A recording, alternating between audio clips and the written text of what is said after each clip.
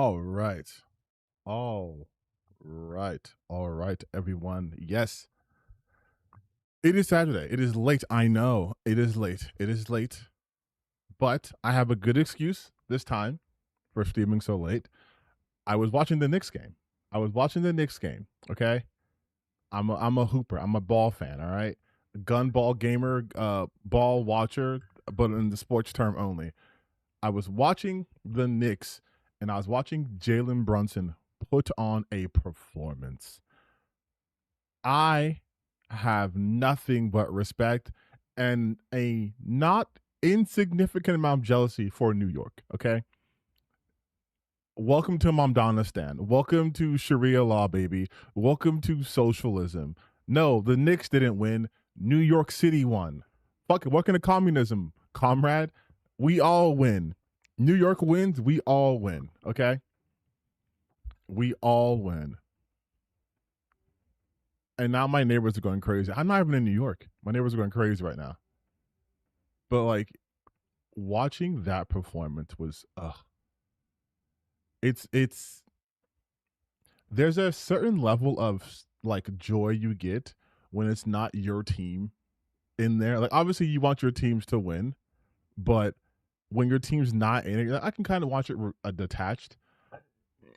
I wanted the Knicks to win. I wanted to at least go to game 6 though. I want the Knicks to win in New York, but San Antonio can't is one of the worst fourth quarter basketball teams in playoff history. So they were never going to win this game, no matter how much they got up by. But it was like just pure joy for me, honestly. I'm in a good mood. I'm in a good mood right now.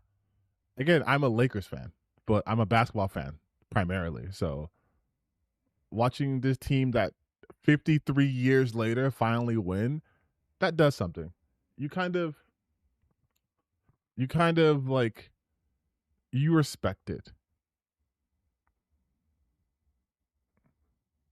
And in the spirit of being in a good mood, we're gonna do some reactions today. We haven't done reaction in a long time. Just like full on, just like chilling here, reacting. We're gonna talk about the HDHC lawsuit tonight. Also, hello. I mean, if you guys want to, I don't have much to add to that.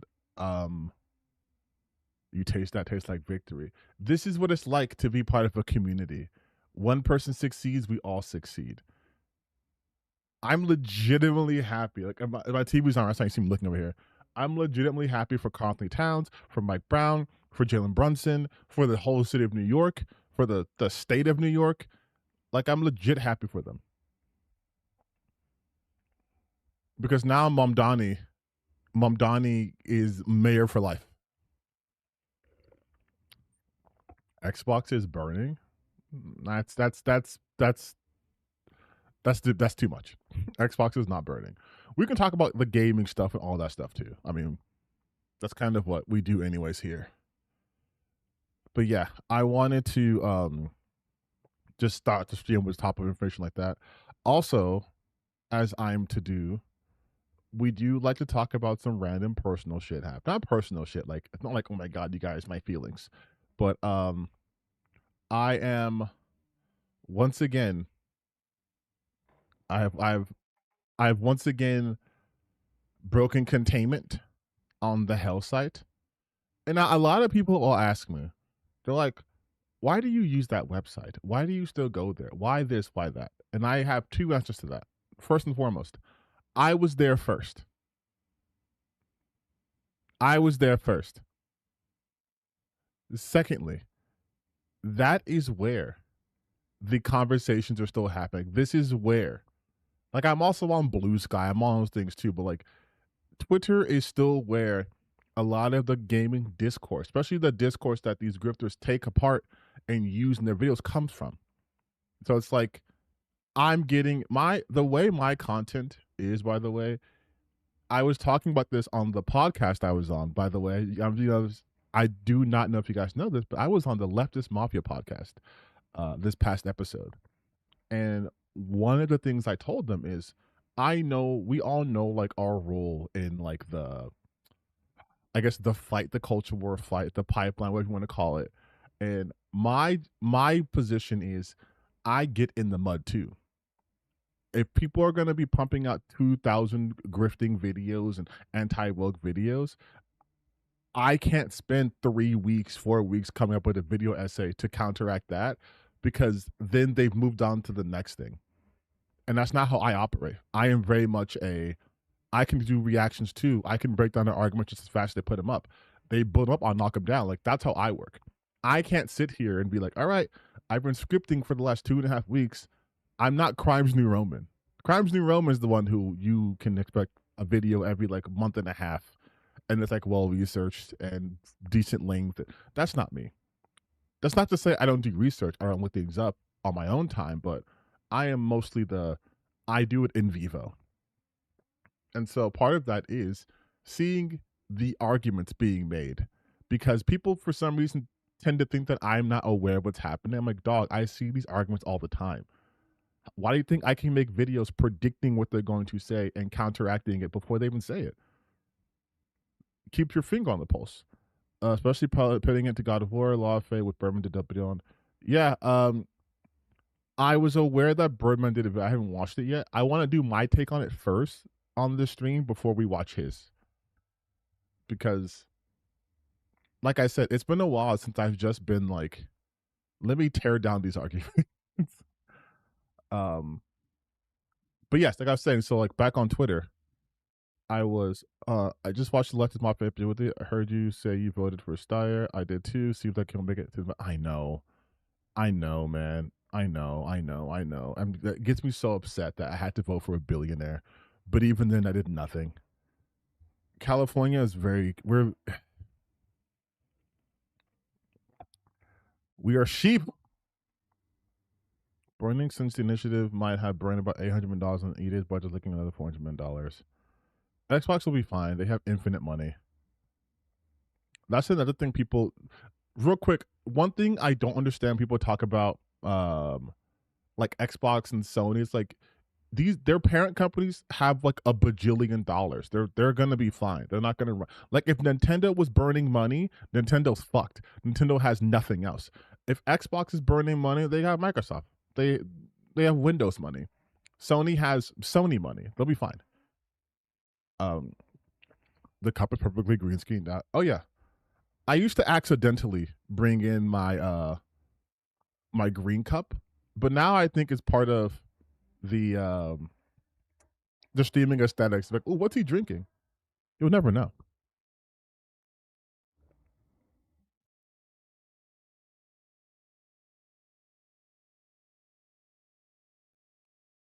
You guys like the bisexual lighting I have in the background too? Don't think we're not going to get into that either. The new Birdman video is great. I'm sure it is, but you guys, this is my time now. This is my stream.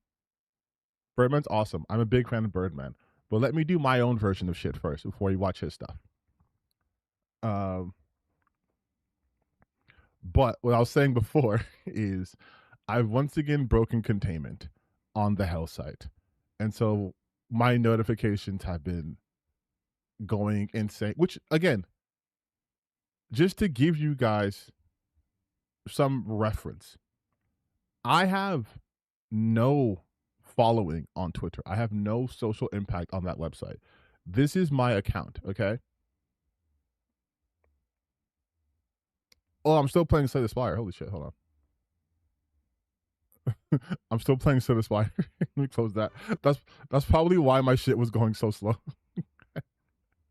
Okay. So this is my account, right? 1,600 followers. I'm only following almost 400 people, but 1,600 followers. I am not some massive account. And as you can see, I do not pay for Twitter. I am not a paying member of Twitter. I will never pay for Twitter. But given my following count, my notifications have been in shambles for the last day. And it's because you're big for me. Hey, yo, pause. No, I'm kidding. I'm kidding.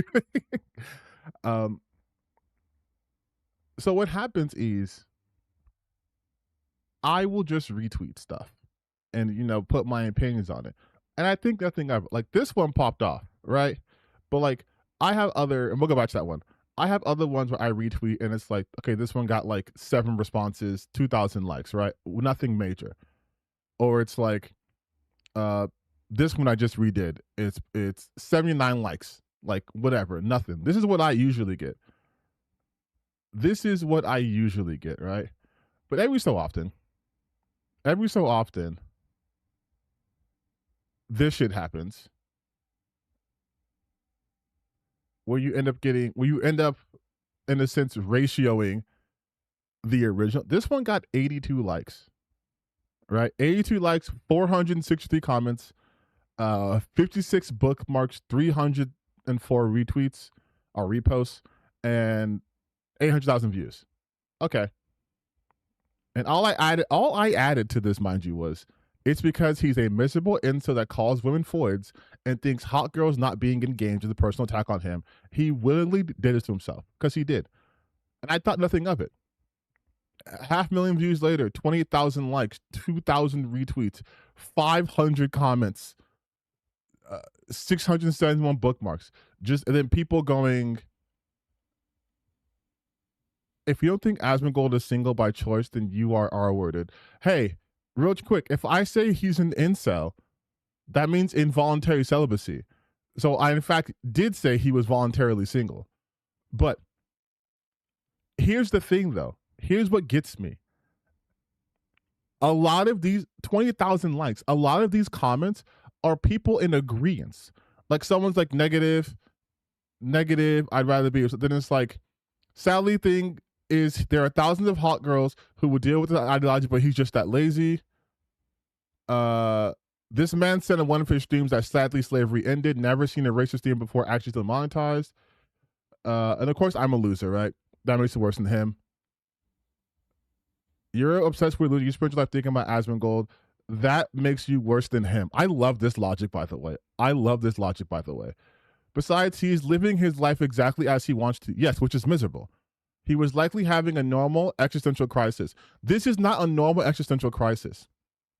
If you are a multi-millionaire and you're 36 years old and you're talking about being alone, dog, that's not normal. That's on you.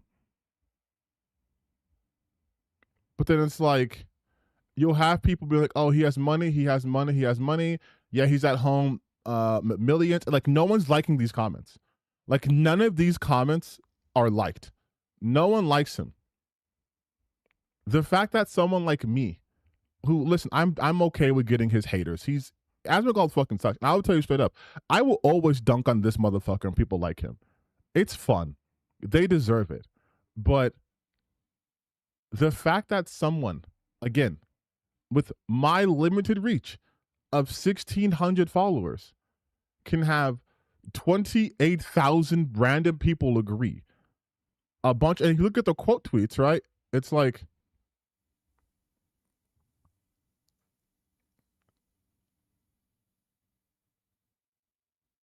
I don't understand why people in general making themselves simple alpha to be around the world and one And it's like people who try to defend him, nothing. Like nothing. He's a loser who lets roaches crawl against his face.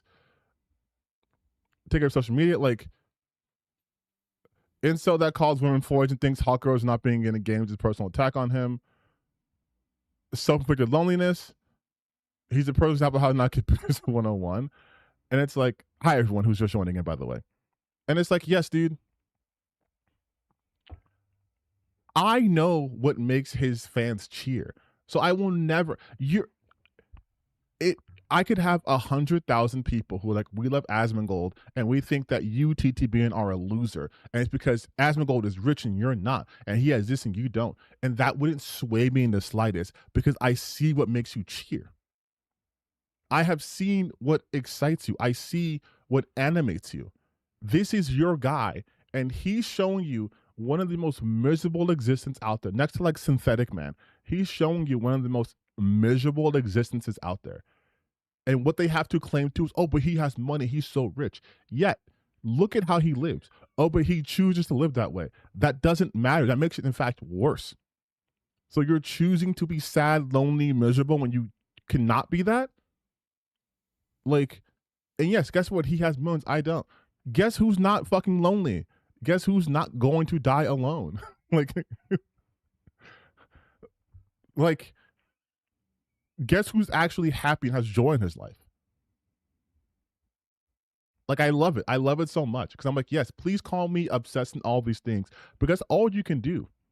But you know what they haven't called me? Miserable, sad, alone, afraid of the world. No one's called me any of that stuff. But I'm not rich. Yeah, bitch, a lot of us aren't rich. A lot of them are not rich.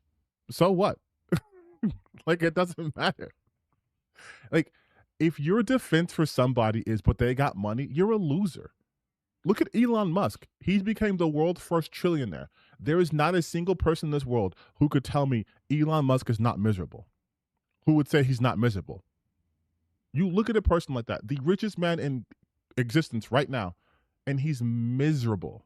He's miserable. He bought Twitter because his child is trans and he's a bad father.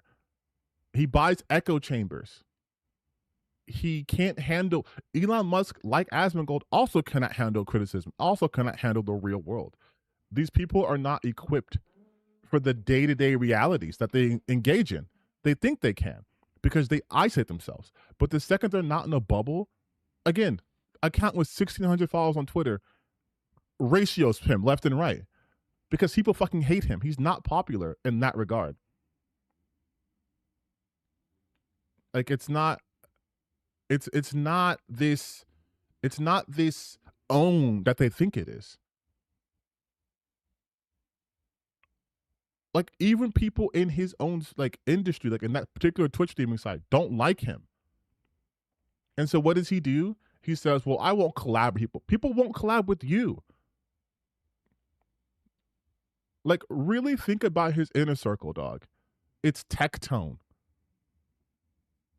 Like, that's his last supporter. It's Tectone. That's his last like open supporter that he was close to. It's Tectone. Tectone fucking sucks too. You have miserable people. And people think because you have wealth, it makes you immune to that. No, wealth is isolating. We have seen this time and time and time and time again. It is an isolating factor. You have to work to maintain relationships. Look what happens to them. Like, fuck it. They talk about him all the time. Look at Hassan and look at Asmongold. Hassan's in New York right now with his friends, celebrating, having joy in his life. He's meeting people in New York. He's working, he's networking, but he's also having fun. That's a man who's fulfilled. Look at IShowSpeed. That's a man who has love in his life. Kai Cenat. These people have love in their life. And you can see it. Even if you find their content annoying, you can at least see they have fun, they have joy, they have friends, they have relationships, they have something outside of this that makes the content creation worth it for them, right? They can spend time with their loved ones and family. Yeah, like Hassan's hanging out with Will Neff right now, who's probably right now the most annoying person on the planet because the Knicks won. Good job, Knicks, by the way. But when you have people like that, like next month, I'm going to Cabo, right? I'm going on vacation. I'm traveling. And I don't have billions of dollars, but I'm traveling. I have a social life. I have friends. I have people who love and care about me. So, like, when people on the internet are mean to me, I'm not going to be like Chibi Reviews, which we'll get to, and do a whole ass video on it. What the fuck do I care what Asmongold's fans think? We did a video talking about the average fan. What the fuck do I care what they think about me? Their lives are awful. You're comparing Hassan to Asmongold and so to Hassan. I know, but that's what they always compare. That's always their comparison spaces there. It's those two. But like, I am not a person of extreme wealth in terms of financially, but I'm very rich in love and in my social life and my friends and family and all these things, right? Having a good time. Like, I love doing this. I love doing content creation. I love doing our weekly little check-ins, our weekly streams. But like, I also have a real life outside of this. My life isn't empty. And you can tell that these people have empty lives. And their fans want to pretend that, oh, but they're rich and you're just jealous. I'm like, dog, I will never be jealous of Asmongold. I am not a jealous person. I'm only jealous currently of New York because they have Momdanistan, but that's it. I'm not jealous of someone else's wealth. I'm not envious of other people. I'm really not. If I was, I would be doing the same shit they're doing to get what they have. I don't want that. Because to be like them, you have to be miserable. Like, look at this motherfucker. Does this look like... I'm sorry, I'm going to jump scare you guys. I'm going to jump scare you guys. Does this look like a person who's happy?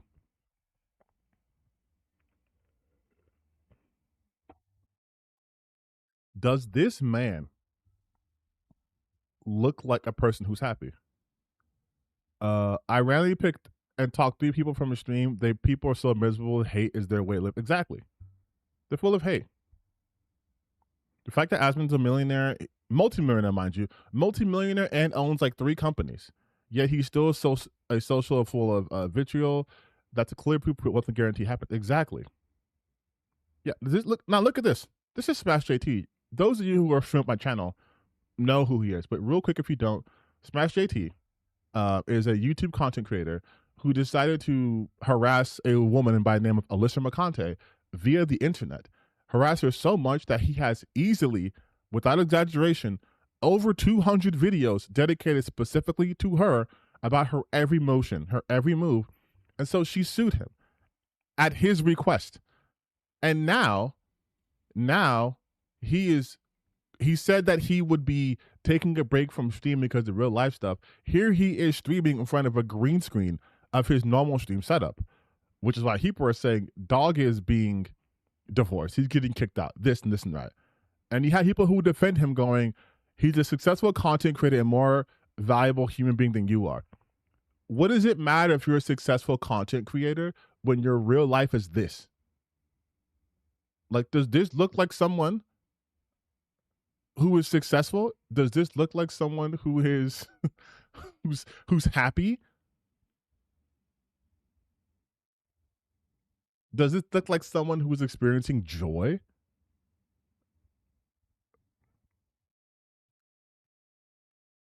No, because he's being sued.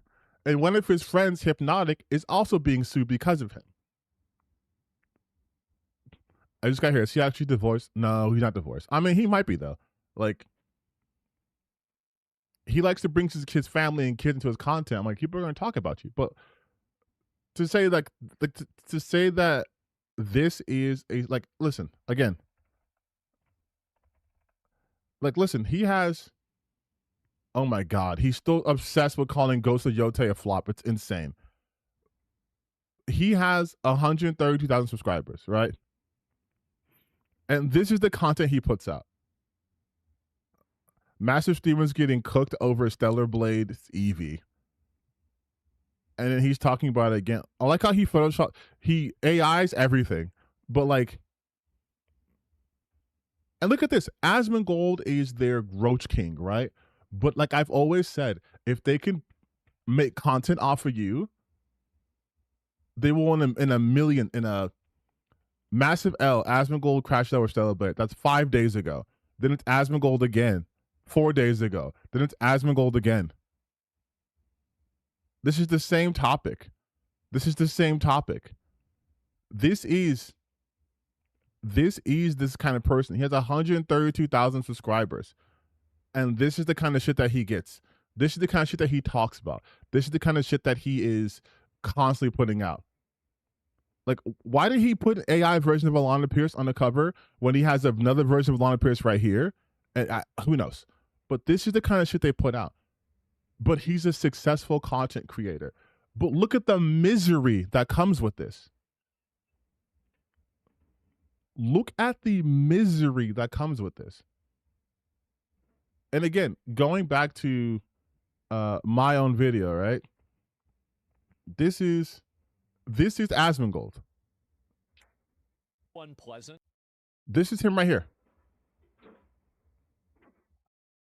This is the guy who's 36 alone, possibly going to die alone, miserable person. This is who the person that they're saying is someone I should be jealous of, envious of, because he has money. In this company, and we will make the Discord. I think Like, guys have no problem playing female characters, but she's got to be really hot. Feels so bad for her actress, because the actress is like way more attractive than the way that she's portrayed in the game. And so it's just another example of an actress who effectively is having their their likeness deformed in order to make it more acceptable for the hags and foids that are working in this company. And we will make the discourse so unpleasant, so uncomfortable, so problematic, and so toxic that there will be an environment where people are afraid to do this. So look, and this is about video games. Be really hot. Feels so bad. Gay and look at this stuff in video games. Nobody's asking for that, but they still keep getting it. Do you think that any person that actually wants to play like a character that looks this way? I don't think that they really do.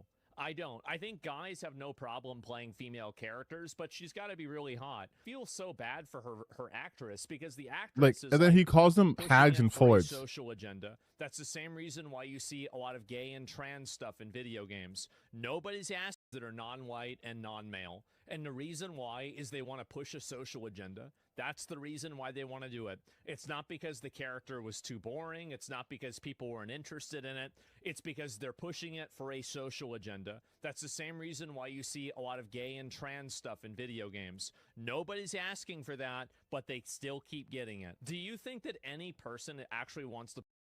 And it's like, he gets so vitriolic where he's talking about like them being problematic and so toxic, like hags and foids, where people are afraid to do this. That's the goal.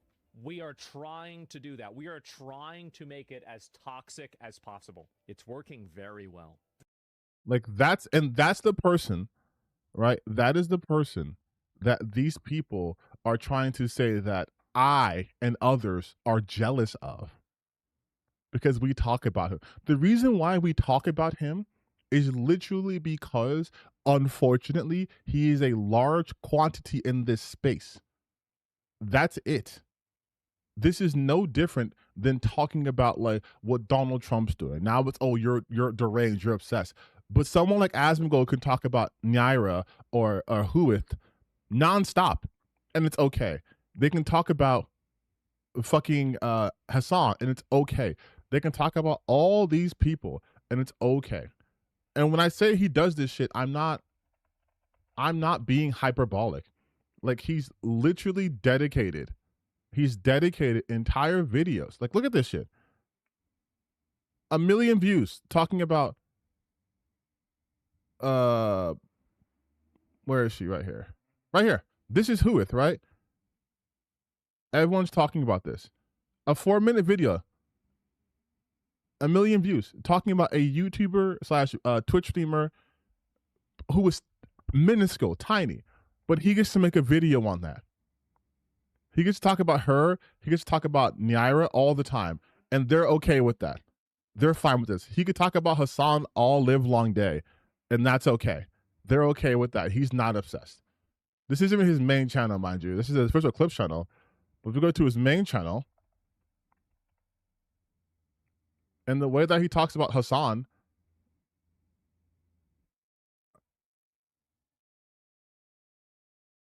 guys, was disgusting. God, he looks so fucking gross. I'm sorry, dog. But like, he talks about content creators all the fucking time. Look at that. Hassan right now. He's suing his own fans. Hassan's not suing his own fans. It was a joke. But they get to talk about him. They get to talking about him nonstop. Let's see how many times we see Hassan in the thumbnails. All right, this is 8 days ago. That's 1 Hassan thumbnail. Up 11 days ago. That's 2 Hassan thumbnails within 3 days of each other. That's 3 Hassan thumbnails. That's 4 Hassan thumbnails. That's 5 Hassan thumbnails. That's 6 Hassan thumbnails. That's 7 Hassan thumbnails. That's 8 Hassan thumbnails. We'll just go within the month. That's 8 videos, 9 videos about Hassan within the month. Within the month. But he's not considered obsessed? he's not considered obsessed. 8 videos within a month on one person? That's not obsession? Nothing Hasan does has anything to do with Asmongold, but he's allowed to cover it. Like this one, sure, Asmongold being made fun of by Stavi, fine, he can talk about that. But like, why is he talking about Hasan and the feds? Why is he talking about? Why is he watching Legal Mindset, another orbiter and person who's also part of Asmongold's clique? Why is he watching him talking about Hasan and his legal choices? Why is he talking about Hasan's mistakes? Why is he like he gets to talk about Hasan nonstop, non-fucking stop. Again, you guys, 8 videos in 1 month, but he never gets the obsession tag ever. He's not obsessed. He doesn't have Hasan derangement syndrome. He's not mad. He's just commentating. Why? Because Hasan's a big person in the left space, in the political space, and Asmongold, unfortunately, is now a political streamer. So it would make sense to talk about one of the bigger sides of your opposition, right? But if I do it about Asmongold, even though I've never made 8 videos on him, suddenly I'm clout chasing. Oh, because I dunk on him on Twitter? So what? My entire Twitter output is not fucking Asmongold. I'm literally talking about the Knicks right now. But it doesn't matter to these people because for them, this is the bubble. This is the echo chamber they've created where their favorite content creator, their number one guy, is immune to all criticisms. And yet they will simultaneously say that he's so open-minded, though. But then when you criticize him, it's you're just jealous. You're clout chasing. You have no content. Maybe your channel will get over 10,000. And I'm like, you guys clearly don't even watch my stuff because one person left stuff like, maybe one day you'll get a video over 10K. I'm like, buddy, I hit 10K pretty regularly or damn near close to it. Like, this is like, you're not even consuming my content. You follow me on Twitter or you hate follow me. They put me on lists all the fucking time. You hate follow me and then you make up fan fiction. And then when I give you reality, your default is, oh, you're just jealous. It's funny how that works.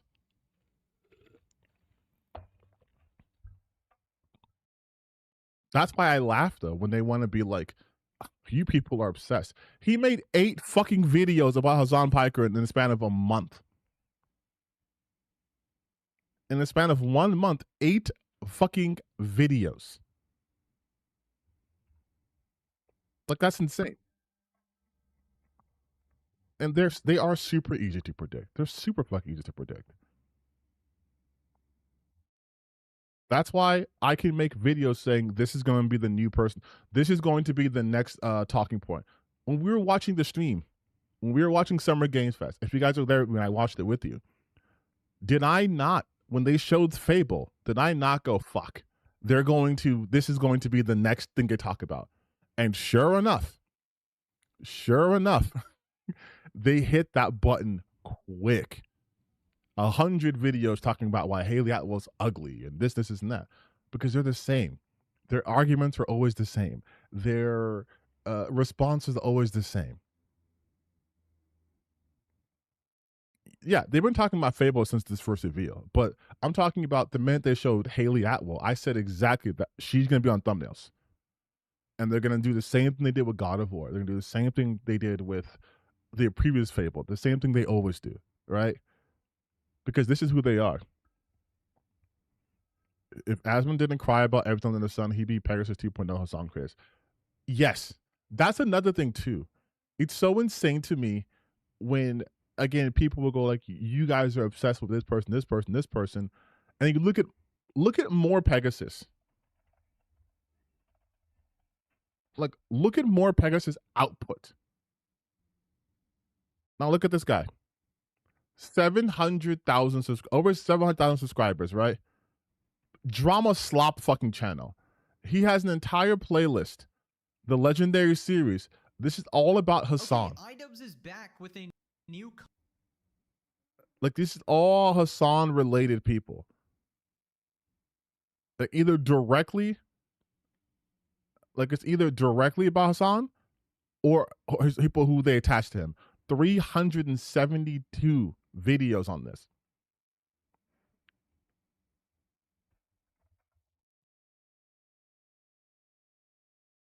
Let's look at this. Like Hassan number 200. He has over 356 videos on just one person, on just him. Hassan just ended my career. He has almost fucking 400 videos. Almost 400 videos that harass. This is harassment. Like, if Hassan was someone like freaking Ethan Klein, More Pegasus would be literally paying Hassan until he dies.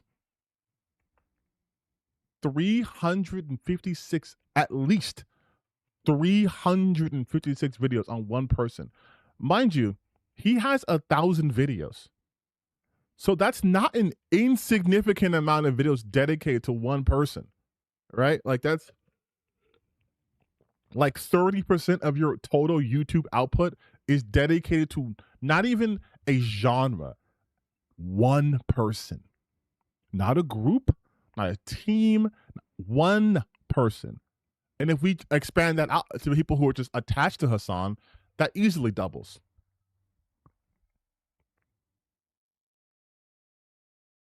But because they built an industry on hating him, this is his Brie Larson. They built an industry hating on leftist creators, especially big ones. They get a pass. Yeah, you'll get, and he doesn't get insignificant amount of views either. Like, this is literally a grift. In the purest sense, this is a grift. Every single person he targets is a left-leaning creator. Every single one. If look at this. Look how many screens have Hassan's face in it. I didn't even type his name. This is, if we go from this right here, from the last 2 days, is the only stretch of time where he's not talking about Hassan Piker. Hassan's ended my career. And then you have 4 videos in a row about Hassan. 5, 6, 7, 8, 9, 10, 11, 12, 13, 14 straight videos about Hassan Piker. 14 straight videos. Yet, do you think someone like Asmongold or his fans would be like, I think he's obsessed with Hassan? Of course not. Of course not. Of course not. Oh, but me dunking on him, me dunking on Asmongold gives me the obsessed. You're obsessed. You're obsessed. But you want to know why they will label people like me obsessed? It's real simple. It's because of 2 things. They are, and their audience by extension, are extremely insecure, and we're touching a nerve. Like, really think about it, all right? I tell you guys this all the time. I am insignificant when it comes to viewership on the grand scale of things, right? I am not some mover and shaker on the YouTube or Twitch space, or even a Twitter space. I'm just some guy. Easily ignorable. Small, not sub 10K account on YouTube. Barely has followers and viewers on Twitch. Like, if they were going just on my Twitch metrics alone, I'm like a 2K Andy. Not even 2K. I'm a 2 viewer Andy, right? I am insignificant. My social blade is not high, right? I'm fully aware of all of that. And yet, if I pop off, it's always met with such an inordinate amount of responses. And they're, oh, you're obsessed, you're this, you're that. I'm like, dog, if you're saying I always talk about this person on my account, that means you're also watching my accounts. So you're equally as obsessed with me if we're going to go by that metric. Because again, I don't have to go out of my way to be exposed to Asmongold. He has 3 million subscribers on YouTube alone. He has 80 clip channels. People clip farm him all the time. You go on the YouTubes, you go on Twitter, you're going to see Asmongold if you're in the gaming space or in the political space. He's going to show up. He's had conversations publicly with Elon Musk, and like JD Vance has retweeted him. It's not impossible to see his content. You have to look for mine, big dog. So who's more obsessed? You have to seek me out. And his fans have put me on his Reddit. Like, they put me on his radar. I'm like, you guys are doing this. And yet I'm insignificant. Why did you care? Why is it if I say he's a fucking miserable incel? Why is it if I say exactly this, right? If I say $2 from thank you, Cartoon. I did see you on the stream, by the way. Thanks for coming to Leftist Mafia and go Knicks. Oh, I will always go. If the Leftist Mafia calls me tomorrow, I'd be like, yes, I'd be on your podcast again. I had such a great time on there. But because I said it's because he's a miserable incel that calls women forwards and thinks hot girls not being in games is a personal attack on him, he will link this himself. How come if I say this, all of you guys want to jump in on me? I'm insignificant, right? I'm a clout chaser. I'm doing this. I'm doing that. I'm doing all these other things. Why are you so pressed if I do it? I'm a nobody. It's because I'm fucking right. I'm right, and they know that, and they hate that. Because they wouldn't give a shit if I was wrong. I would get no interaction if I said, man, Asmongold calls himself the Roach King. No one would be like, how dare you? How dare I wouldn't get 1,000 people coming in or 500 people like, oh my God, you're awful, and get like death threats and left to the right? I wouldn't get any of that shit. But every time I've correctly made an assessment about this fucking loser, I'm always hit with slurs. I'm always hit with death threats. I'm always hit people. I showed you guys down my community post that I got emails from people sending me death threats, right? Calling me BLM Jewish terrorist or whatever. It's because I hit a nail. I mean, I hit it. I hit the nail, right? I got it in one. And they're mad. So this is the outcome. It's anger, it's rage, it's all this shit. But what they can't tell me is that I'm wrong. Again, they can call me slurs. Someone tried to own me. His response to me saying that he's miserable incel was like, right, buddy. And I'm like, oh no, a picture of me that I posted. Like, yeah, dog, I look cute as shit here. I low-key look like Karl Anthony Towns.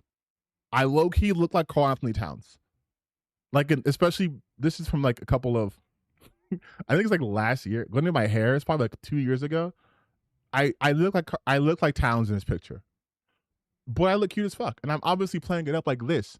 And his response is, right, buddy. Showing my face. And then it's like, see, if you think he's single, you're R-worded. But nothing to counter what I say. I'd rather be myself and alone than ever fold to what someone thinks I am or how I think I should live. I've been married and have a child, would still pick being me all day than lived expectations of others. Dog, you're married and you have a child and you would rather pick yourself over. That's crazy. But no wonder you were divorced. But again, and yeah, he's audience capture. It's all this stuff, right? But if nothing I said was facts, even if we're going to use the worst metric, which I acknowledge, if we're using the worst metric in the world, which is likes on the internet, 28,000 and climbing, 28,000 likes on this. All the detractors I got, 0, 1, 2 likes. I have a question. What do you think is an incel? You know that him being absurdly rich already puts him in a position where if he wanted to, he could get someone, right? So then it's a matter of him not getting the type of woman that he wants at that stage. 0 likes. You're missing the part where he says he's completely happy and content with his life. 0 likes. I don't think you know what the word incel means, R-word, because he had girlfriends before and he could get a woman anytime he likes. 0 likes. Also, I'm sorry. I'm gonna be so fucking real right now. You guys are such losers if you are going to be like, oh, he can get any woman he wants to. No, he fucking couldn't. Let's get rid of that ideology right there. No, he couldn't. Okay? No, he fucking couldn't. If he were to get a woman right now, it would 100% not be because of the person that he is, but because of access to wealth. All right? That's how that shit works. He chooses to be lonely and miserable, but he can get a woman if he wanted to. What the fuck woman wants to go? There's not a woman who could literally sustain being in that house. You understand the amount of poison damage they would take by just walking into that fucking miasma, all right? No, he can't just get any woman he wants. Look at him. Like, no, he could not. No, he could not. To say that he could get as any woman that he wants, being the person that he is, looking how he looks, acting how he acts, living how he lives, that is like saying I could pass for a 9-year-old.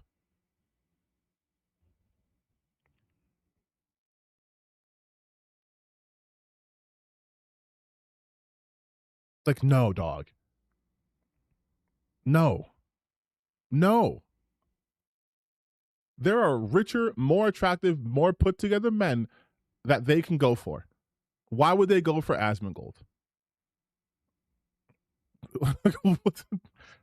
Or, in fact, why would they go for any of these people we talk about?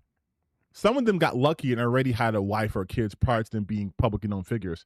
But these people fundamentally do not understand that when it comes to, at the very least, off topic, but the green screen on that cup was wild. That's why I bring it. But like, if we were to just talk about that, right? There are people who do not understand women, like straight up. They think they do because they have a very Andrew Tate expectation of women. Like, you saw the comments, like, oh, if he's in the top percentile, and yet this nigga's single. So what the fuck does that matter? He gets 0 bitches, and he says all this money. So what does that mean? I can't relate to that problem. I'm not a millionaire. Never have been. Never had a problem getting a date. Like, these people will come up with the most insane excuses for rich people for why they're miserable. Oh, he just chooses. All right, then choose to get a girl, dog. Choose to fucking shower. Choose to clean up your room. Choose to not have roaches. Oh, but he just lives his life the way he wants to live it. Yes, and it's a miserable existence. None of the people that these losers idolize are actually happy, functioning people. A lot of them have lucked into their situations, and they think they can do the same thing. Like, it's crazy. It's no different.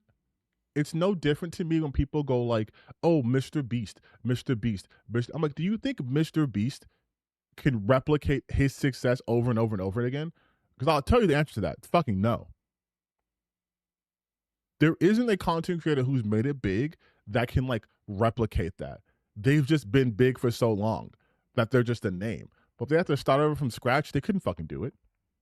I think Ludwig actually showed that. He did an experiment where he was starting over from scratch. No one knew who he was, and no one paid attention to him. It's the same thing. Like, oh, well, once they are, Mr. Beast is married, so they can't copy success. I mean, good for him. But in the sense of like, they think that these people had plans, and especially like Adam had a plan and strategy, and this is all. He lucked into it. All right. Don't call Asmongold the nigga. He ain't one of us. No, of course he's not. But I meant the derogatory nigga, so it's good. But it's the same thing with fucking like Tectone, right? Tectone lucks into every situation he has. And now that he can't successfully ride the coattails of like Asmongold because all that drama and shit, what does he do now? He turns to right-wing pivot.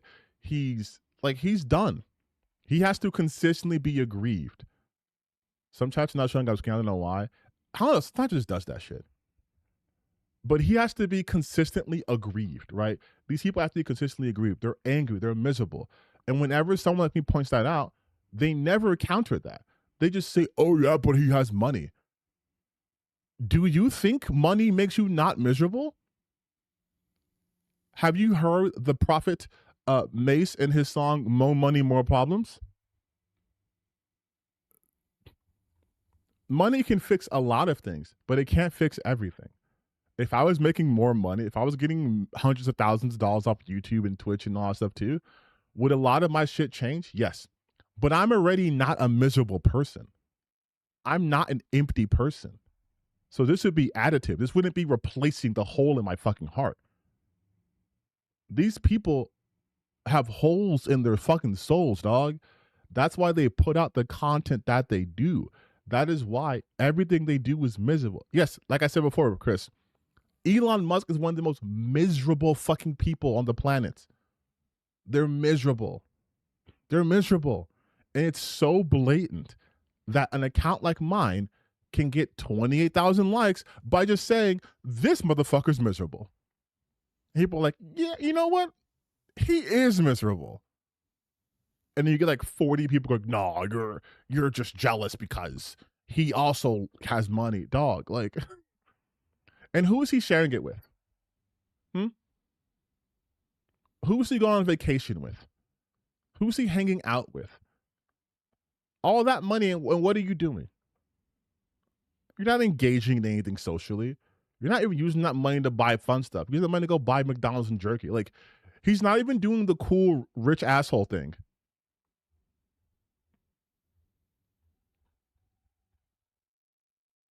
But enough about that, because that's just good. I could literally go off all day about how miserable these motherfuckers are, and how insane it is that people want to think that money deletes misery.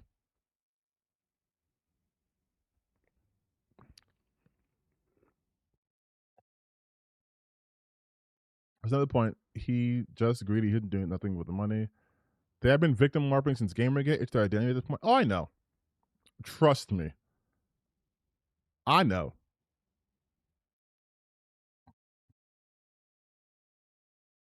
These people are LARPers for sure.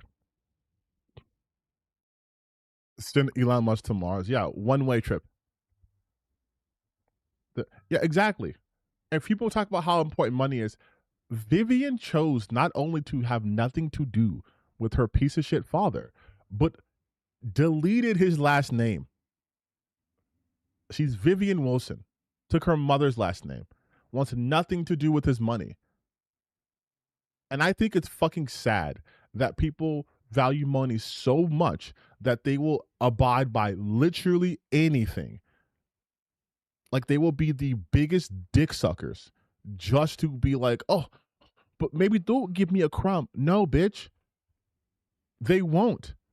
Elon Musk, by the way, is like the poorest trillionaire to exist. Virtually all of his money comes from government subsidies, meaning taxpayers' fucking money. Like, just on like SpaceX alone, I think it was like $38 billion was subsidized, which means that's from us. We take the brunt of that, and we get none of the benefits. Like, these people are not these geniuses. They're not these kind folks. They're soulless demons who do nothing but act like parasites on our society.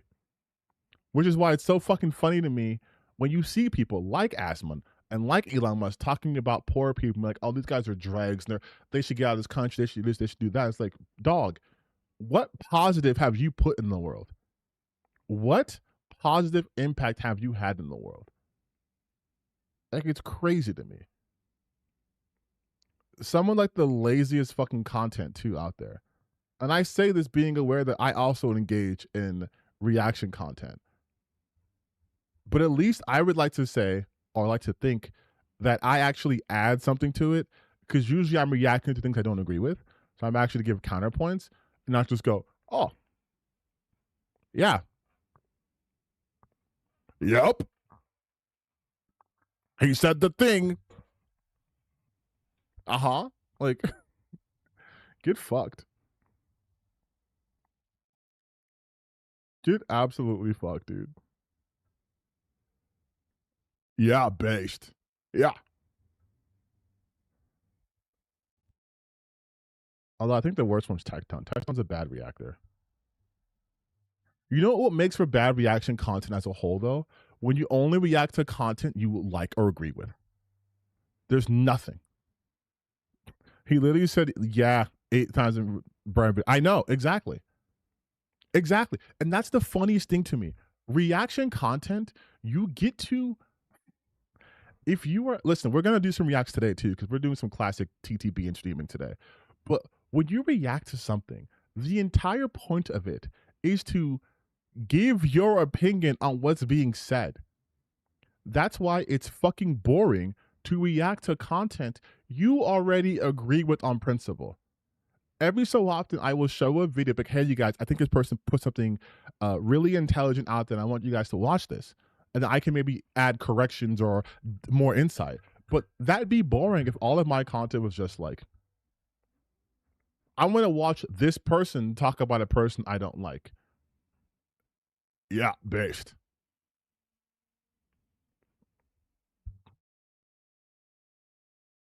I hate that shit so. I'm sorry. I'm in a mood right now, dog. Maybe I'm getting that residual New York energy, but like I'm in a fucking mood, dog. Because this shit is so ass. It's so ass, dog. Like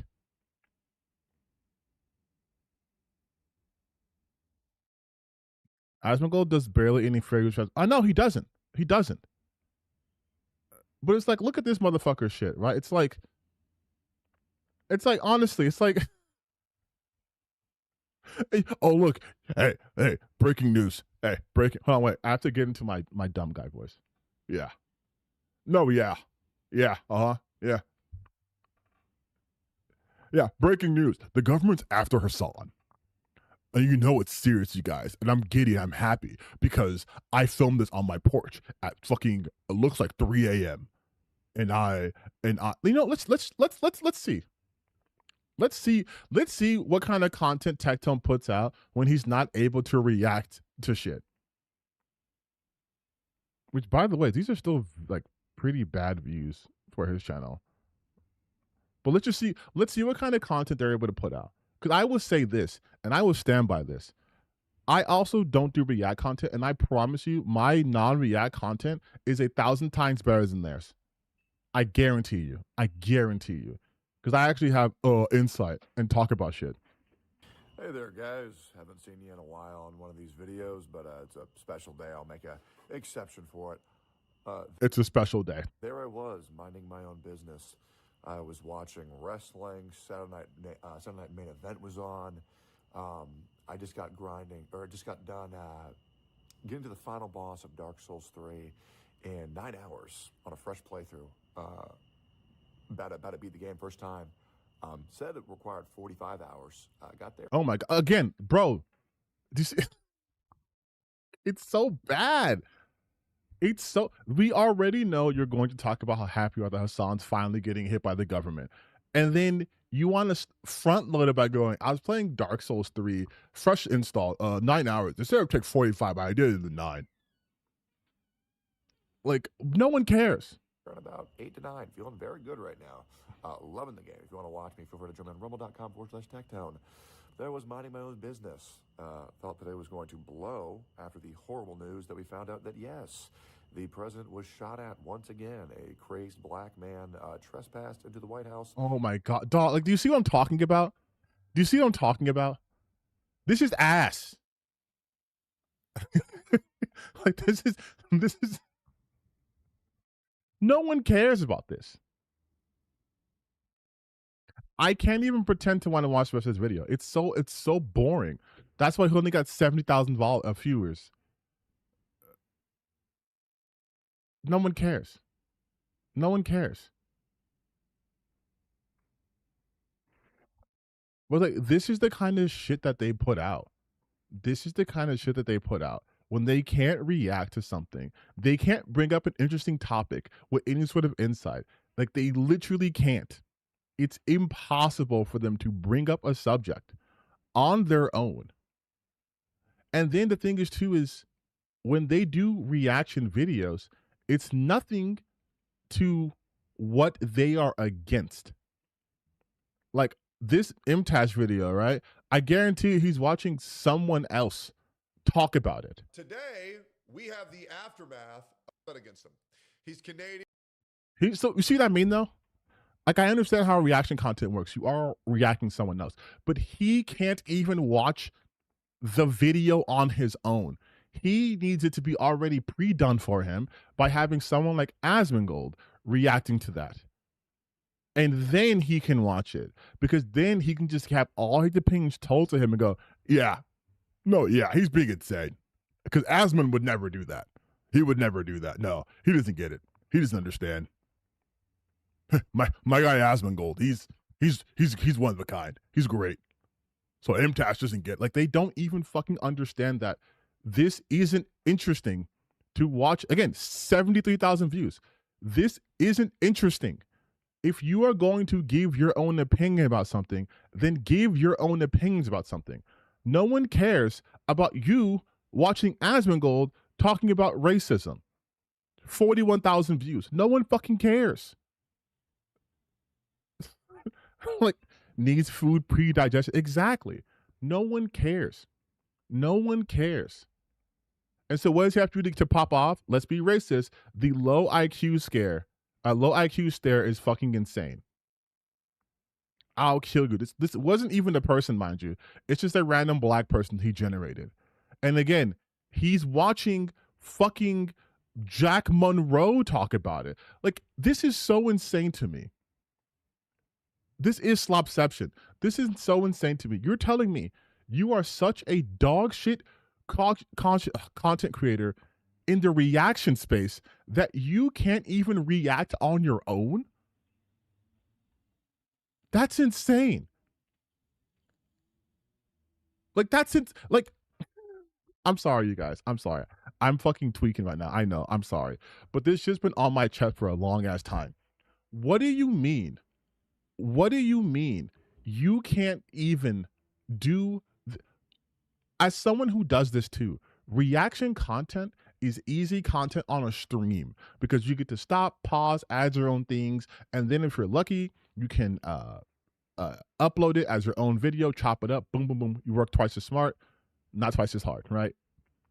But you're telling me you can't even do the bare minimum of watching the video yourself. You need to watch one of the pre-approved streamers, Jack Monroe, Asmongold, anyone who is on your ideological side for you to engage with the video. Could it be that you don't have your own opinion? Well, we know Tectone's a fucking grifter. He's admitted that. But you don't have your own strong opinions, so you just need someone else to tell you what to say, and you're like, yeah. Uh-huh. Oh yeah, I agree. No, yeah, I agree. I agree. It's real bad. Yeah, it's real bad.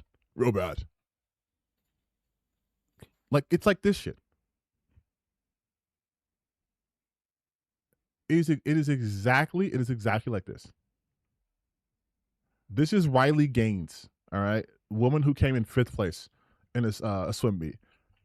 And just listen. Wait, tell me the pillars again. So it's pro-life. First Amendment, Second Amendment, sanctity of life, and veteran and first responders. Okay. And First, second. Yep. Cool. The First Amendment, the Second Amendment, the sanctity of life, our veterans, I feel very passionately about. Do you guys, if you're going to talk about, I mean, you hate to even call them political issues, but do you specifically say like the left or the right, or is that something you try to kind of refrain from? Like, if I were to say something to the effect of, like, the left is still doubling down. Yeah, you can say that. Okay. I've heard you introduce from the beginning, so. Okay. First, that's what I needed to figure out really quick, is when I first, I mean, definitely over a year, though. This is insane, by the way. I would say, can I just say that? Like, around 2 years ago? Yeah. Wait, tell me the pillars again. So it's pro-life. Like, this is someone who's just said, this is someone who literally says, passionately about. This is the thing she feels passionately about. Can you tell me what are the things I feel passionate about again? Can you tell me the pillars of the things? Like, this is the same shit happening where they are so incapable of having their own thoughts that they need someone to tell them what they're passionate about. Mind you, this was not someone saying the news. This was an opinion piece.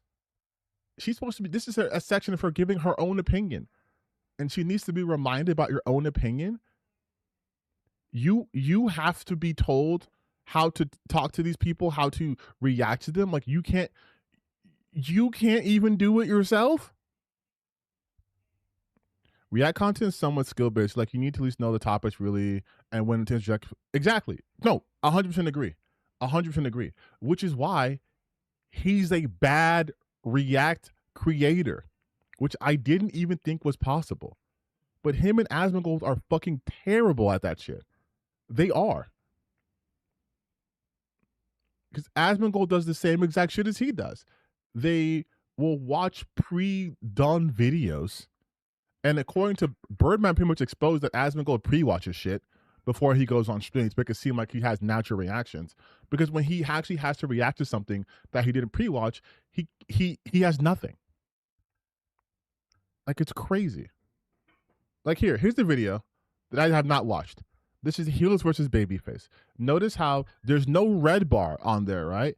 I didn't look at it. I also, as you can see, I haven't watched Birdman's video on this. So I'm going to give my own take on this, and then we can see Birdman's take. And then you'll see what I mean when, like, I can have my own opinions. And maybe we do have some overlap on how we approach this. But my approach is going to be vastly different than Birdman's approach. Because I can think for myself. 3, 2, 1. God of War is back, baby. And Off rip, why keep that in? Why keep the countdown in? this time, they're wearing a dress, and they're talking to a gooey cube, and I think they're doing the laundry or something. I might have read the name wrong, but I think I'm right. I wonder if they'll make me a sandwich. Oh man, dog. Just incredible wit. Just incredible originality. I love it so much.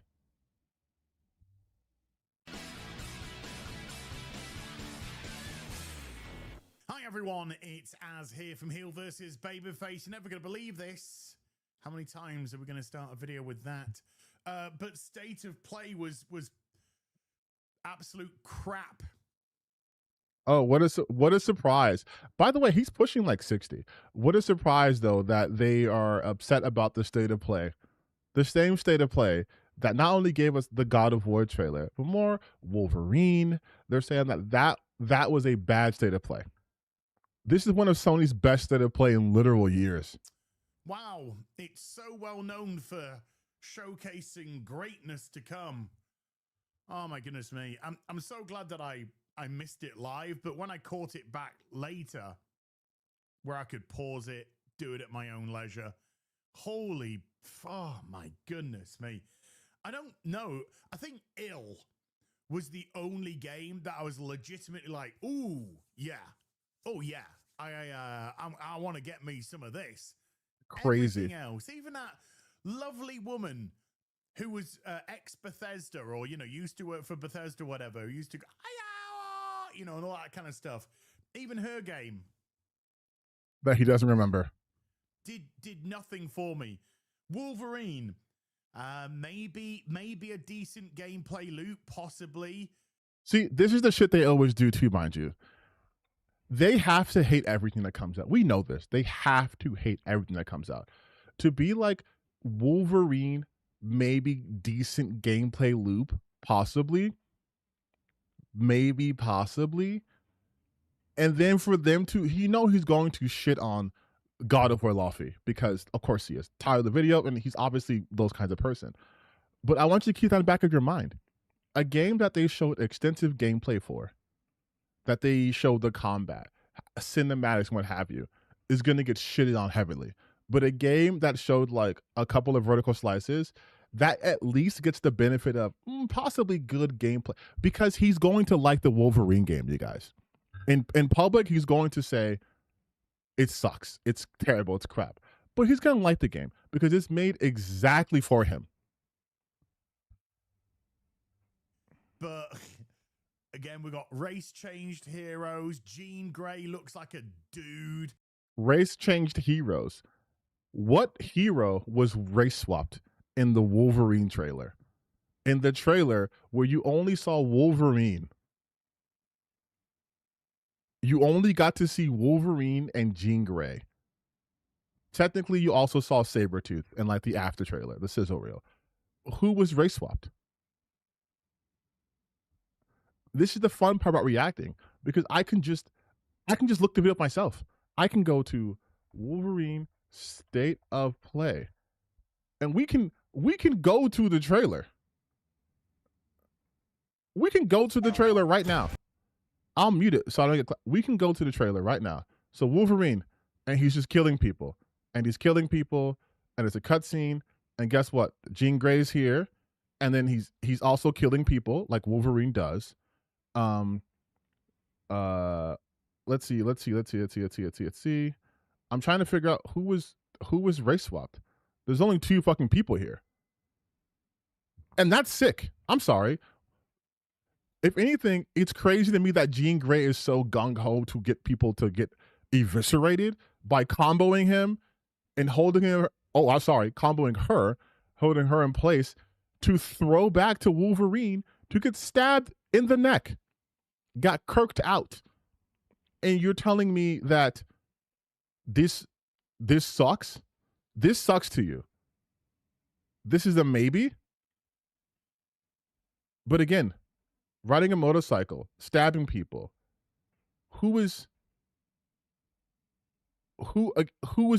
Which hero has been race swapped? What hero has been race swapped? If anything, here's Wolverine being anti-woke by stabbing a black person through the neck. So again, who was race swapped? They think Mystique is race swapped. That's crazy because she's a blue woman, but she wasn't even in this trailer. Oh, there she is. Never mind. But she's blue. She's right here. If I can pause it right there. Like, oh, why did it go away? Damn it. Fable. That's another game you're talking about. Okay, Fable, go away, please. Thank you. She's blue, and she looks normal. Like, she looks fine. There's Sabretooth. He's not race swapped. There's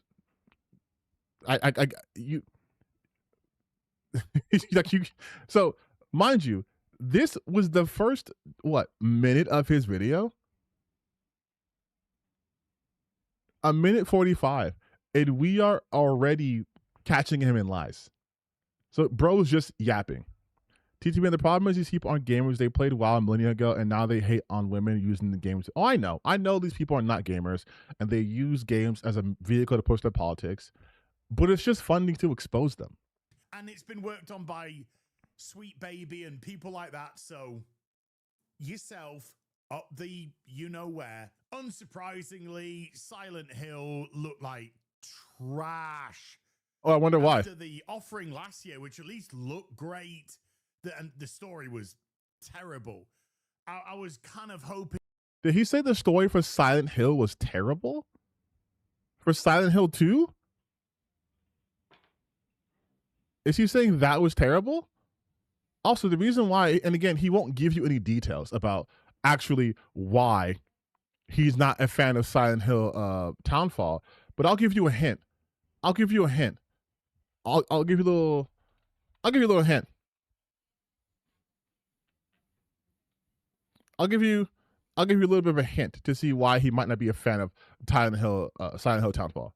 We'll start this for some reason.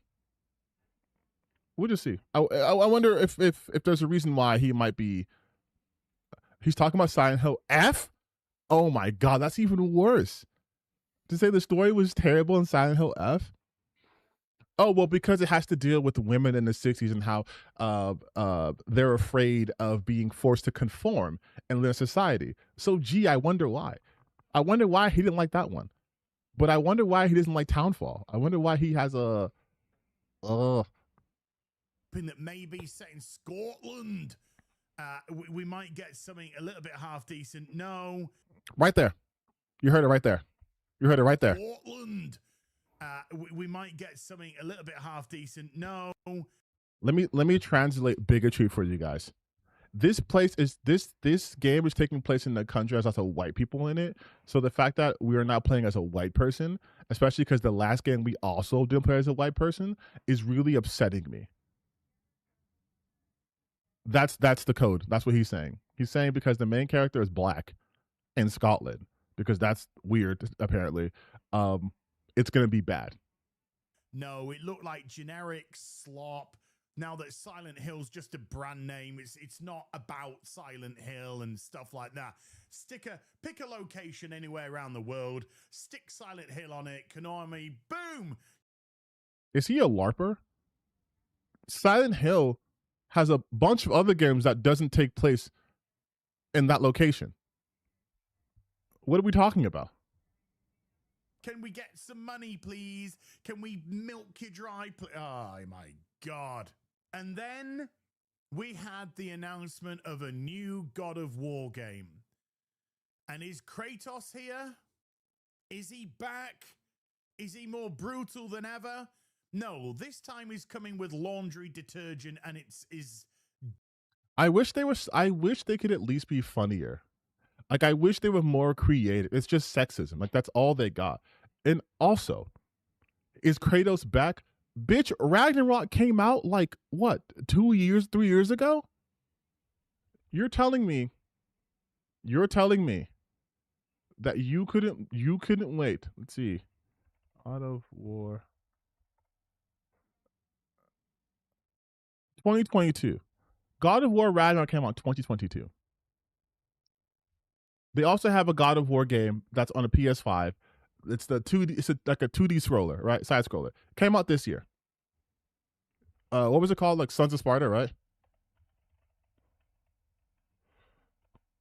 Sons of Sparta came out literally this year, February 12th. Guess who it's starring? Kratos. You're a big God of War fan. You is Kratos back? When did he leave? They're acting as if this is like Devil May Cry, which honestly, Devil May Cry is great. But they're acting as if this is like a DMC wait where you haven't had a chance to play as Kratos in like 6 years. Dead wife. My name is Jimmy Myers. I'm the narrative director on God of War La Fey. My name is Elise Morgan, and I am. Also, the way that, sorry, I have to see, this is how you react. He's coming with laundry detergent. On God of is dead wife. We're reducing La Fey, the entire focal point of the new God of War series, mind you. This shit doesn't happen without her. Kratos was just in the house. When Baldur came looking, he wasn't looking for Kratos. He was looking for La Fey. The Leviathan axe was made for La Fey. Who did La Fey fight? Thor. Who did Thor remember? La Fey. Who was Odin trying to get rid of? La Fey. Everything about the first game, the literal journey in God of War 2018 only happens because of Faye. Her presence is felt throughout both games. And he wants to reduce that to just Kratos' dead wife. You could say that in the first God of War game, where in fact, he killed his wife. Her only point being there was to be his trigger to become the God of War. But to reduce her to this already is insane. But that's what they have to do. They have to reduce characters. But why would you want to play as it'd be okay, put it this way. It would be like if you were playing an X-Men game and you're like, you get to play as Scott Summers, Cyclops, leader of the X-Men with his optic blast, his strategic mind. By the way, Marvel Rivals, I'm re-downloading that because I love Cyclops. But they're like, oh, but in the second game, you play as his girlfriend. Which one? The reincarnation of the Phoenix, Jean Grey, the powerful telekinetic mutant, or his other girlfriend, the other powerful telepathic mutant, Emma Frost, the queen, the white queen from the Hellfire Club with the cuckoos, the Stepford Cuckoos. Also crazy powerful. hey, we have a new Marvel game where you get to play as Black Panther. Hell yeah. And in some missions, they make you play as his ex-wife. You mean Storm? You mean an Omega level mutant? You're saying you don't want to play as someone who can electrocute and freeze and drown you in the same move? That's unappealing to you? Oh, that's just Kratos' wife. And she tamed Kratos. Kratos said she was the fiercest warrior he's ever met. She went toe-to-toe with Thor and walked away alive. Thor, mind you, Laufey is a Jotun. Thor in both Norse mythology and in Ragnarok history, like God of War, Thor is the Jotun slayer. All Thor does is get drunk and kill giants. That's literally Thor in a nutshell. And he ran to a giant.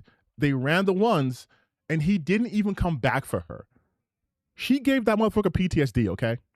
He didn't come back for her. And you're trying to be like, oh, it's just his wife. Yeah, I would like to see the woman who was able to both best Thor, make Odin sweat, and also tame Kratos. Yeah, I want to see how she was moving. My name's Jimmy Myers. I'm the narrative director on God of War Laufey. My name is Elise Morgan, and I am the lead writer on God of War Laufey. My first experience with God of War was playing 2018. I started my first God of War game with 2018 as well. Oh, wow. I would have never have been able to tell. By the way, this introduction into Faye video is going down Oh, so we're also using an extension. We're also using the dislike extension that's not accurate at all. I love how all these grifters use these same exact tactics. It makes it easy for me, but also difficult, because I have to avoid saying the same exact shit all the time. But they rely on this. Listen. So you see in this video, and then it's also in this fucking video. Well, not video, really, this picture where Shitpost Rock, who, if you guys follow him on Twitter, he's just this, a terrible account. But look at this shit. They're also using the extension that is not accurate at all. This is a representation of all the people who download that extension and then used it. But this is not a representation of everyone who's seen the video. They should bring back the dislike count. Honestly, you can kind of see it on the back end if you're a creator. There's no real purpose to have the dislike count publicly, honestly. You sure you didn't watch the Berman video? I'm 100% positive I didn't watch the video. But there's going to be some points we are going to, both hit because they're obvious tactics we've seen. Exceptionally well, with 39,000 upvotes and 39,000 downvotes. It's like splitting the fan base in half. Where have we heard that over? And again, how can you say this is splitting the fan base? Do you think every single person who watches or who loves God of War watched that video? Interesting how he's, let's do a little test here. Because I like how he's blocking off the views. I can find the video pretty quickly though, right? It's just the God of War. It's the God of War Laufey. Like, it's what is it introduction? Introducing Laufey. Let's see if this is the video. Yes. So Introducing Laufey has almost 2 million views, right? 56,000 likes. So this is obviously not accurate. But almost 2 million views, right?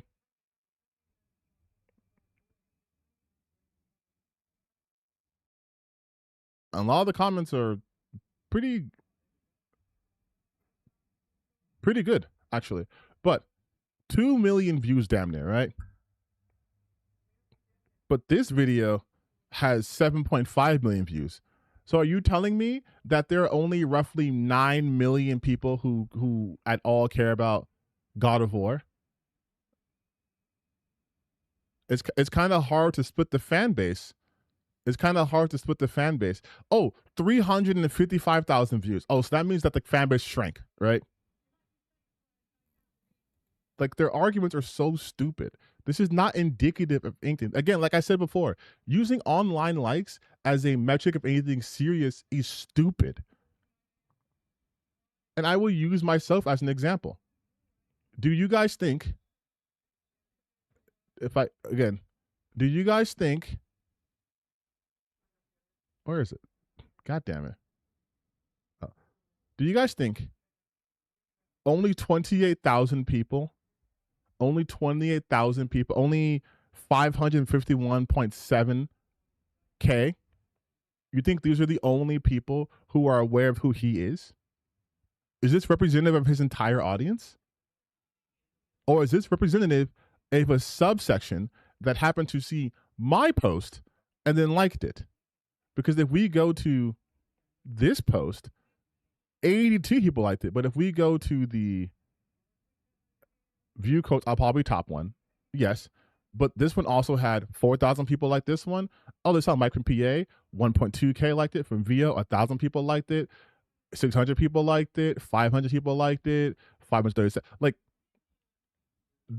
so you see what I mean? Over the course of the last dozen or so years, but I think it's going to be a lot more than half when this game eventually comes out. So just in case you don't know what I'm talking about, the next God of War installment is actually God of War Laundry. Yeah, I'm pretty. Yeah. God, they're so unfunny. Hold on, 1 second. I'm getting hot.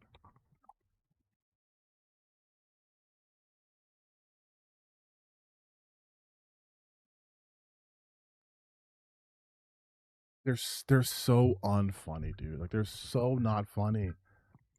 God of War Laundry. God of War Laundry. Wait, hold on. I need a soundboard. I know. I need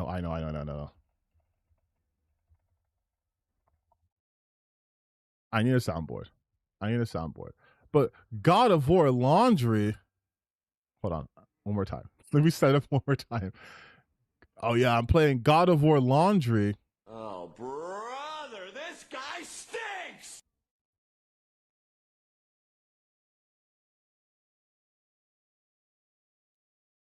Like, come on, dog. Yeah, I'm pretty sure that's what it's called. So if you were expecting Kratos to take center stage for the next installment of God of War, then you're probably a sexist, misogynist, or something like that. And if you are, based, drop me a subscription. We need to stick together, people of... Anyway, so this is... I'm also curious about this guy's... I've never go to this guy's channel, by the way.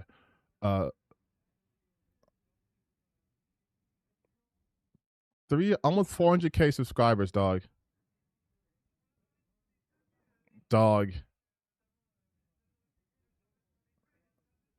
Jesus Christ, dude.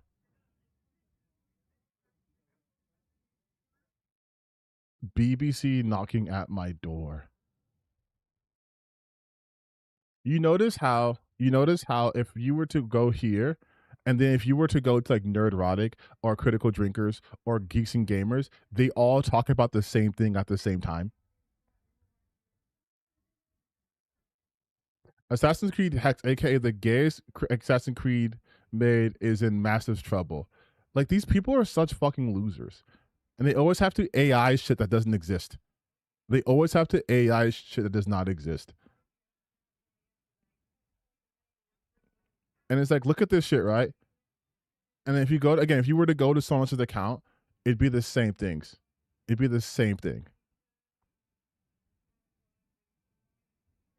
Is his wife, Faye, whatever, who's dead, and this is her in some sort of afterlife, whatever that may be, even though... Whatever that may be. It's called the Everyone. Did you not even do your due diligence? Of course you didn't. But did you not even just sit and watch a trailer? Like, are your ears just for decoration? It kind of looks, Jesus wept, horrible. That's actually There's, again, do you see how hard they have to pretend this looks bad this is her on, in some on any technical visual level? They're showing you exactly this thing. And they're like, oh my God, my eyes can't handle this. By the way, here's Az on face cam. I feel like if you can tolerate this. sort of afterlife, whatever that may be, even though it kind of looks, Jesus wept, horrible. That's actually meant to be Deborah Ann Worrell, I think is how you pronounce her name. Doesn't even know her name. Deborah Ann Wall doesn't even know her name. And he's like, that's supposed to be. You dog, you can't tell? You can't tell this is Deborah Ann Wall? I think it's supposed to be some lass or whatever. You know, I can't tell. I can only recognize the women when they have 80 kilos of makeup on. And this is her in some sort of afterlife, whatever that may be, even though it kind of looks, Jesus wept, horrible. That's actually meant to be Deborah Ann Worrell, I think is how you pronounce her name. Karen Page from Daredevil, if you were wondering. Somebody from Vampire Diaries. Also, I never watched the show, but the What a big fan he is of this actress. He's so much a fan of her that he's upset that she doesn't look how she looks in one show.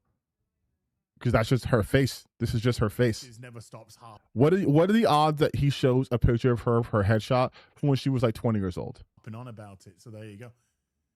It's her, and yet she's very attractive in real life, very beautiful woman.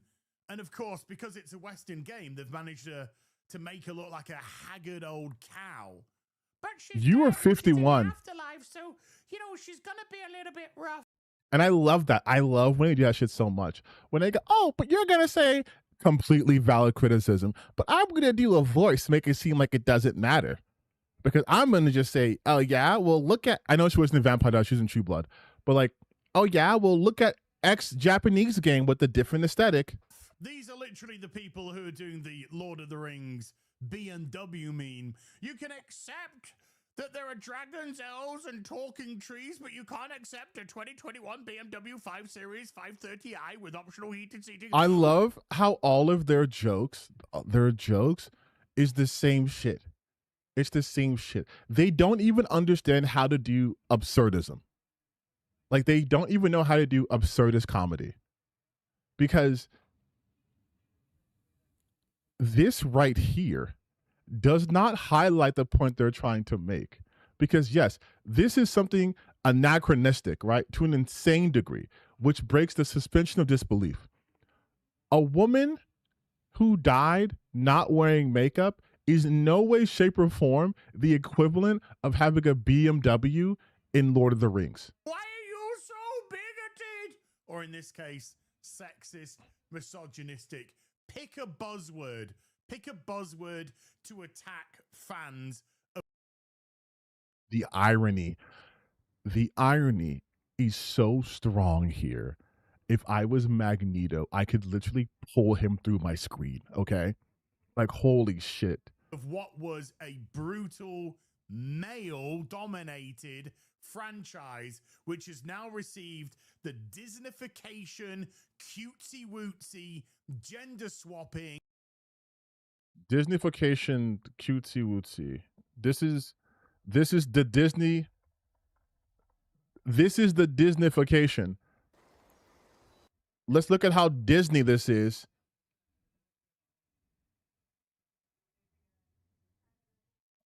My favorite Disney movie was when a woman was getting punched in the face and bloodied. Do you guys remember that Disney film where a woman picks up a fucking sword and does this to people? Get him, Frank.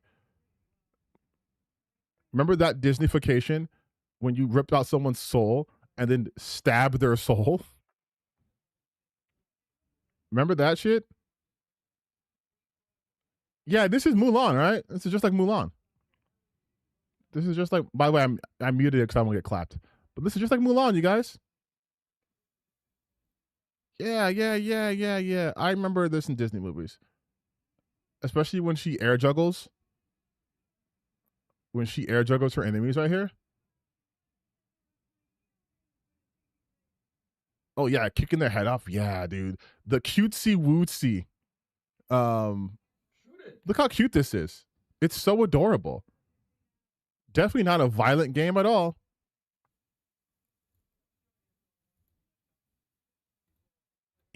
Element which for some reason Western game studios feel they Western. need to do because they can't lose enough money. Yes, the franchise which brought us blood, gore, dismemberment, hella violence, sex, nudity, it's now pink.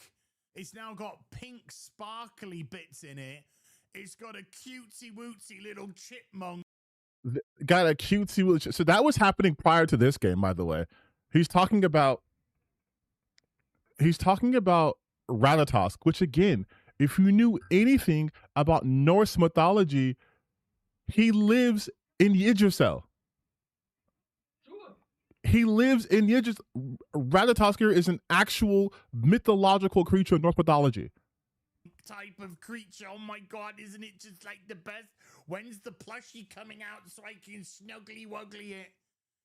And she's gonna get herself a sidekick, which is a jelly cube that speaks and is voiced by Jack Quaid, because I guess he needs work after the boys. And that's where we've come Me when I don't understand how acting works. to now.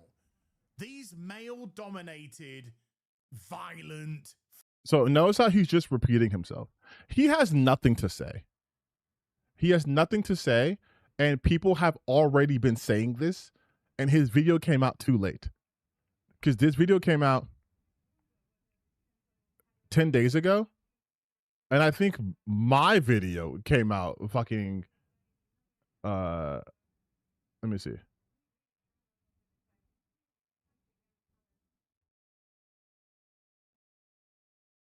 Also 10 days ago.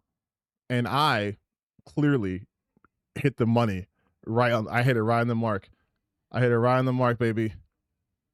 Fun, power fantasy that we have are all being stripped away. No, you can't have masculinity. You must have femininity. You need to know what this strong, beautiful, dead wow. Hi guys, I'm a 51-year-old man. Let me big face this. Hi everyone, I'm a 51-year-old man, and my masculinity is playing video games. I've tied my entire identity as a male. If the games I play have women as leads, I can't do it because I'm so masculine. You see, I'm such a strong, manly man that if I even see pink, I'm going to make a 14-minute video crying about it. I'm going to lose my mind over pronouns. I'm going to, mind you, I'm sorry. He's afraid of pink. What's happening here?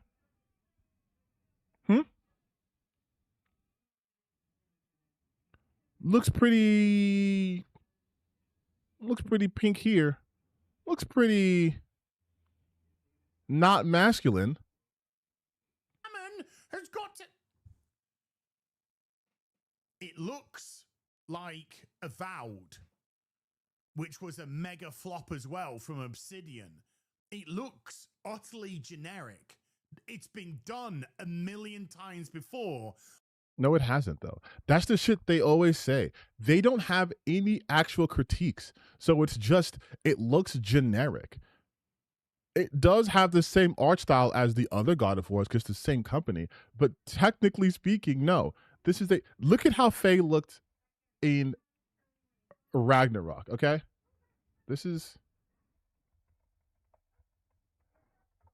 Look at how she looked like in Ragnarok.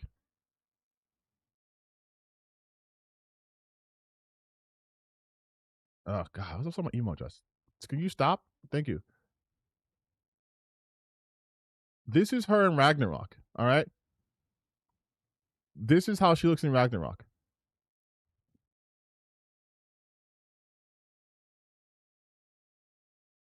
This was her in PS4. Ragnarok.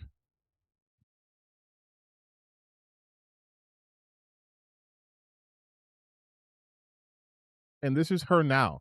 You're telling me the level of fidelity, the facial capture, all this stuff is the same? It looks generic? And also, this is her in a memory from Kratos. So one thing they do in film to highlight a memory typically is to make everything look lighter and softer, more idyllic, because this is the time in someone's life that they're idolizing. It's nostalgia. It's literally rose-colored glasses. It's softer, right? Compared to the rest of the game. But yes, I could tell this was Deborah Ann Woll, just like I could tell this is Deborah Ann Woll. Because if you type in Deborah Ann Woll, this is what she looks like. This is what she looks like. This is the actress. Not this, because this one she was like 20 years old. She's 41 years old now. This is her when she was younger. This is her when she was younger. This is her with makeup on. This is her with her hair done. This is Deborah Ann Woll. They even got the moles in the same spot. Like, this is who she is. It's a fucking 1-to-1. It's a 1-to-1. See, they used this picture of her headshot, ideally lit, younger. So guess what? They use this version of her in this comparison, which also is them using AI, because that's not how she looked even in the game I just showed you. This is how she looked.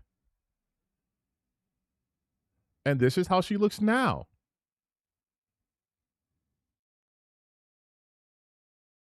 Like this is just how she looks. Fans don't realize she's both. Yes, they do. Because it's a 1-to-1. These are 1-to-1 shots.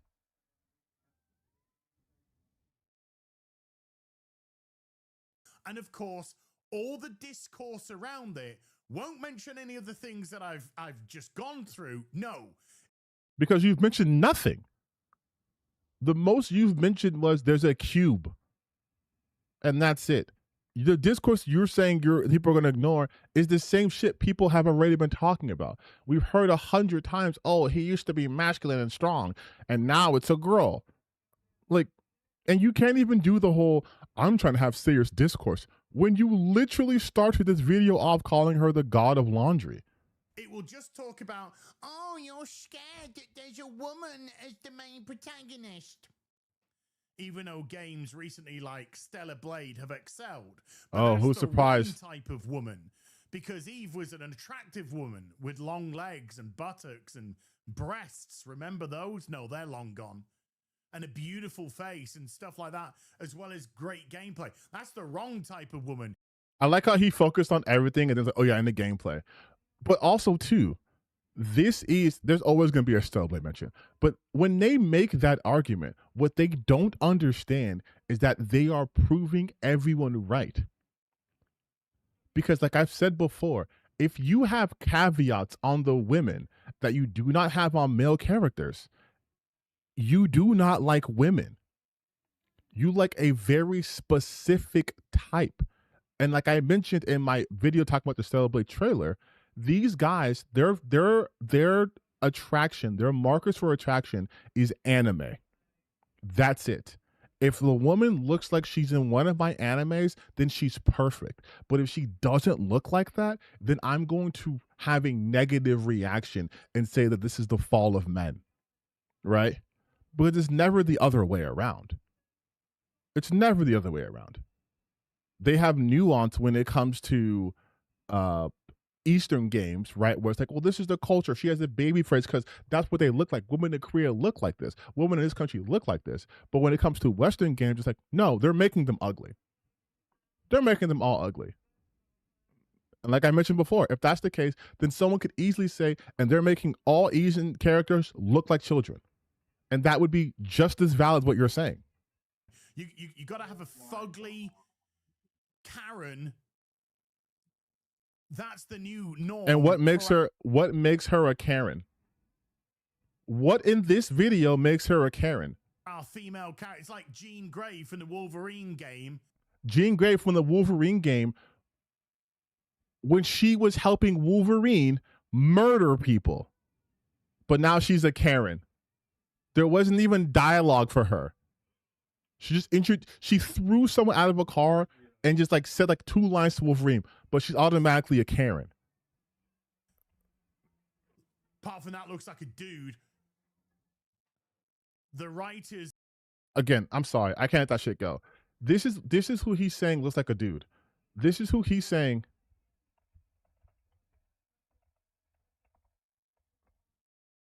This is who he's saying looks like a dude.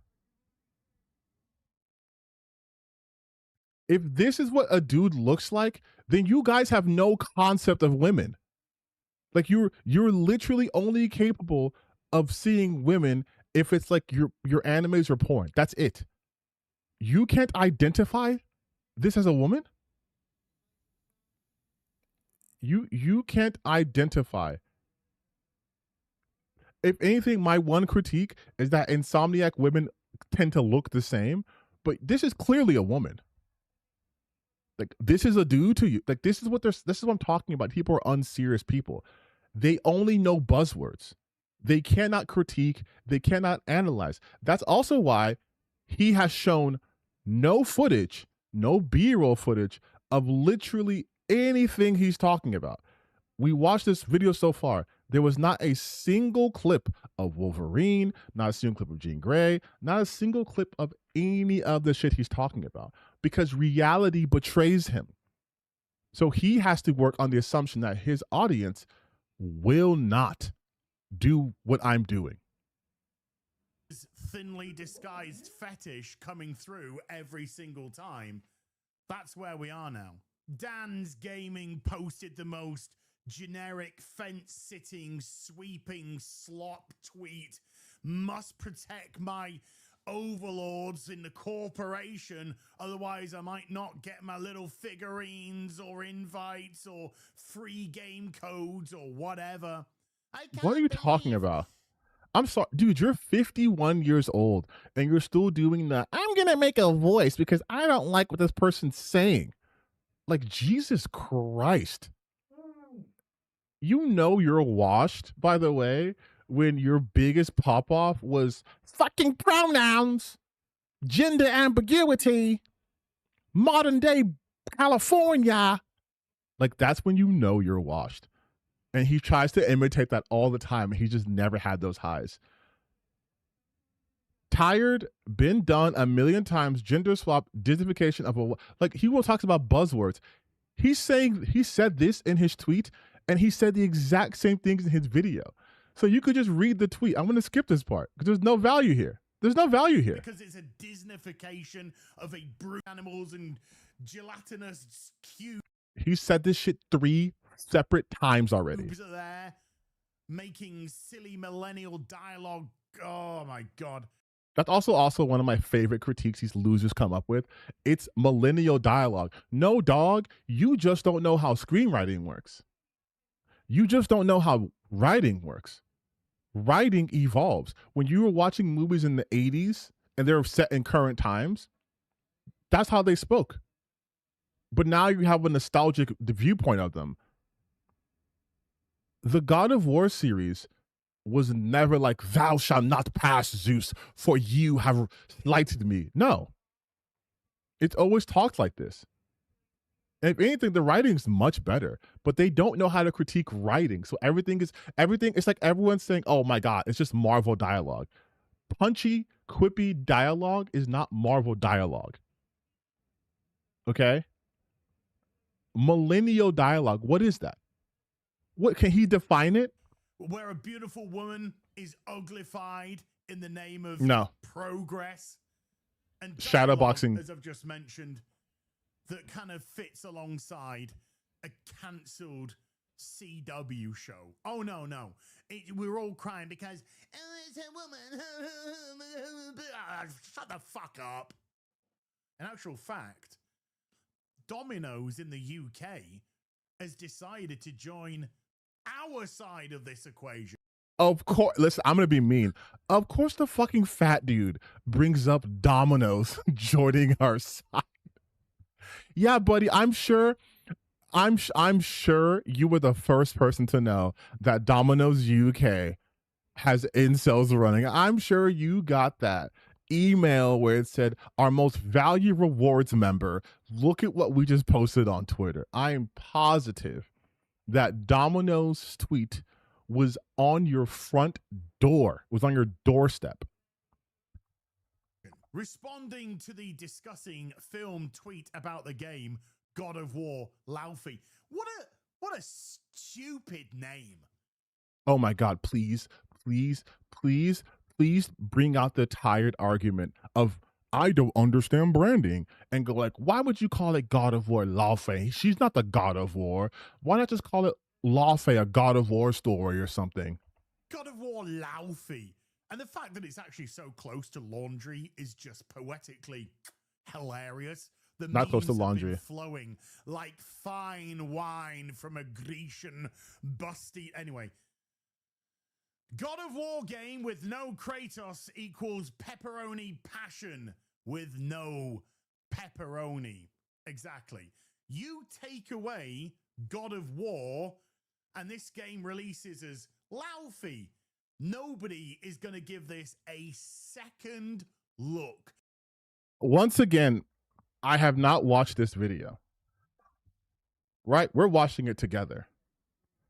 But once again, it is the, I don't understand branding. Yeah, dumbass. That's the point. They want eyeballs on it. It's the reason why when series have sequels, they attach the identifiable part to it. Like, you are now talking about Domino's Pizza. What if they were just called Pizza UK? Would you have given a shit if they tweeted that? Like, you are proving the point. You guys intentionally misunderstand things.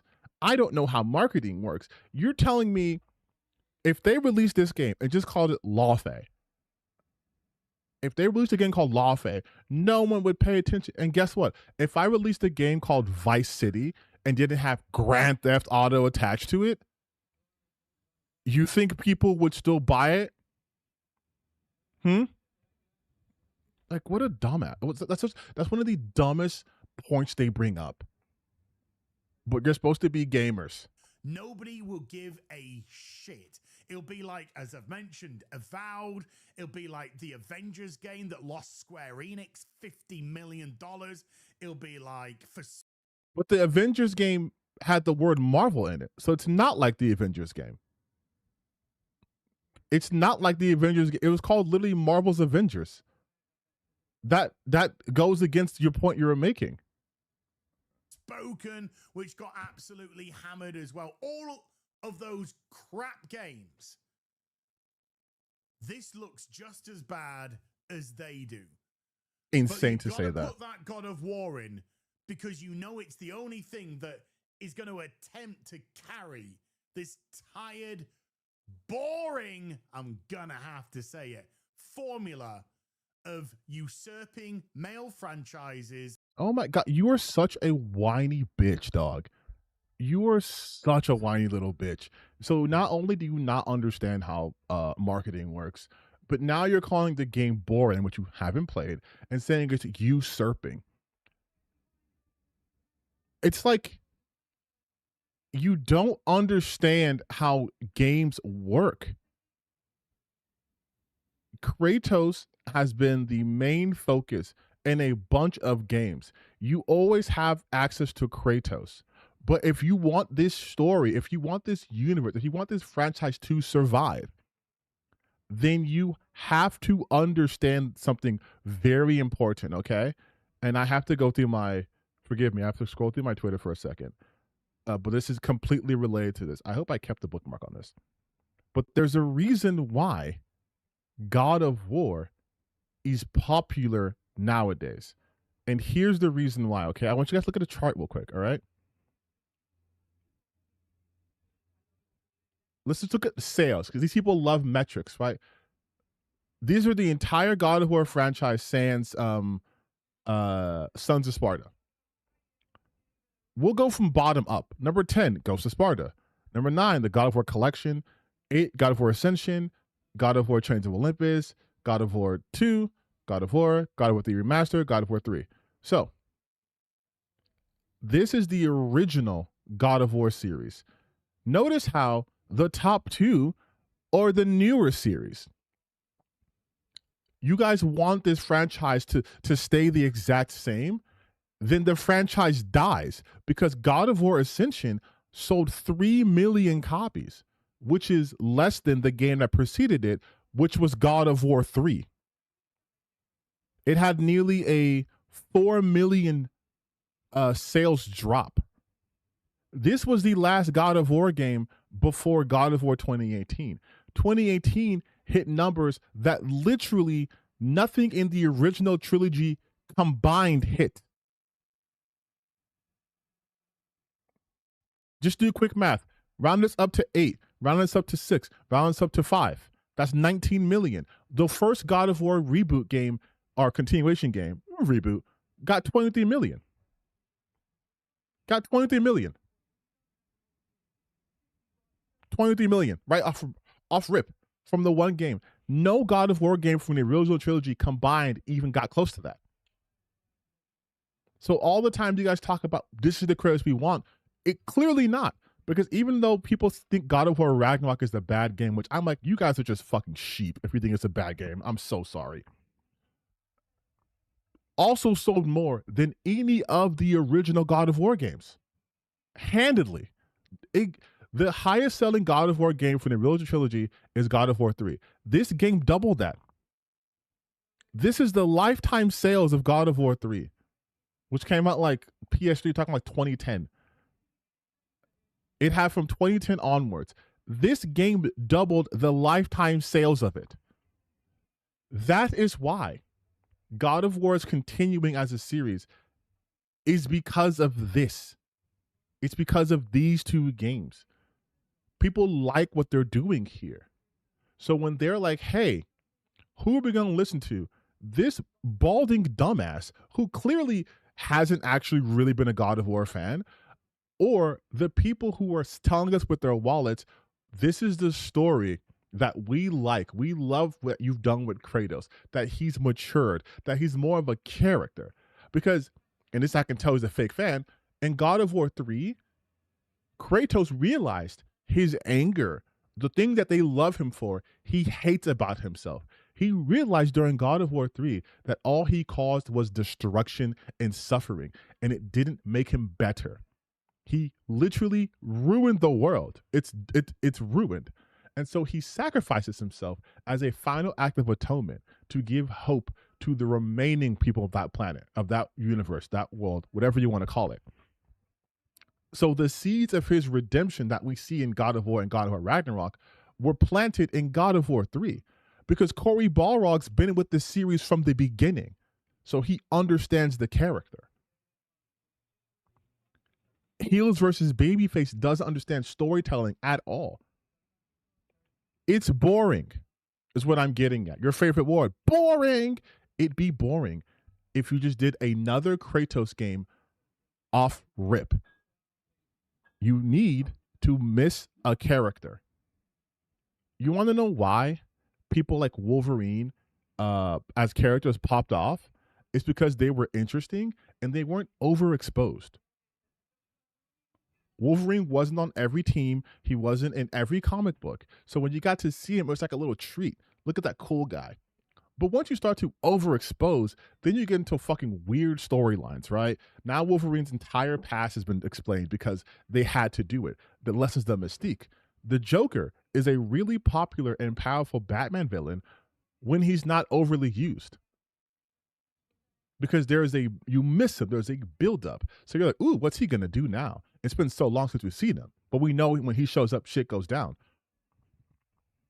You've been playing Kratos this entire time, and you can't even handle playing as his awesome wife because you don't like women. Because your masculinity is, I need to play as a shirtless, sweaty, muscular man. Because look at me in real life. This is how I look in real life. I need to be Kratos. I need to be him. And it's like, then the universe dies. That's it. No more Kratos. There's no more money in it. No one gives a shit anymore because they're just an angry guy. To feminize it because masculinity is toxic. I've said this a million times as well, but I'm going to reiterate it once more because I genuinely mean it. I cannot wait for the AAA Western gaming industry to fucking die. It absolutely deserves. See, and again, when they say shit like this, I'm like, you don't like video games. You don't like video games at all. I know they like to give a caveat and say, but I'm talking about the Western game, not my Eastern games that do the same shit over and over and over and over and over and over and over. There's a reason why the games, the Eastern games, even though there are a lot of great games that come from the East, there's a reason why when you think of big AAA games and moneymakers and stuff, you're not talking about NetEase, you're talking about Red Dead Redemption, you're talking about Rockstar games, you're talking about Naughty Dog games, because that's what they do. They are successful because they know the market. You don't. You think your fucking gacha games are the future. You think every game's going to be Crimson Desert. Crimson Desert sales, Stellar Blade sales, don't come close to the shit that happens out here, dog. It doesn't. Because of the stuff we've talked about. Stellar Blade's director and CEO admitted themselves that the first game's story was ass. The Crimson Desert devs are talking about, yeah, we didn't get a good story out. And that impacts it. Like, and no one's talking about it being toxic masculinity. In fact, Kratos is one of the best examples of positive masculinity. He is stoic, but he's always cared for his family. He only acts in violence in servants in serving in that task of protecting his family and friends. Kratos doesn't just go around killing people because he's mad. That was his evolution. He still murders the shit out of people, but he doesn't want to do that. He's able to control himself, to show restraint, because it's not masculine when you're the strongest person around and you're just going to beat up people because they made you upset.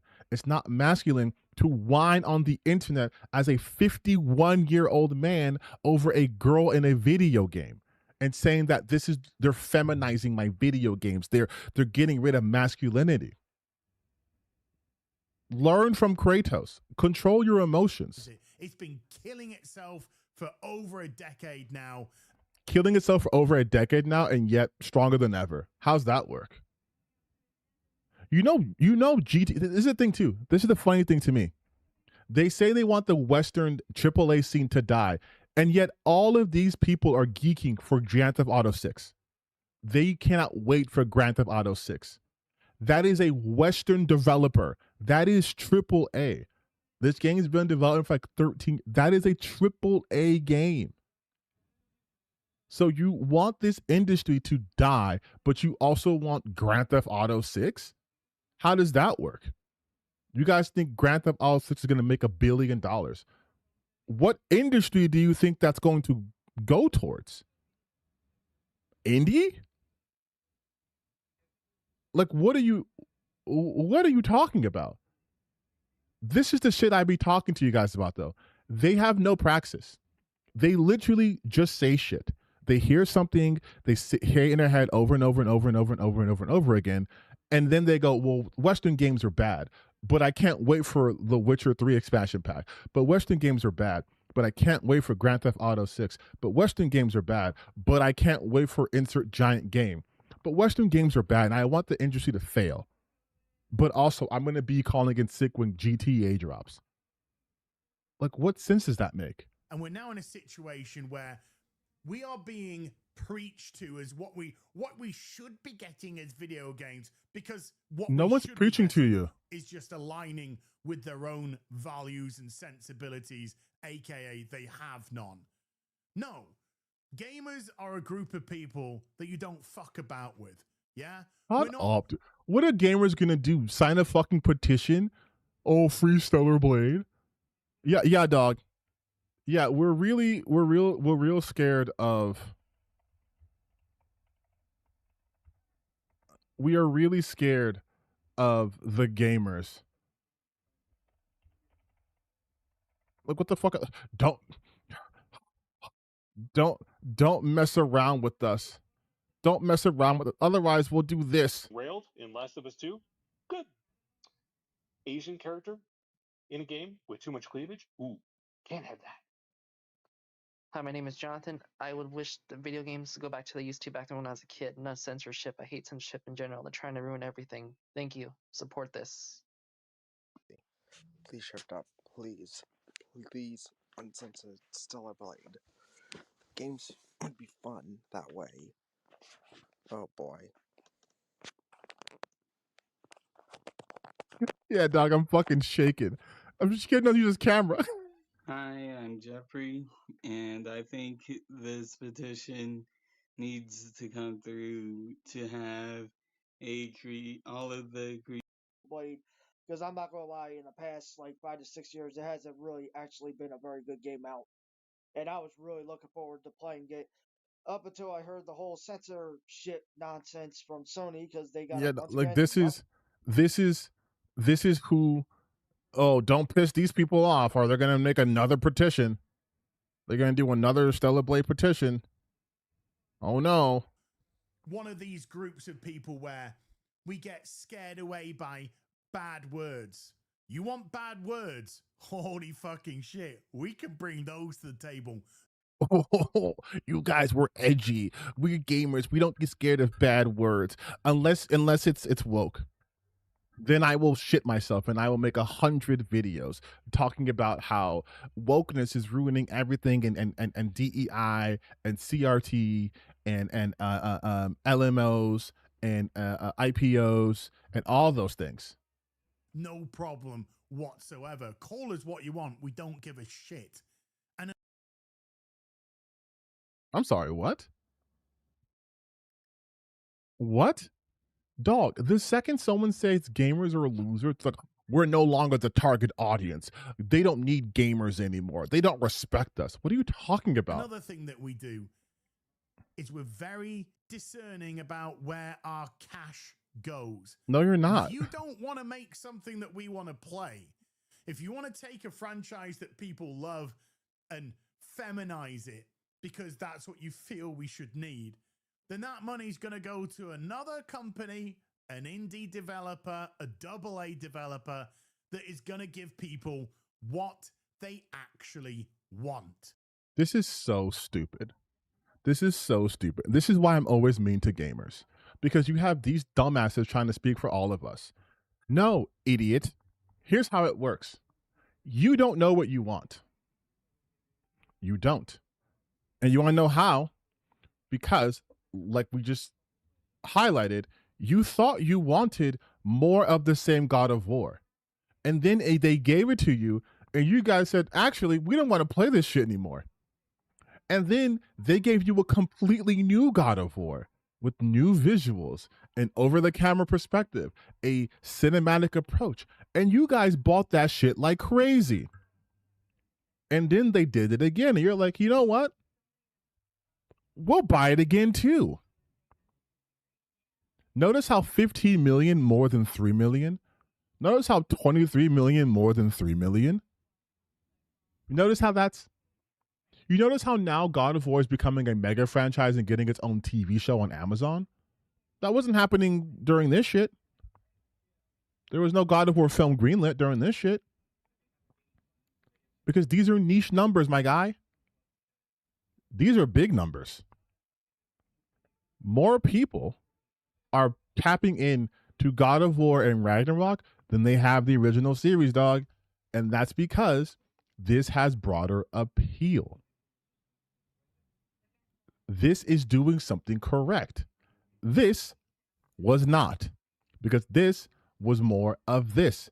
And they already had 3 games of this. So after 3 games of this shit, people are like, man, I kind of want something different. While God of War 2 sold 4.25 million. Yeah. And then God of War Ragnarok sold 15 mil. You don't want the same thing. You don't want the same thing. Because if you wanted the same thing, these numbers should be higher than these 2 numbers. And the notion that they're like, gamers deserve this. No, shut up. Developers make the game they want to make, right?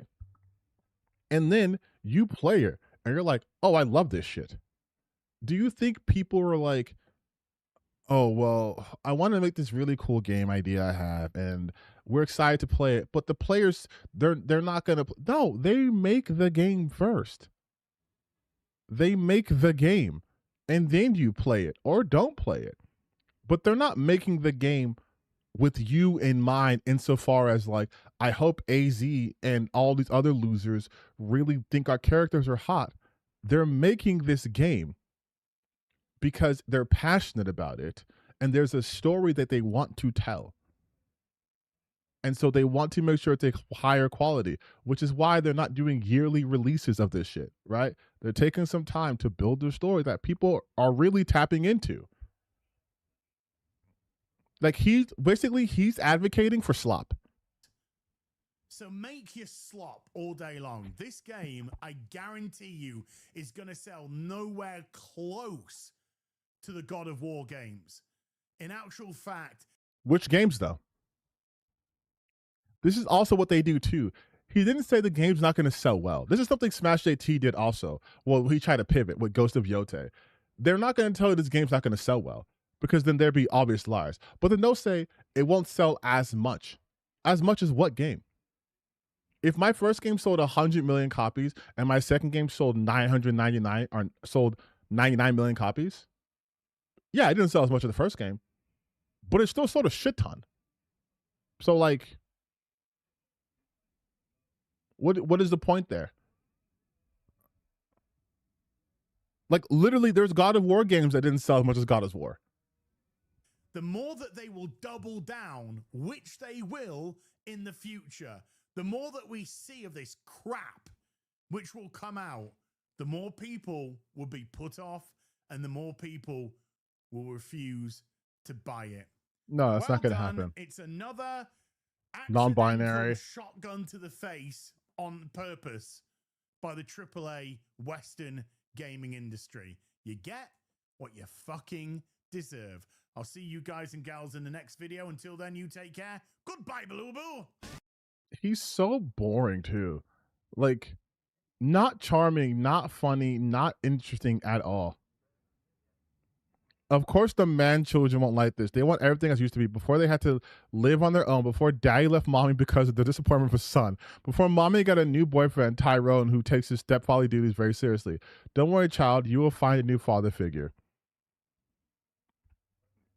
Just say you don't like women. They've never touched you. It's 2026 and they're still doing this. This is how you know you're washed, too. Because you're on the grifter echo chamber and there's still people dogging you. There's still people dogging you, dog. Like, and then their jokes are God of Wardrobe, God of War laundry. Mate, I think he's left a sandwich. Oh my God. Maid of War Laundry Edition. Broad of War. Like, nothing is original. Nothing is original. Hey, remember when we killed Joel and made it that Ellie and Bork Lesber game, everyone hated it? No, because that never happened. Remember Ghost of Tsushima where you played as a bad samurai lead and it sold 13 million copies? It didn't sell that much. So we gave you a game with the lady and still sold 4 million copies. Completely disingenuous, by the way. Ghost of Yote has literally increased Sony's overall revenue. Like, this never happened. Remember Scooby-Doo? Remember Marvel? Remember Disney? Remember gaming? Like these people are losers, but even still, how can they not know this is going to fail? They don't care. There's a culture war on. Yeah, dude, they care about the culture war. Like this is so funny. This is so funny because all of their comments are the fucking same. But again, look at his content, right? It's the same shit. I want to know if we can talk about GTA.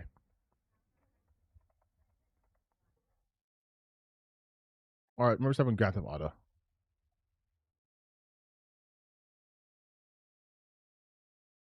Well, I guess he doesn't talk about GTA. Interesting. But you look at his stuff and it's like, okay, so Masters of the Universe, I'm going to watch this movie tomorrow. Masters of the Universe is a box office failure. It's a flop, right? It's a flop. But because it has a muscular man, he's like goofy at times, but really good fun. He's not willing to give any charity to this film. But because Masters of the Universe has not adapted or been adopted to any culture war, and it's a buff white guy with blonde hair and blue eyes, he's like, oh, it's actually really good. Oh, but Grogu, it's a bomb. Masters of the Universe is also a bomb.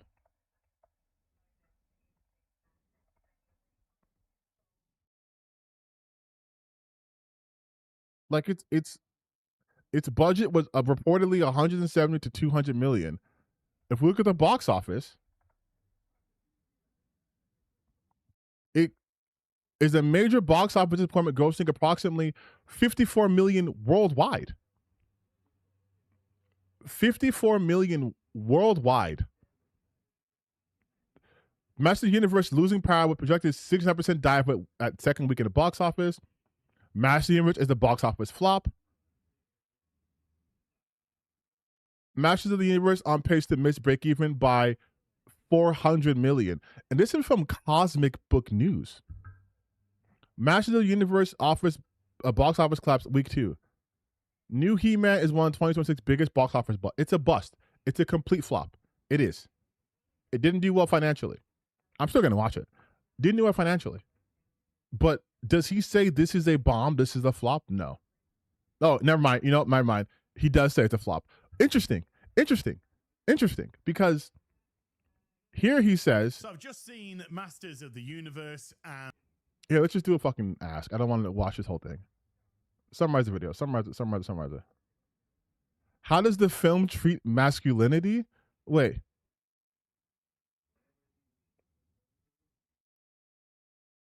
He highly recommends this movie.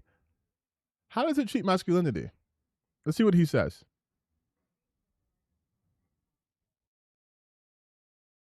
The film treats masculinity as a departure from how it's been framed in the movie's marketing. The review argues that the film is not about toxic masculinity at all. Instead, he was movies thematically centered on the nature of power. So he likes the depiction of masculinity. But if that's the case, why did it bomb? I had a great time with Masters of the Universe. I was completely shocked. I thought it was highly enjoyable. It got plenty of laughs out of me, had a lot of heart, and it had, to me, an absolutely banger ending, which was a celebration of masculinity and a celebration of tempered power. And yet, as it's a flop. So do you think in this case they should make another He-Man movie? Should they make another He-Man movie? Because by your logic, if it loses money and it flops, then no one wants it anymore. Right? Because you're saying the God of War game is going to flop because it's Laufey.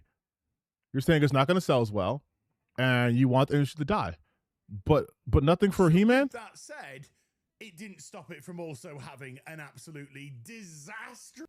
Again, I don't want to listen to him speak anymore.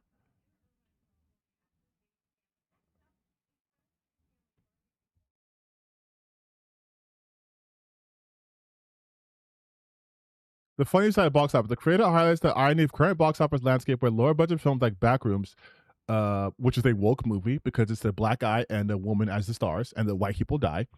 And then Obsession, also a woke film.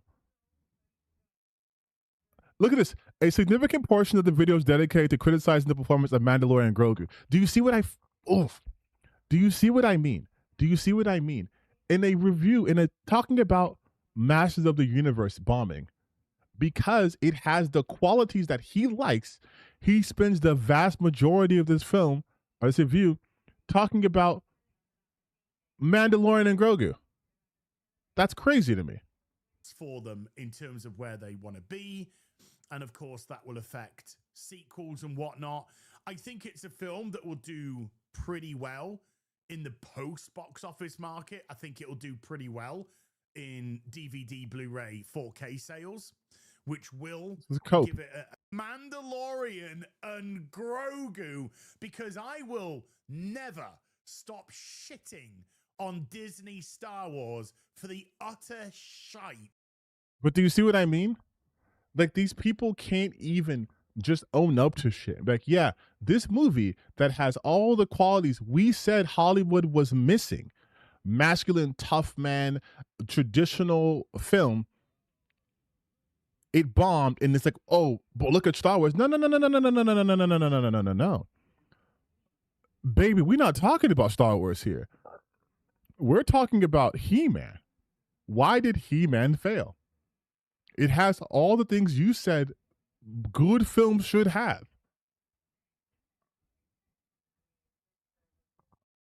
Like, this is why I say, and now we'll watch the Birdman thing. 3. But this is why I said, and why I say this. These people are bad critics. They don't understand why anything succeeds or fails. If you were to use their logic about things, you would be wrong 97% of the time.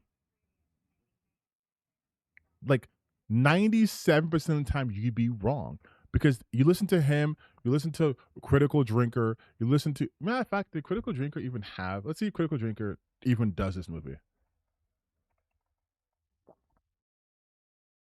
Critical Drinker.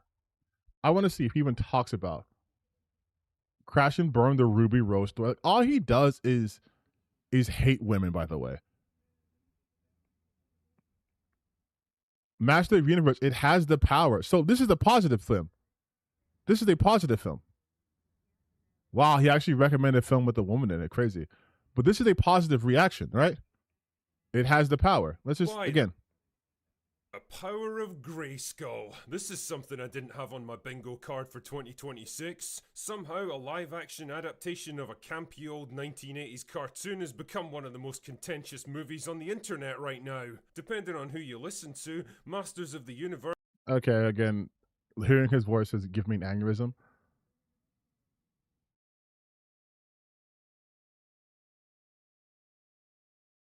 On whether the film was a woke disaster or deconstruct masculinity, he argues that it's a fun, good-natured adventure movie that successfully captures the campy tone.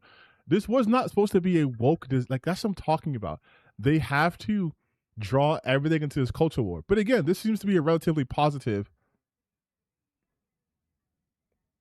Ultimately, the reviewer believes that, well, listen to his summation. Masters of the Universe is tracking to be a bit of a box office bomb, which I think is a real shame because honestly, this movie deserves an audience. It's definitely not high art and it's hardly going to change your life, but it is way more fun and entertaining and good-natured than people give it credit for. And if you're not in the mood for horror movies this weekend and you fancy a little nostalgia hit from your childhood, you could absolutely do.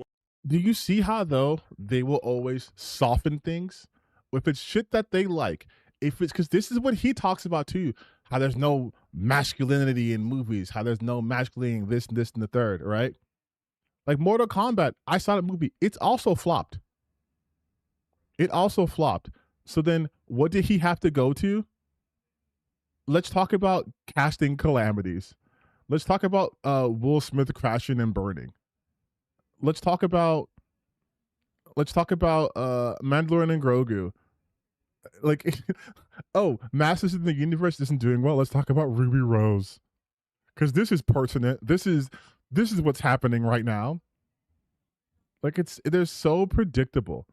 It's so funny. They're so predictable. They're so predictable.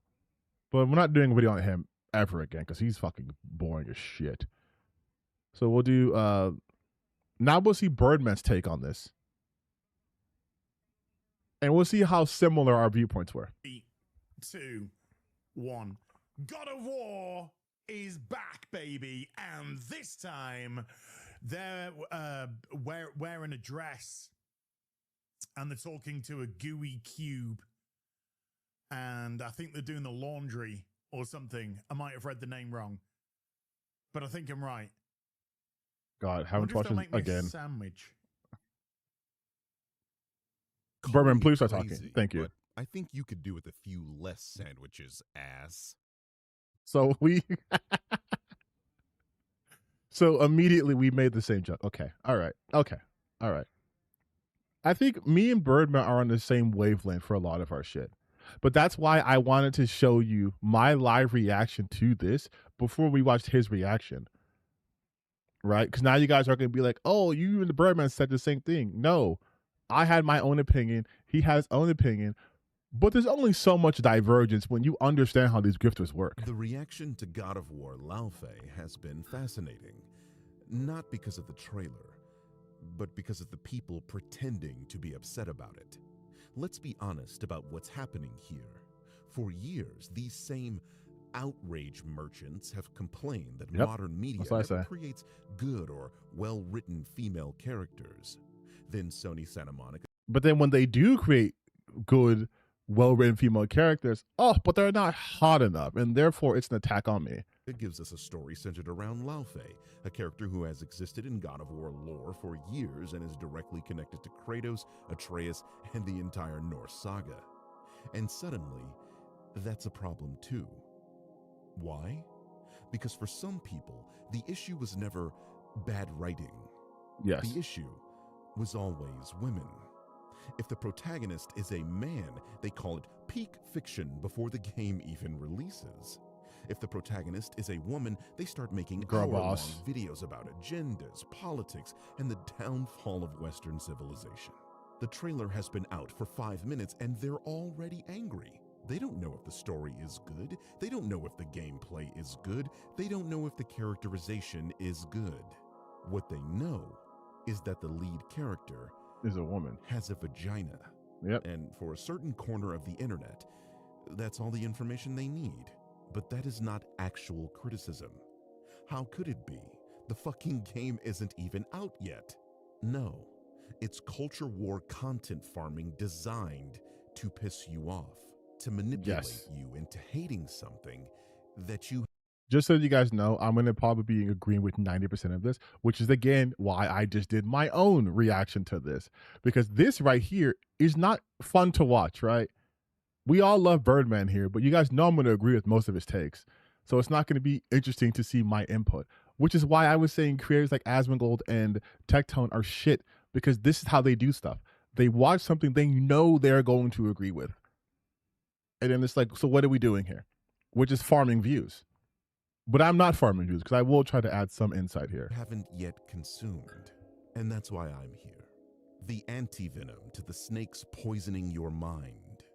I'm here to expose the grift. In today's episode, we're going to look at the pronoun guy whining about God of War Laufey, a video game he doesn't have to play and one he's mad at for the worst reasons imaginable. Without any further ado. It's also crazy to me that Az was trying to be like in his video, like, oh, they're going to ignore everything I said and try to focus on this discourse. Dog, look at your thumbnail. God of Laundry. And then you say God of War hijacked by feminist slop. And you're going to now try to be like, they're just going to dismiss everything I say. Yeah, dog. Look at your thumbnail. Hi everyone, it's Az here from Heel vs. Babyface. You're never going to believe this. How many times are we going to start a video with that? But State of Play was absolute crap. Is that a fact? Because I'm certain this State of Play was the most watched showcase in the platform's history.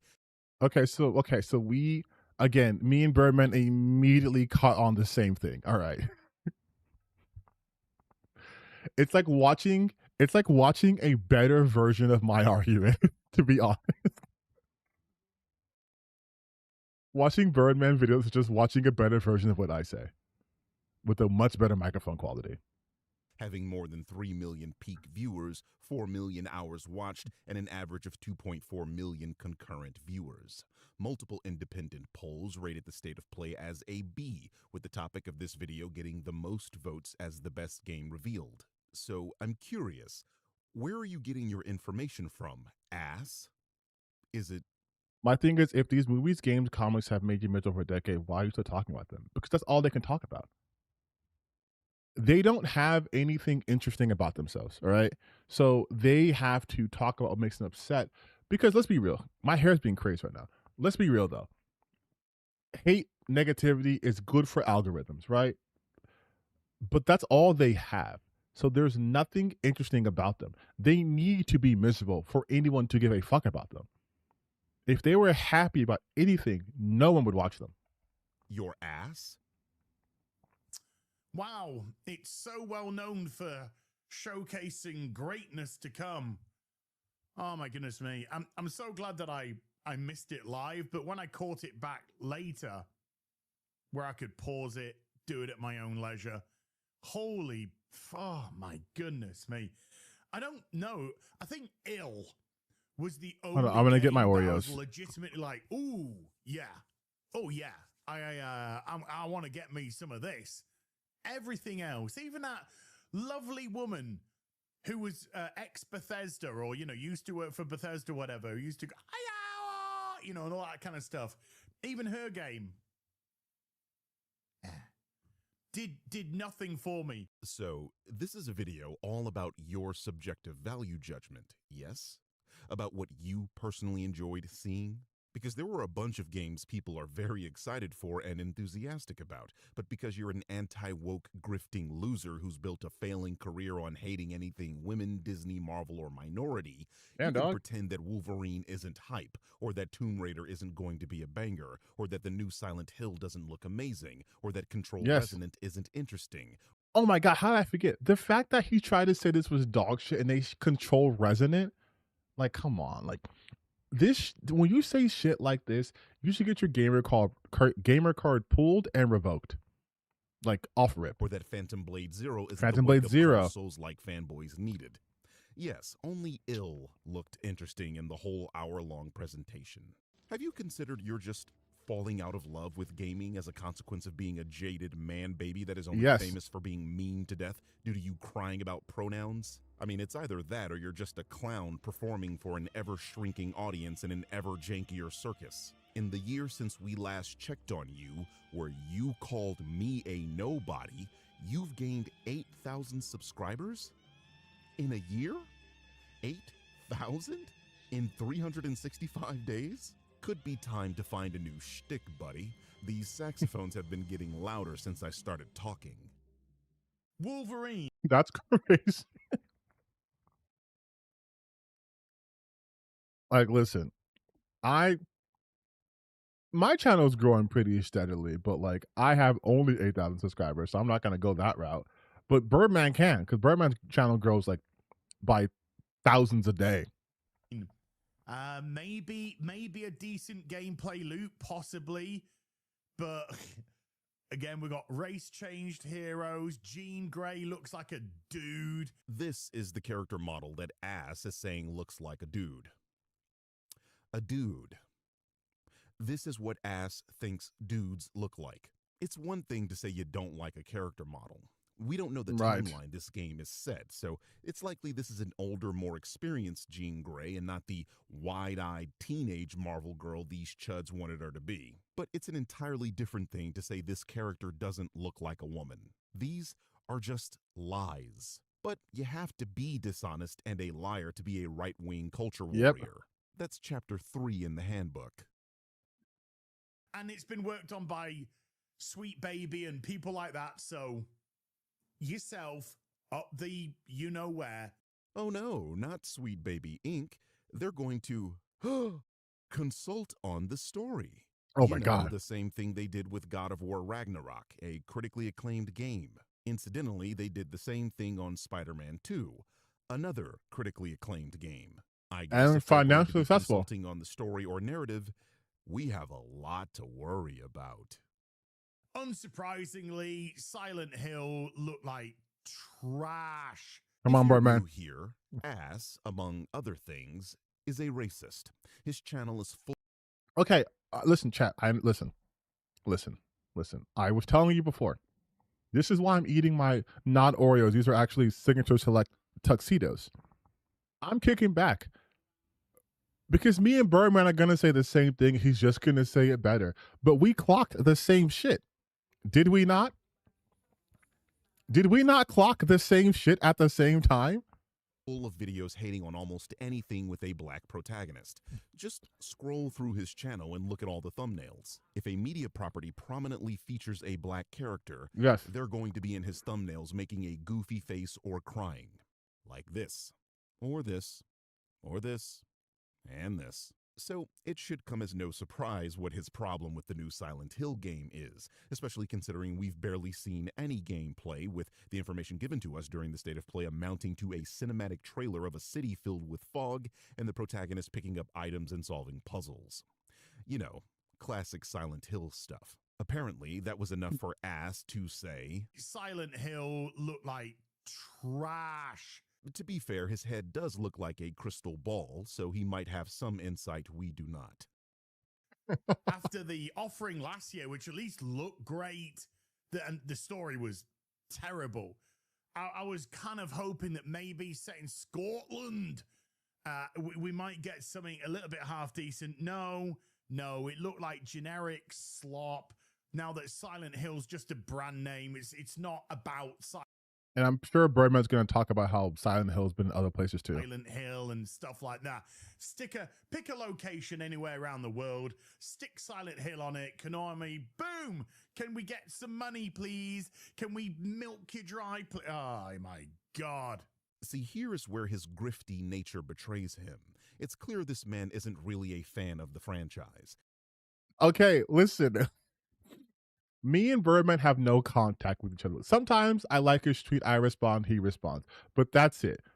But like I was telling you, when you're a real one, when you're a real capital G gamer like me, myself, and clearly Birdman, you can spot the bullshit and you can be like, What was that? Run that by me again? Do you think this is the first time a Silent Hill game was not set in Silent Hill? Huh. Interesting. Townfall and F aren't the first games that don't entirely take place in Silent Hill. Silent Hill 3, released in 2003, opens in a mall in the protagonist's hometown. In fact, the first half of this game is set in her hometown, and they don't actually get to Silent Hill until the second half of the game. Silent Hill 4, released a year after the third game, is entirely set in a city called Ashfield, not in Silent Hill at all. Kind of, anyway. That game is bizarre. Homecoming, released 4 years later, does what the third game did, start in a completely different city, and then in the second half of the game, the protagonist is kidnapped and brought to Silent Hill. Book of Memories, a PlayStation Vita game, was also set he's going deep outside of Silent Hill. The Short Message, a game released the same year as Silent Hill 2 Remake, was entirely set in Germany. That's 5 Silent Hill games, 6 if we're counting Silent Hill F, where the game either takes place entirely outside of Silent Hill or begins outside of it. But leave it to the LARPing Michelin Man to pretend this is a new thing, because new thing bad, I guess. Okay, see, when I said I was going to be mean, I prefaced it. Birdman's meaner than I am when it comes to this shit. And then we had the announcement of a new God of War game. And is Kratos here? Is he back? Is he more brutal than ever? No, this time he's coming with laundry detergent and it's his dead wife. Amazing. That crystal ball Ass calls a head has told him that Kratos will not feature in this game at all, even though he literally is in the game, as we were shown in the trailer. This is a game that is a long ways off. I'm not sure how this clown seems to know things nobody else does, but one thing these games like to do is surprise us with things we didn't know would be in them, like the Blades of Chaos being an available weapon when none of the marketing material showed them, and after spending hours playing with the Leviathan axe. Yep. Oh, y'all. And that shit was gas. It is a staple of these games to have hype moments like this, and it's entirely possible Kratos makes a player-controlled appearance for a section of the game. Stop speaking in absolutes.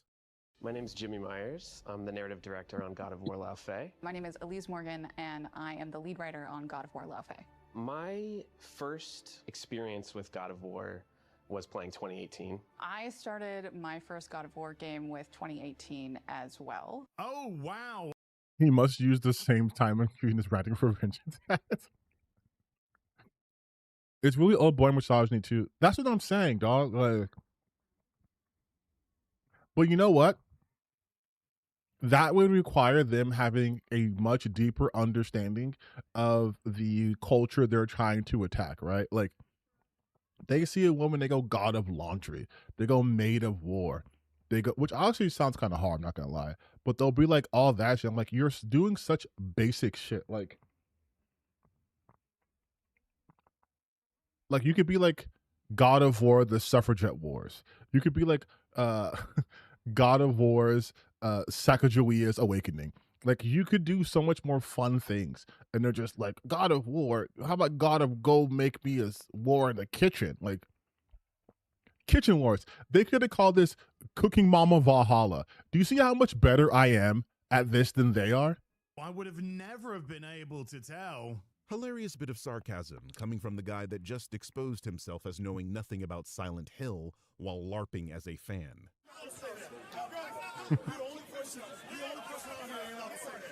By the way, My goat. this introduction into Faye video is going down exceptionally well with 39,000.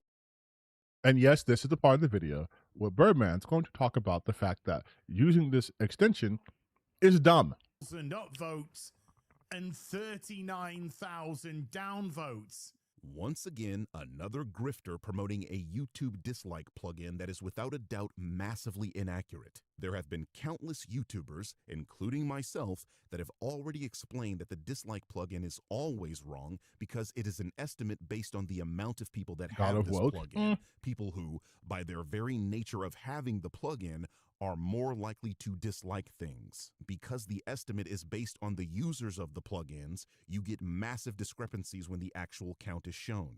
For example, recently I was brigaded by Asmongold's audience. A viewer of mine asked about the dislikes on one of those videos, as the plugin was showing them that the dislikes on that video had matched the likes, both at about 13,000. Because I am the one with actual stats on my own videos, you can see the real count isn't even half that. There is a site that people post all the time on social media called the YouTube Dislike Viewer that specifically uses the data from Return YouTube Dislike, the most famous of the dislike plugins and the one the majority of people use. Well, I decided to post a couple of my own videos on this site to prove not only is this plugin massively inaccurate. God of War, the patriarchy, that doesn't hit right. It's gotta be like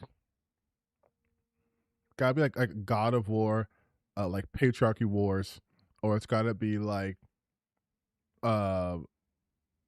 Lawface's weapon is the ceiling smasher, because like the glass ceiling. Or it's like shit like that. That's a deeper understanding of women's issues and struggles. Not being like, oh, she has a spatula. Like, come on. There's also no rhyme or reason to God of War against Marxism. The first video is another God of War pronouns. God of Cooking Mama Valhalla was good. See, I told you, I'm good at this shit. Asmongold's fans attempted to brigade. According to this plugin, I very nearly got ratioed with 13,615 dislikes on that video, a strangely specific number. But when we go to the actual stats on that video, you see that the video has more than 3 times less than the plugin is showing to the public. Here's a video of mine that wasn't brigaded. You can see the dislikes are showing at 630 according to the plugin. Well, when we look at my actual video statistics, we find the plugin is showing double the amount of dislikes. And finally, my favorite, another video where I apparently got brigaded by Asmongold's audience. The plugin is showing I got absolutely railed by the dislikes. But reality is often stranger than fiction. For the millionth time, stop using dislike plugins. I implore any creators watching this, and there are quite a few of you that watch and react to my videos, to test this on your own videos, especially any that were contentious, and post the results for your own audience to see. I mean, okay. I mean, he did kind of just call me out right here. So let's see. Let's see. Do I have to type in the return the dislike button extension? I have to install it. Okay. We'll install it just for this, just to see. Now I'm curious also. Okay, so add to Chrome, add extension. Let's just see. All right, so I have a video I know for sure. For sure. Got fucking brigaded. Let me just. I'm doing big fids because I don't want to obviously reveal anything behind the scenes too much. But let's go to. Let's do the Take Us North video, because that was the one that got really fucking hammered.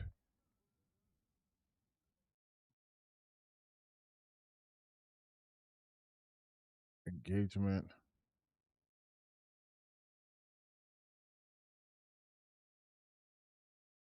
Oh yeah. Let me see. Now this video got a lot of dislikes. This video of mine got brigaded extremely hard.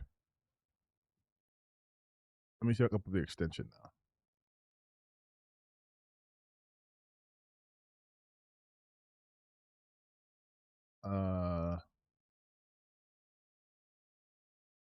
How do I use it?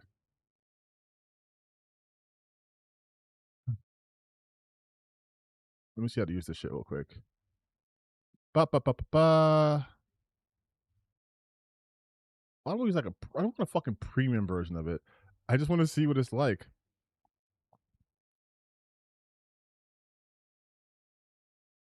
You know, I'll do it later on. This is be bored. I thought it'd be something quick. It's actually taking a lot of time to do this. But I definitely had a video of mine brigaded by Asmongold.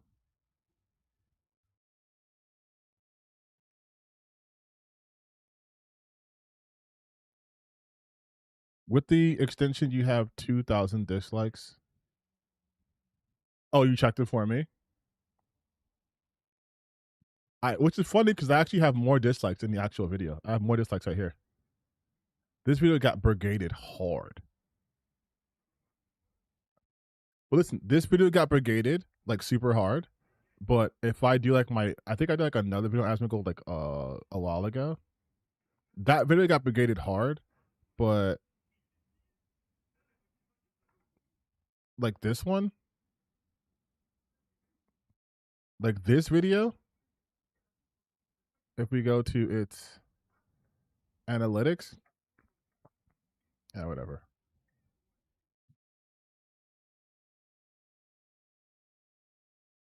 Oh, engagement. Notice the difference in likes though. This video got 7,900 likes to 39 dislikes because it didn't get brigaded. When my video did get brigaded, I got 2,000 dislikes.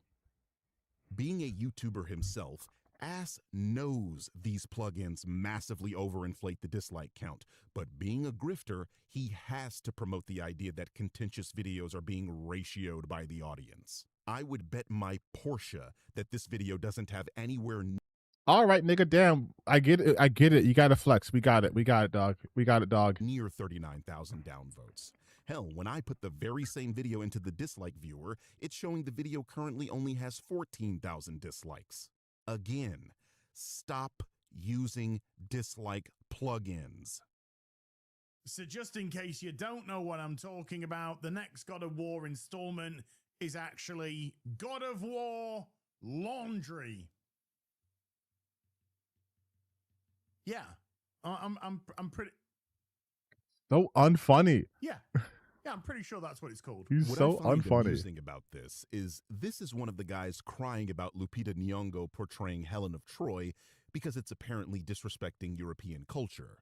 So Yes. you make Helen of Troy black. Helen of Troy wasn't black, but you make Helen of Troy black. You make Elliot Page Achilles potentially, maybe, and then you put fucking what's it called, Travis Scott in it as a poet. Say, oh well, that's because rap of today is like poetry back then. Fucking isn't. But here he is disrespecting European culture by making fun of a Norse name. I Whoop. guess Porky Pig here is a bit too uncultured, but Laufey is a Jotun, or giant, in Norse mythology. My point is, regarding Lupita in the Odyssey, it was never about accuracy to the source material with these people, because they don't actually care for or know anything about that source material. The point is outrage. Anything about I want you to look at Lupita Nyong'o. If you don't think she's a beautiful woman, you're definitely racist. Look at her skin, and that is not like makeup or CGI. That's just how she looks. She looks ethereal. Yes, I would go to war for her. out that source material. The point is outrage. They are stoking outrage because you keep clicking on their videos when they do it. So if you were expecting Kratos to take center stage for the next installment of God of War, then you're probably a sexist, misogynist, or something like that. And if you are, based, drop me a subscription. We need to stick together, people of any. I bet you none even know that Eartha Kitt, the queen, played Helen. Eartha Kitt's always the first black woman to play a non-black character. She is. And Gina Torres, I believe, played Cleopatra.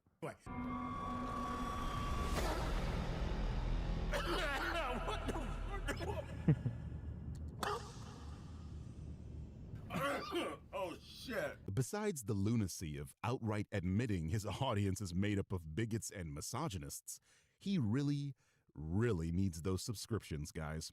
I mean, 8,000 in 365 days? He explicitly called me a nobody, and I did 14,000 subscribers that same month, something he's never done.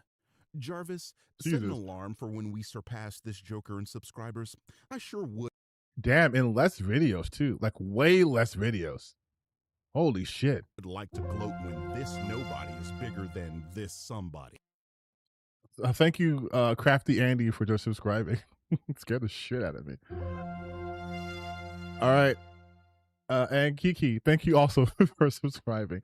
Maybe at this rate, maybe I'll also get 10,000 subscribers. Oh, okay. Tyler Perry. Hey, put me in the movie or just give me money. Well, not bigger, but... All right, hold on. We have to wait. I don't know what's happening now. Any more? Okay. How about one more? One more, just for fun. There we go.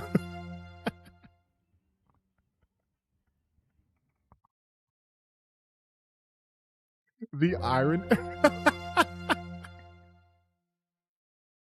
The irony of talking about gaining subscribers and then it's like 8 subscribers.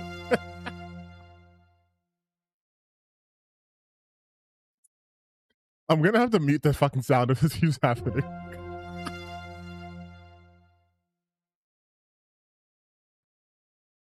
Oh my god. Oh, this is okay, I think we're done. I think it's safe. I have tears in my eye. I'm just gonna resume the video. You know what I mean. So this is his wife, Faye, whatever, who's dead. Whatever. And this is her in some sort of afterlife, whatever that may be. Even though it kind of looks, Jesus wept, horrible. That's actually meant to be Deborah Ann Worrell. I think Get him, Birdman. Her name. Get him. Karen Page from Daredevil, if you were wondering. Birdman, you can't let that shit slide, dog. Somebody from Vampire Diaries. Also, I never watched the show, but the missus never stops harping on about it. So there you go. It's her. And yet, she's very attractive in real life. Very beautiful woman. And of course, because it's a Western game, they've Thank you for the follow. to make her look like a haggard old cow. But she's dead and she's in the afterlife, so, you know, she's gonna be a little bit rough. What? I'm not sure I've seen anyone argue that the reason the character looks the way she does is because she's in the afterlife. She looks the way she does because that is the art style of the game, something you would know if you actually played these games. I have, and Faye, portrayed by Deborah, was in Ragnarok, something I pointed out during my stream. Does anybody think she looks like Deborah Ann Wall? Further, besides the fact that she is far more detailed in Laufey than she was in Ragnarok, all the footage we have. Okay, once again, we hit the same points. Okay, we hit the same points. We hit the same points. Here's just a better edited video. Mine just a live stream. Have is low quality YouTube footage for a game that is still in development and in all likelihood is a year or two from release. How about we wait before we start shitting on the graphics? These are literally the people who are doing the Lord of the Rings B&W meme. You can accept that there are dragons, elves, and talking trees, but you can't accept a 2021 BMW 5 Series 530i with optional heated seating. Why are you so bigoted? Or in this case, sexist, misogynist. I didn't realize something. When he made that voice, why did he sound like what Nux Taku does when he does those voices? You think they correspond with each other? Pick a buzzword. This is a straw man argument. No one is saying you should accept ridiculous things like modern cars in these type of fantasy settings. When people make this argument, what they're usually talking about is accepting black people in fantasy settings. And it's a huge self-report that you have to liken a dark-skinned person in. Also, the fact that I just realized that the thing says dragons but not black.png. Like, I wonder what argument they were making with this. A fantasy role to a fucking car. Like, how stupid do you have to be to think this is an acceptable analogy? This is precisely why all studies on this topic point to those with bigoted views as having lower IQs. And I do appreciate you people demonstrating that publicly for us. Saves me the trouble. Pick a buzzword to attack fans of what was a brutal, male-dominated franchise, which has now received the Disneyfication, cutesy-wootsy. Oh, it'd be so funny if Birdman also shows the footage and be like, Disneyfication? Swapping element, which for some reason Western game studios feel they need to do because they can't lose enough money. If you think this game isn't going to sell extremely well, I can't help you. It's a first-party Sony game in the God of War universe where basically every poll on the topic voted it as their most anticipated game of the showcase. You're a lunatic if you think this is going to flop. But more than that, you're so buzzword-brained that you misstated something. This is not a gender swap. The protagonist is not a female Kratos meant to replace Kratos. This is a spin-off good game catch. featuring a character that was introduced in an earlier game, an extremely common practice. In Metal Gear fact, Solid. in the very same showcase, they showed Control Resonant. A sequel I to talked about this. I talked about this before, where they're wanting to show like those pictures of like Ghost of Yote and how it used to be Ghost of Tsushima. We had Jin, now it's Atsu. Or Last of Us was Joel, now it's Ellie, even though Ellie was also the main character. Or it's Geralt, now it's Ciri. How look all these men, now they're replacing them. And then I'm like, no one complained about Control Resonant, where Jessie is literally being replaced by her brother. Control, which featured a female protagonist. I know because I played that game, something you have no evidence of doing. In Resonant, we're now I played playing Control. as a male protagonist. Where are your videos on that? Where are anyone's videos on that? Yes, the franchise which brought us blood, gore, dismemberment, hella violence, sex, nudity, it's now pink. It's now got pink sparkly bits. It's so in funny he says that shit the same time his background goes pink. It's got a cutesy wootsy little chipmunk type of creature. Oh my god, isn't it just like the best? When's the plushie coming out so I can snuggly wuggly it? And Oh, it's she's a gonna massive get herself self-report. a sidekick, which is a jelly cube that speaks and is voiced by Jack Quaid, because I guess he needs work after the boys. And that's where we've come to now. These male-dominated, violent, fun, Repeating power himself. fantasy that we have are all being stripped away. No, you can't have masculinity. You must have femininity. You need to know what this strong, beautiful, dead woman has got to... What a load of horse shit. First of all, I'll repeat myself. This game isn't out for a while, and we know almost nothing about it. What we saw was a teaser in a showcase, and even then, we saw a bit of the action, and it was just as brutal as the other games. About the same point. Masculinity being stripped out, what part of Kratos' quest was masculinity? The action? The killing? The fighting? Oh, you mean all the things that are still there? I guess you forgot, or more likely didn't know, but the axe that Kratos uses in the new games is Lao Fei's axe. You thought she just had a magical battle axe and never used it herself? It's strange. You people can play as Jill, Grace, and Claire in Resident Evil, Lara in Tomb Raider, and as Samus in Metroid, but for some reason this female character bothers you. Please, make that make sense. I will say, Birdman, they also do not want to play as Lara Croft. They've made that very clear. I mentioned that in my video. They're even complaining about how Lara Croft is still this version, still. Claire in Resident Evil, Lara. This version to them still does not look hot enough. They're still saying DEI Chen. In Tomb Raider and as Just so Samus you know. in Metroid, but for some reason this female character bothers you. Please, make that make sense. It's okay to play as a badass female in those games, but it's not okay to play as one in this one? The argument that the original protagonist was a male and now we're switching to a female, therefore bad, makes no sense. I'll never understand apparently straight men arguing against playing as a female character in video games. You want to look at a man for 20 hours? See, okay. Listen, first off, happy Pride. But secondly, this is what I'm talking about too. It is this disconnect between what they say they want and how they talk about things. Because when you talk about how, no, Kratos, listen, I was online when a discussion happened and people were like, Kratos is ugly. A lot of women were like, Kratos is ugly. What makes him attractive is his qualities, like his protectiveness, how he must be a better father, he's a loyal husband. His interactions with Faye and God of War Ragnarok, they're like, yes, we like that about him. But they're like, if you saw Kratos on the streets, you'd run away from him. And it's like fair. But guys can't see that because guys are like, but he's so jacked and he's tall. He's me. But no, legitimate, they think he's me. Kratos is so masculine, he's like me. We're the same. And so if you think he's ugly, then you think I'm ugly, but he's not, because he's big and muscular, he's shirtless, and he's strong, and he could beat up all the guys. I'm like, dog, do you think for the majority of women showing off the guns today, yeah, you know, you gotta let them know, especially when Kratos is on the screen.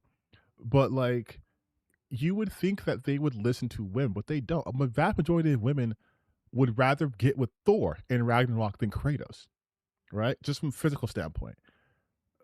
But the point that he's making, the point I've always made is, if your requirement for the female character is to be sexy to get you off, then you're either saying this is why you play as the male characters, or you're revealing you're a sexist misogynist who only has value of women if they can appeal to his base interest.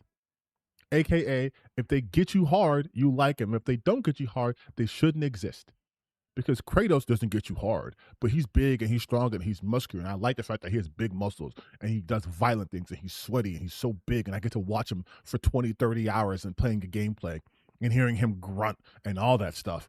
But if it's Faye, I have to be able to jerk off to her. Like, that's a must. I have to be able to do that. And they don't realize what a massive self-report that is. It looks like Avowed, which was a mega flop as well from Obsidian. It looks utterly generic. It's been done a million times before. Well, now you're just contradicting yourself. You are literally asking for Kratos to be the protagonist in this spin-off game, something that's been done a million times before. And no, Yes. This looks like God of War Ragnarok, something you would know if you played the fucking game. Gay man here, all of what you said is very grinder. So, hey man, Exactly. This looks nothing like Avowed. And again, if you think this game is going to flop, I have a toupee for you that won't make you look ridiculous. And of course, Why was he all wearing the that? discourse around it won't mention any of the things that I've just gone through. No, it will just talk about, oh, you're scared that there's a woman as the main protagonist. Hey, I don't sound like that. Even though games recently like Stellar Blade. Well, I don't know why. I don't know why. I don't. TT Breadman's way meaner than me. I know. I'm too nice to these people. Maybe because I like show my face all the time. But this took me out of it for a second. Even though I know this is not his like drawing and it's his avatar, I've seen what Birdman actually looks like. He showed his face in the video. But I feel like I'm seeing something I shouldn't be seeing in this picture. You know what I mean? Like, I'm used to the avatar just being the face and then the chin and the finger on the chin. This feels like, again, I know who Blanca is. I've played Street Fighter, but this doesn't feel right. I don't sound like that. Even though games recently like Stellar Blade have excelled. Oh my God, Stellar Blade, the game the vast majority of people haven't even finished played, and yeah. only bought to goon to. Surprise, surprise, I actually played and You know, I heard guys that claim to have girlfriends still complain that fictional characters are sacrificed. Just wondering, why do you care then? Focus on your woman. Dog, I'm going to tell you something. As one of those guys who has a girlfriend, even when I was single, I never, and I'm not joking, I have never, ever, you know what? I'm going to get serious here. I have never, ever in my entire 36 years of existence have I ever complained about a video game character not being attractive enough. Ever. When I played fucking Final Fantasy VII OG on PlayStation 1, Tifa was a bunch of polygons. I was fine. Lara Croft was polygons. I was fine, even though I, played the demo disc and I didn't really play those games a lot. But like, I never ever thought a character's attractiveness had any bearing on a video game, because that's insane to me. I don't buy these games to goon to. I wasn't playing Fighting Force because I thought Mace was hot. I mean, she was. But I played it because it was a beat 'em up and I liked it. I don't play games because I'm attracted to the characters they show. I'm attracted to real life women. I'm not attracted to fucking ones and zeros. Like, I don't care. I'm not gonna boycott a game. 36? I know. I'm old. I'm not that old though. I look very youthful. But I mean, there's other content creators that are hard 36, and I'll leave it at that. But I don't play video games in order to be like, this is a woman I like, because I don't talk to real women. This is what I don't need that shit. I just play, like, I played God of War not because I want to hug Kratos. I play God of War because I played it since the fucking first came out on PS2. I've also played the newer games. You look good. Take care of yourself. Thank you. We try. You get older like me, you gotta try. Also, I think it's funny to be like physically in shape for no reason. Just watch me stream. I just go like, and they're like, "Why are you doing that?" It's like, because I can. Look at those shoulders. Look at those traps. All right, back to the video. beat this game, and there is no evidence that Ass has on his channel. Prior to its release on PC a year later, this game was PlayStation exclusive. Here are my trophies. The important one is the Raven trophy. For those that do not know, the Raven fight was a brutal skill check that was directly in front of the ending of the game, meaning you had to beat Raven to access the end game. And just so people don't think I'm a fake gamer boy either, I also, sorry Birdman, if we're showing, you know, our credit, you know, I also played Stellar Blade. And I did stream parts on my channel. I also played Stellar Blade. And I also defeated Raven. And I learned all the skills. I also defeated Raven, okay? I also defeated Raven. So, I'm right there with you. I actually played the game. And which is funny because I've mentioned this game a bunch, and there's people who haven't beaten the game will always praise it. I'm like, dog, As someone who has played Stellar Blade and beaten it, I can tell you this. The game is okay. Most of the environment was the Raven fight fun? No.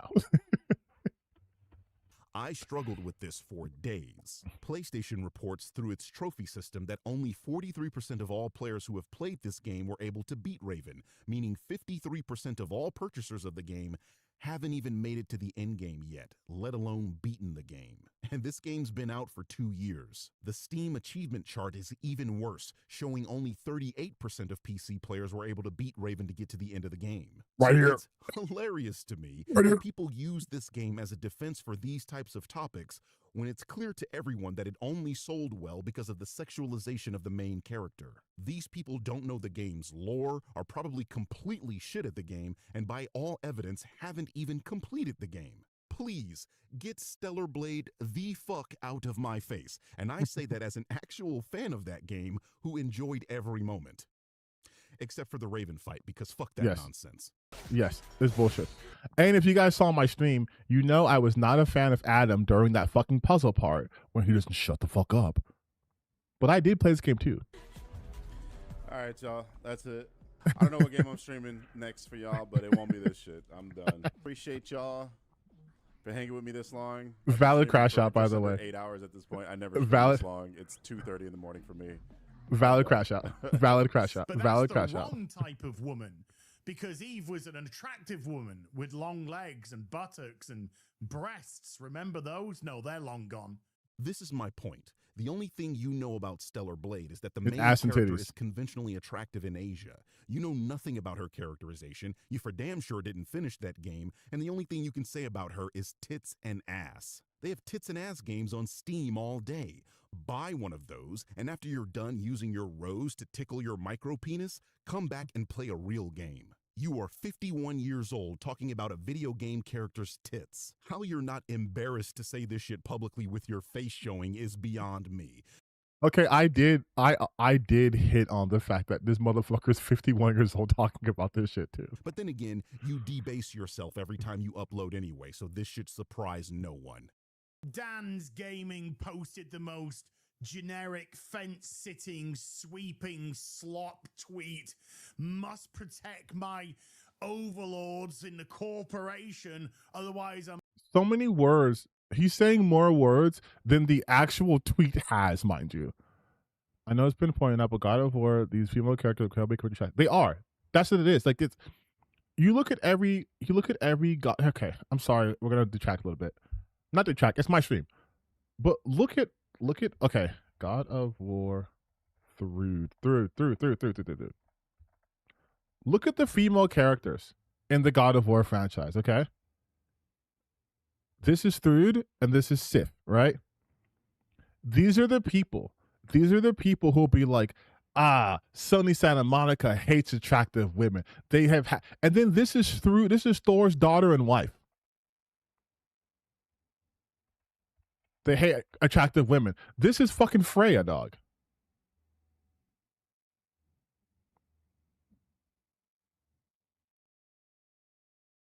This is Freya. But they hate attractive women. Even the fucking Valkyries, dog. And they're just like armors and shit, are still low-key hot.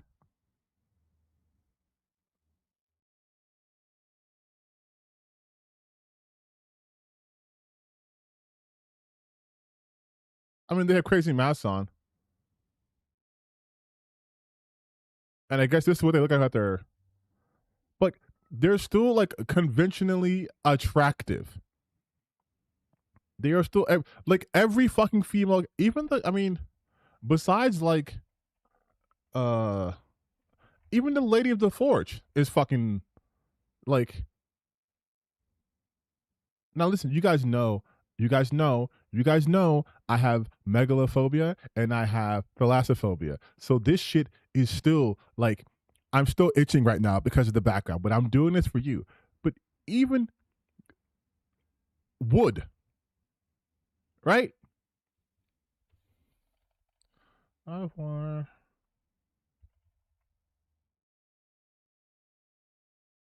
Now, the original Fates, but like the Nordic Fates, I guess the Norns, right? These are the only ones that you could say are not like all conventionally attractive.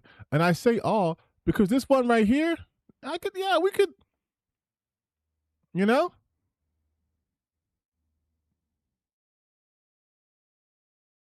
I mean, they're terrifying looking, but still, it's also scary to me. But still, like, they're trying to act as if like these are the ugliest women. And it's like, I don't understand. I don't understand. I don't understand.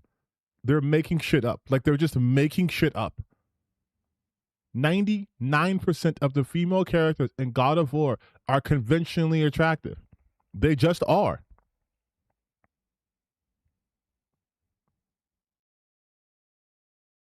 Like, women aren't my cup of tea, but the way the Valkyrie stomped my neck and called me unworthy, I get it. Exactly. You understand. There are some things that transcend sexuality.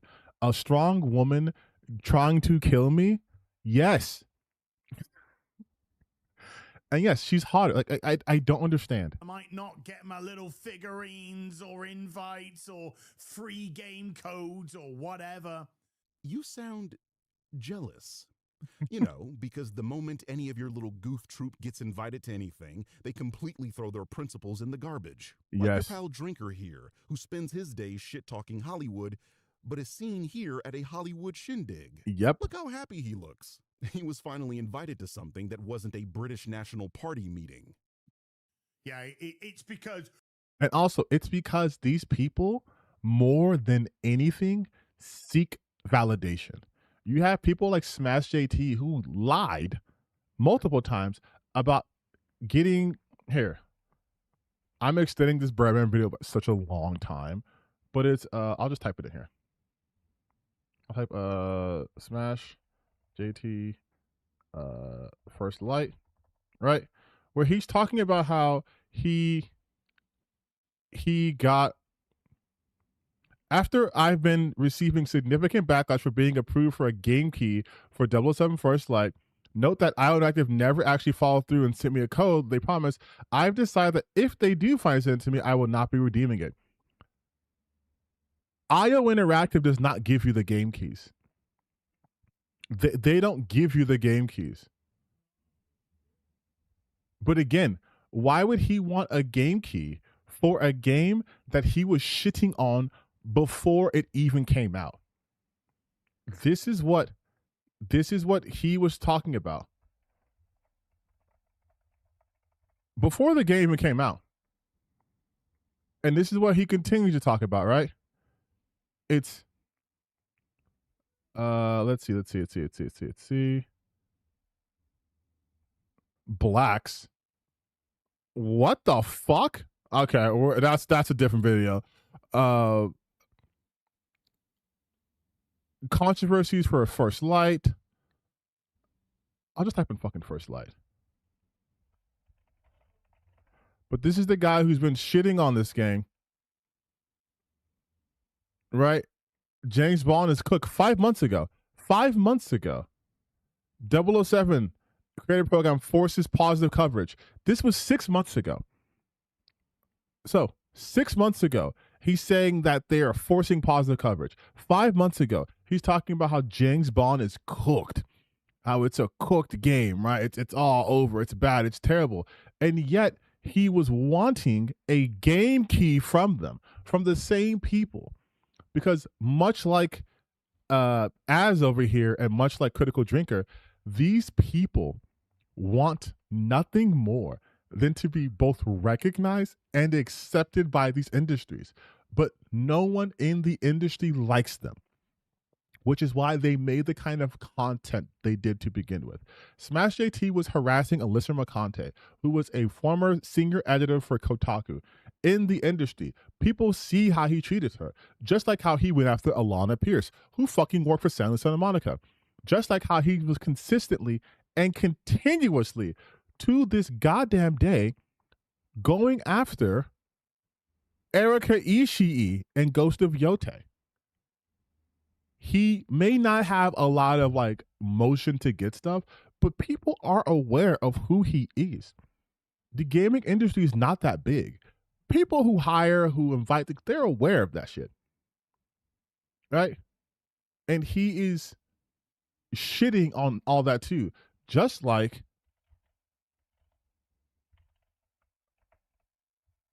he pretended that he got invited to the Game Awards.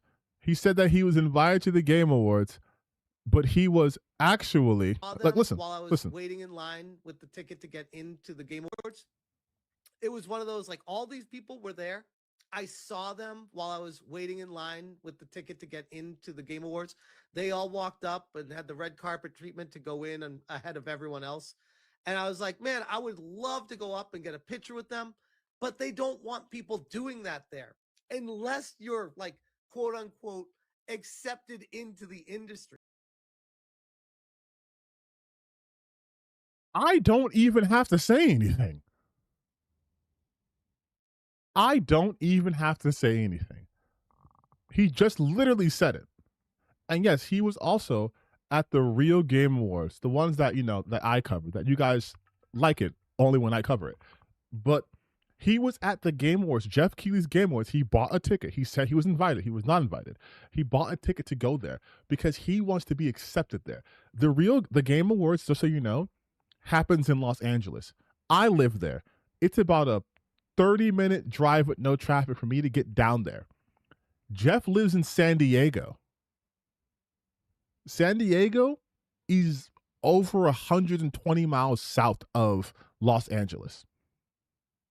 So conservatively, it took him like in with zero traffic, it would take him like over an hour and a half to get up here. More like 2.5 hours to get up here.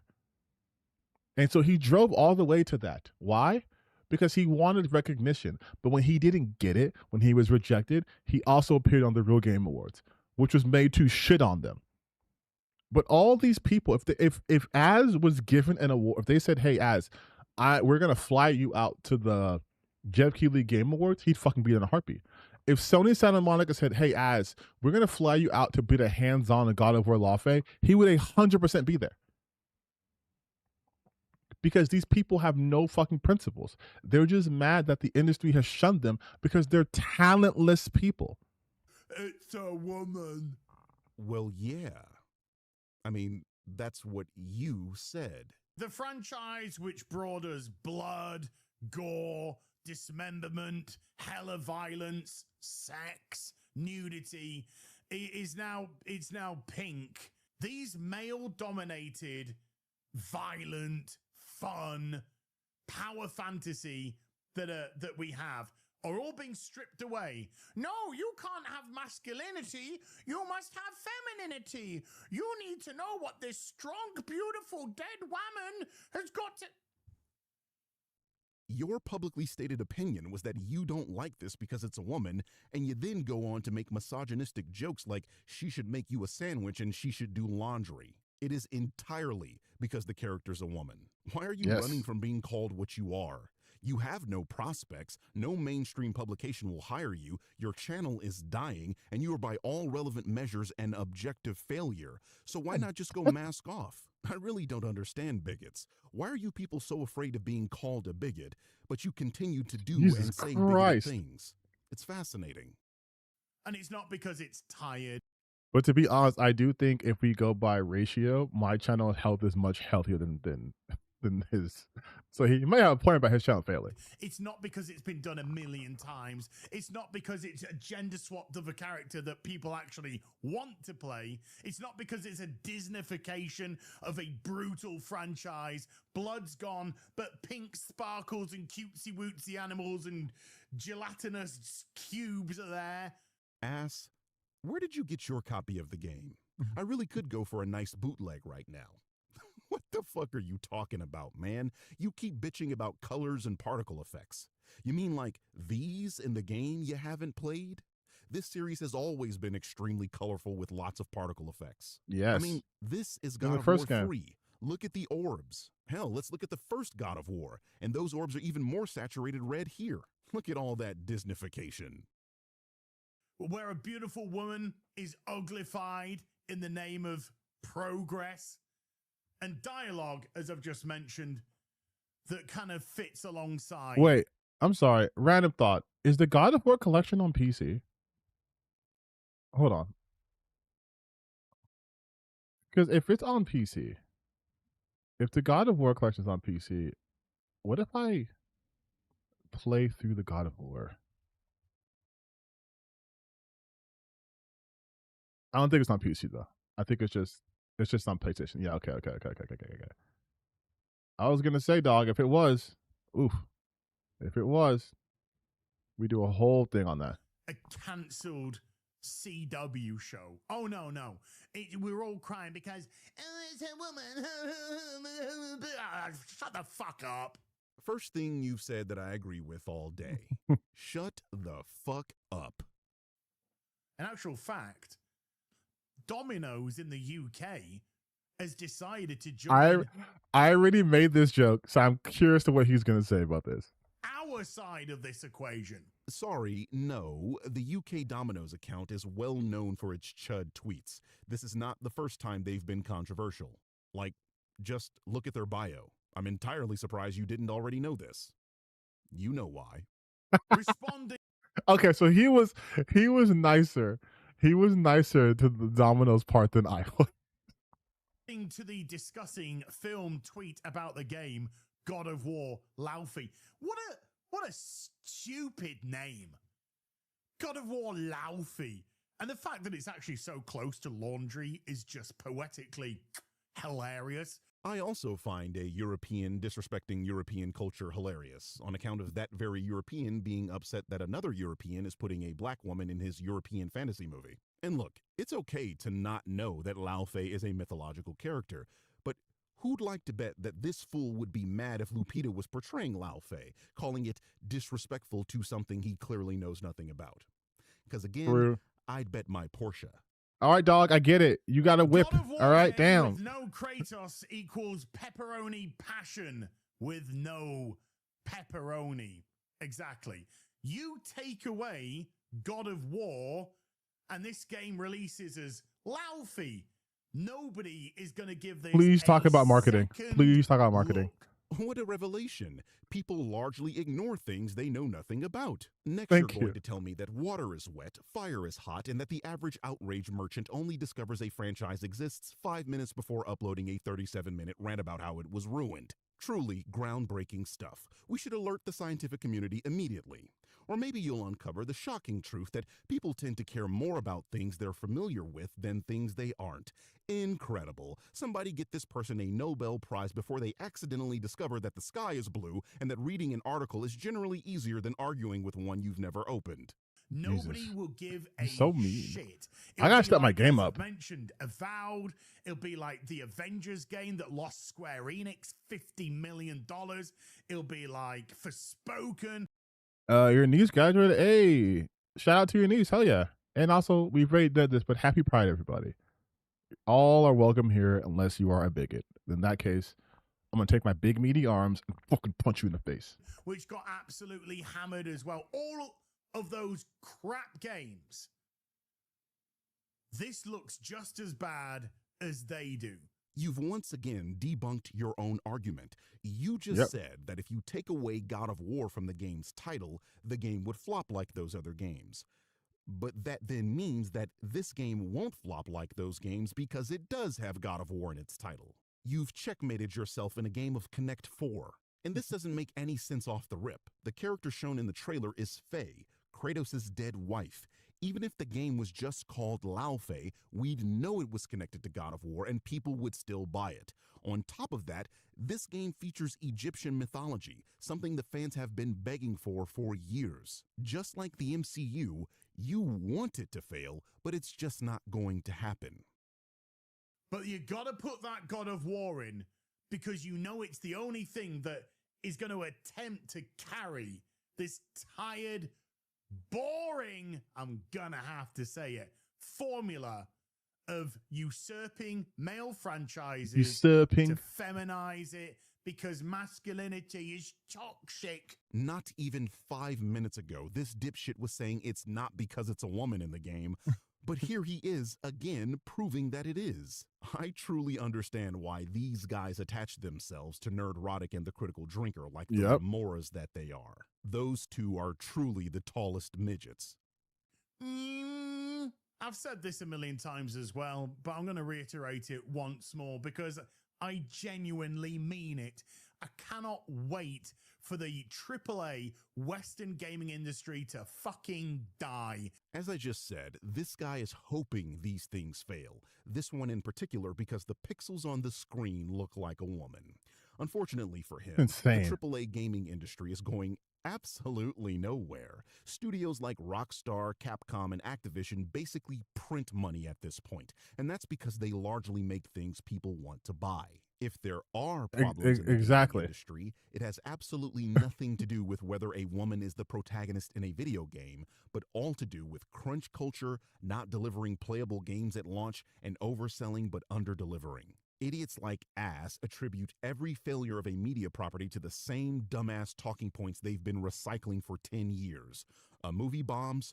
Woke. A game underperforms? DEI. A TV show gets canceled?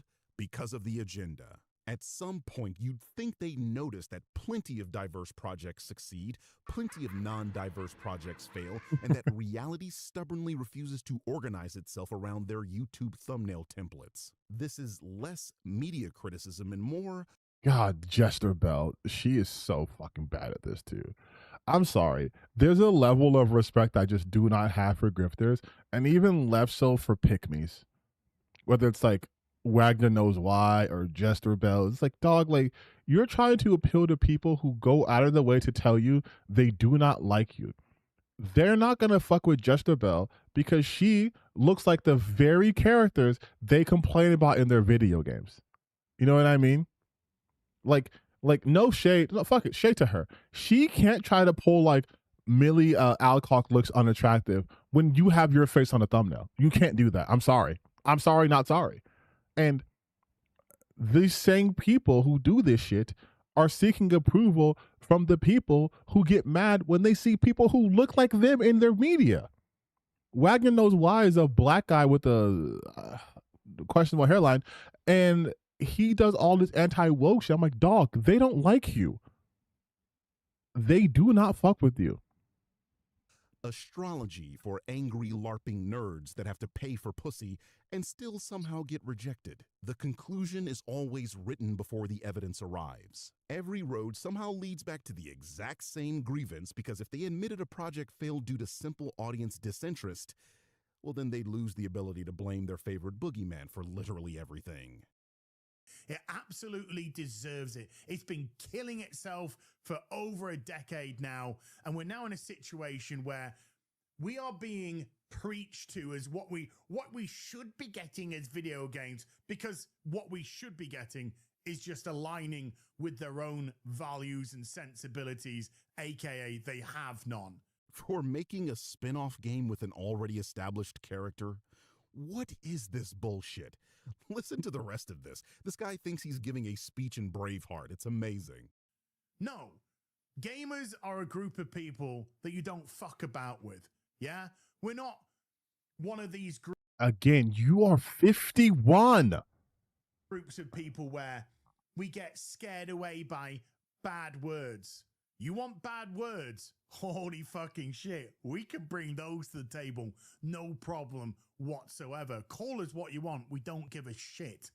And another thing that we do, Incredibly is we're sensitive. very discerning about where our cash goes. Well, you could have fooled me, considering the amount of money spent on battle passes and DLC and Souls. Exactly what I said. I'd argue gamers don't give a fuck where their money goes. And if you don't want to make something that we want to play, if you want to take a franchise that people love and feminize it because that's what you feel we should need, then that money's going to go to another company, an indie developer. I didn't say this in my video, but it's so funny to be like, we're going to take it to an indie developer. Ah, yes. Indies.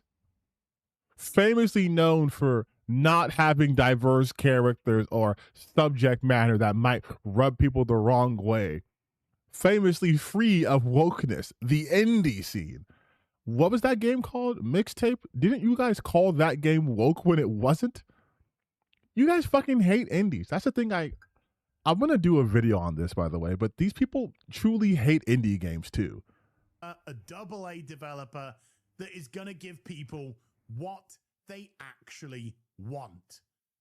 So make your slop all day long. This game, I guarantee you, is going to sell nowhere close to the God of War games.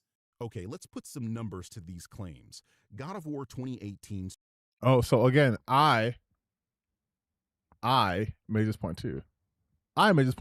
Sorry, we're closed. Exactly. Like, do you think As would support Sorry, We're Closed? It's an indie title. It's not mainstream. It does something different. It's not something you've seen a million times. I can guarantee you that. Because self plug right here over on the gaming channel, which we will just go right here. We'll just over at TTBN Plays right here. We do play games over here. These are the videos I uploaded so far. I just basically restarted the channel, so I'm uploading slowly. But as far as live streams, we played we're playing some games. So I'm just gonna I already subscribed to this channel. Wow.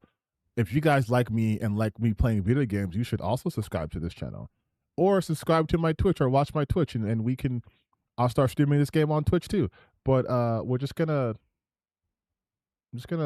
actually share this if I can. We're just gonna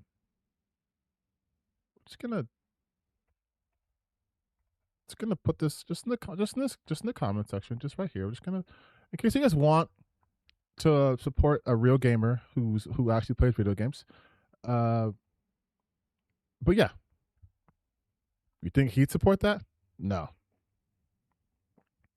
And the soundtrack of the fucking banger. Sold 23 million copies, and Ragnarok sold 15 million. Since Ragnarok was 8 million units behind 2018, and that game featured a man, that's the litmus test. Laufey has to sell within 8 million units of God of War Ragnarok to disprove this claim. I think it's going to sell at least 7 million units, Ass. Anyway, that's the end of Ass's video. I was going to... What if you refuse? It's a good thing you're joking then. Because then I won't have to answer that question. Include other grifters who whined about this game, like Asmongold, who ironically was also calling this game laundry while wearing the same shirt for a week, like the dirty-ass bum that he is. But it would be redundant. They all say the same shit. Misogynistic talking point after misogynistic talking point. Treating the mere existence of a female protagonist as some kind of cultural emergency, while ignoring games like Control Resonance swapping a female protagonist out for a male one. Different channel, different thumbnail, same shit. Different beard density, but it's all the same script every single time. A woman gets the spotlight, they predict disaster, and their audience gets angry. The game comes out, reality refuses to cooperate. Then they move on to the next thing they're supposed to hate like nothing ever happened. Because that's the scam. The outrage isn't a conclusion they reached, it's the product they're selling. And if your entire career depends on convincing grown men that seeing a woman hold a talking sword is the fall of Western civilization, maybe the thing that has a bleeding pussy isn't God of War. It's your entire fucking channel. See, here's the thing. He always ends on a bar, and I don't. I just go like, whatever, I'm bored now. I just go, whatever, this sucks. I hate this. Let me like this video. I can admit this. I think when it comes to formal edited video, I wish I could act like Birdman in that regard. I still think I'm pretty good, but like, again, he likes to take his time and edit and shit, and I'm just like, dog, I'm gonna react for this for the next 5 hours, and I'm doing it live, but it's just also so fucking funny. Also, I'm gonna get some water, but we're gonna talk about the bisexual lighting. Subscribe wherever I'm bored. I should. If I had merch though, I don't think people would buy it. But give me a second. I'm gonna just get some water. The magic water. No, it's just water. Hey, being bored is Eric Sticks. No, he says, I'm bored. Let's see what they're doing. I say, okay, I'm bored now. I won't do this anymore.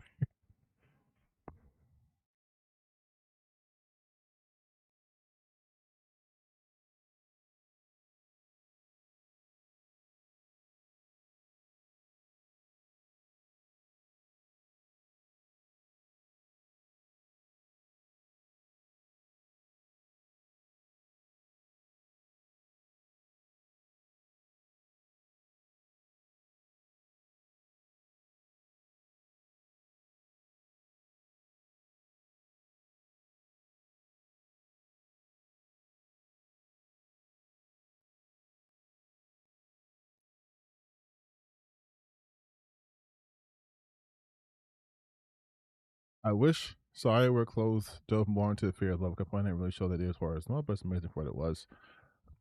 I mean, no spoilers. I haven't finished the game yet. We're gonna finish it this coming up Friday. But now that we've talked about these idiots, let's talk about more idiots. So there has been the talk about bisexual lighting, and it's so funny to me because it proves what I've always been saying about these idiots, in that they're not well read, they're not super curious about things. It's they hear a terminology once, they hear a term. No, William, you're good. They hear a terminology once and they immediately misuse it. It's like when people talk about woke or CRT or DEI. They hear the terminology, sounds scary to them, so they make it their boogeyman, and they completely misunderstand what they're actually talking about. And to prove this point, and I know I'm late on this, but other people have done it, but I only stream once a week, so it takes me a while to get to it. But we have to go back to our favorite dumbass, Smash JT. And if we look at here, it says the gaming industry has a bisexual obsession. We're going to have to knock out these two videos, but we won't do all of it. We'll just do half and half, make it one video. But let's just click on it. Something I've seen happen a lot over the past decade or so is an increasing amount of usage of certain particular colors on the spectrum of the blue, pink, and purple variety. And it's something that I've noticed in the game industry that has reference to as something called bisexual lighting. Something called bisexual light. Now, I'm going to explain to you incorrectly and tell you that it's here to push an agenda because I am a dumbass. And once you see it, you will not be able to unsee it. You remember Dragon Age of Veilguard with the purple, the light shades of blue and purple and pink that were... So immediately wrong. This is not bisexual lighting. Just so you guys know, this is not bisexual lighting. This is just purple. Like, even by his own definition, it has to be purples and pinks. This is just purple. This is just purple. It's just the color purple. Like, my background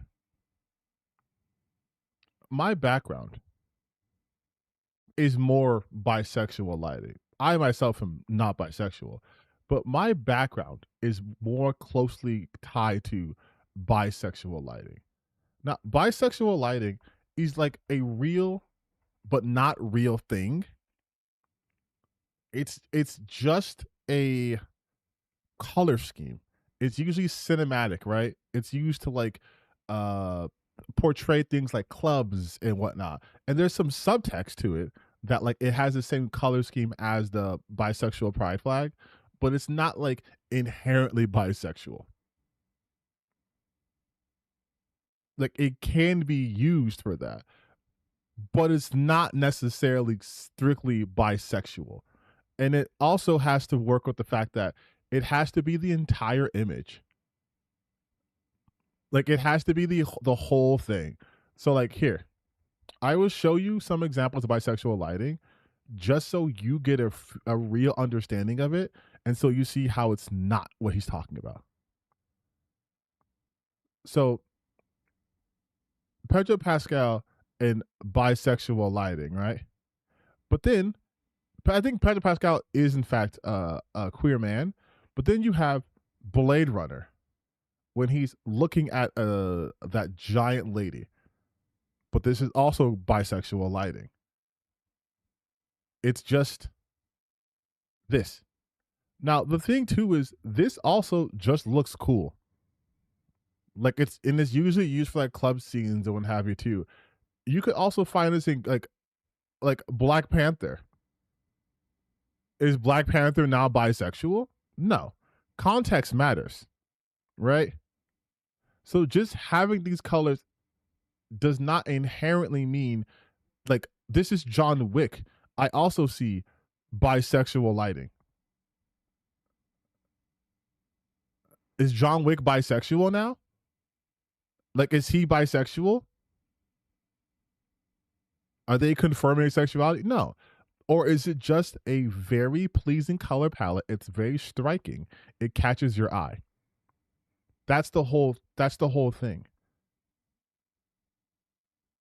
It's like the rainbow colors. Like, yes, the rainbow pride flag is associated with queer people, right? So rainbows also have an association with queer people. But also leprechauns? You know what I mean? Like, it's not like you have to look at it within its context. And that's what these people don't understand. They think everything is now for Loki, yes, because Loki is a bisexual character. But like, if this was for anything else, you would have to understand the context of it. Yeah, it's mostly it's neon shit. Like okay, yeah, bisexual. Okay, he is bisexual, but like this is tweet. Oh, he's gonna mention this tweet, so I'm gonna get ahead to it. I'm gonna put it right here. It's so fucking funny though. It's so fucking funny to me. This is unnecessary and intentionally signaling trans as if trans is some sort of a deity. Like you have like Cthulhu and you have like Azeroth or something like that, the dumb blind giant, and then you have trans. And to summon trans during Pride Week and specifically 7 days within Pride Month, you must create this is, you know what this is? Hold on. And I did a video about this a long time ago. You know what this is? This is but I have to. This is but I have to. And if you do not understand what I mean by but I have to, you're clearly a fake fan and haven't watched all of my videos. But I will explain this. So, there was a guy called One Angry Gamer. And if you can't read this, it's kind of boy, I'll read it to you. It says, so let's include gay and trans pride flags. And he has the pride flags here. And he goes, y'all really making Mount Everest out of a small molehill over this, huh? It's not even a molehill. It's 2 pebbles stacked on top of each other. Those flags have the most colors out of anything in that picture. You're forced to look at them. This is the full picture for reference. So this big ass picture, and it's this tiny section. I wasn't talking about the full picture though. The full picture is what's shown in the game, dude. Yes, but if you zoom in to look at the flags, they're the most colorful entities within the frame. Oh, this is a better picture of it. You're forced to look at it. You're forced to look at it. Don't fucking zoom in on it then. You don't want to look at it. But I have to. This is the same as this. Look at this entire picture. Look at this entire photo. You see Master Chief in the center. You see the ring of Halo. You see a Forerunner technology. You see the forest. You see all of this shit. And then you go right here. and he has to circle it because it's so insignificant that you wouldn't even notice it unless someone pointed it out, right? And then to be like, once you see it, you can't unsee it. This is seeing faces and everything. This is seeing shadows around every corner, dog. Like, this is psychosis. This is psychosis. Because let me show you the picture. Halo Combat Evolved, or Halo Campaign Evolved. Let's just look at the photo without it being circled.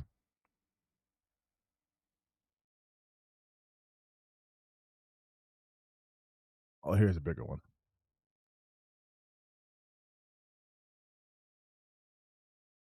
Oh my God. What shows my email address?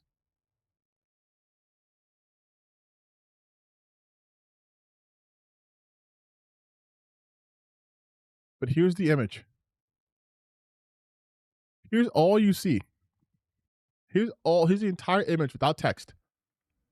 And your eye is drawn to this when you can barely see the planet over here.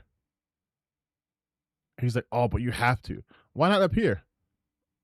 Well, you see a little circle up here. Why not over here? Why not?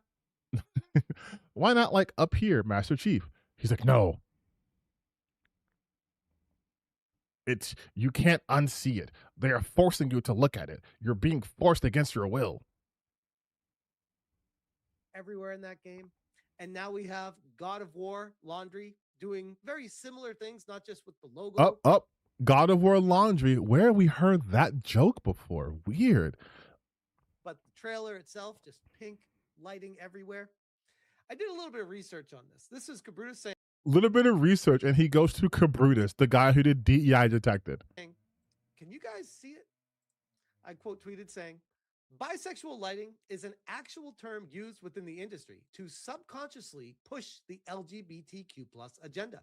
The video game industry has been co-opted by a cult. Like, he's so fucking stupid. I just explained to you guys in like 3 seconds what bisexual lighting is used for. It's shorthand. Depending on the context, it lets you know about the character's orientation subtly. And he's like, it's to push the LGBTQ agenda. Trying to constantly gaslight the masses that their own eyes are lying. Gaslight the masses into what, though? Gatekeep harder. And this is a video from Kyle Kalgren from 7 years ago called Bisexual Lighting, the Rise of Pink, Purple, and Blue. A quick intro. This is only 41 seconds. Here. Want to talk about bi-lighting? Well, any lighting that replicates the color scheme of the bisexual flag, that being pink, blue with purple in between. The flag itself dates back to 1998, when an activist named Michael Page designed it to increase bi visibility within the LGBT community.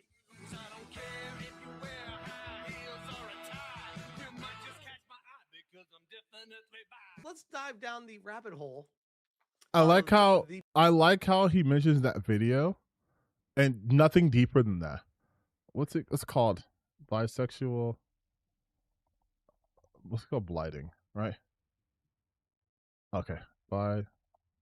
Bisexual lighting.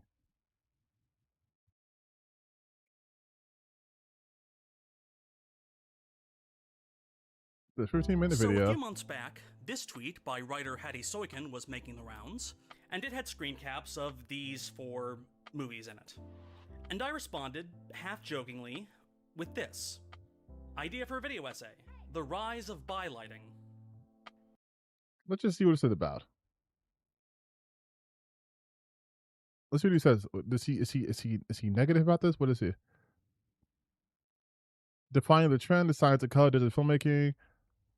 Filmmakers use these colors to create safe spaces on screen. This is particularly relevant for representation in marginal groups. For example, blue tone lighting is often considered more flattering for darker skin tones, helping to subvert a history of racist film and stock manufacturing.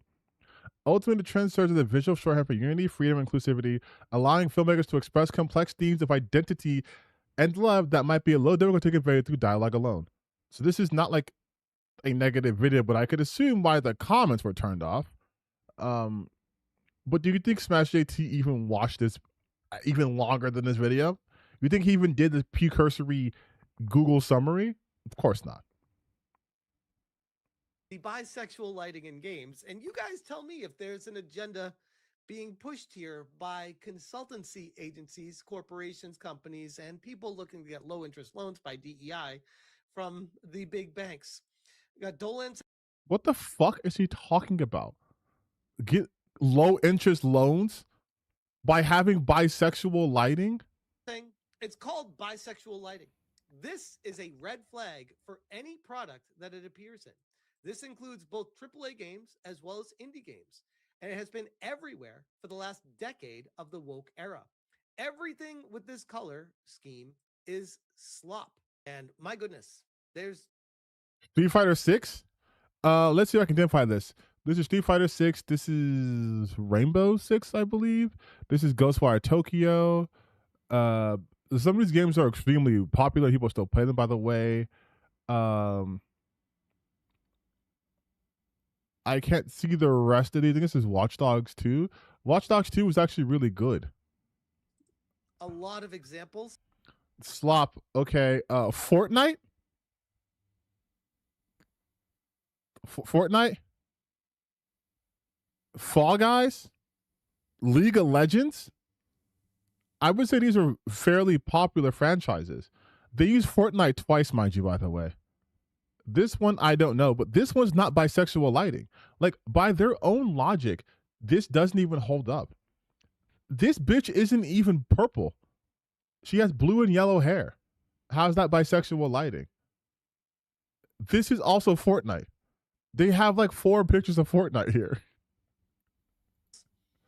Over and over and over again. You'll obviously get your exceptions with everything.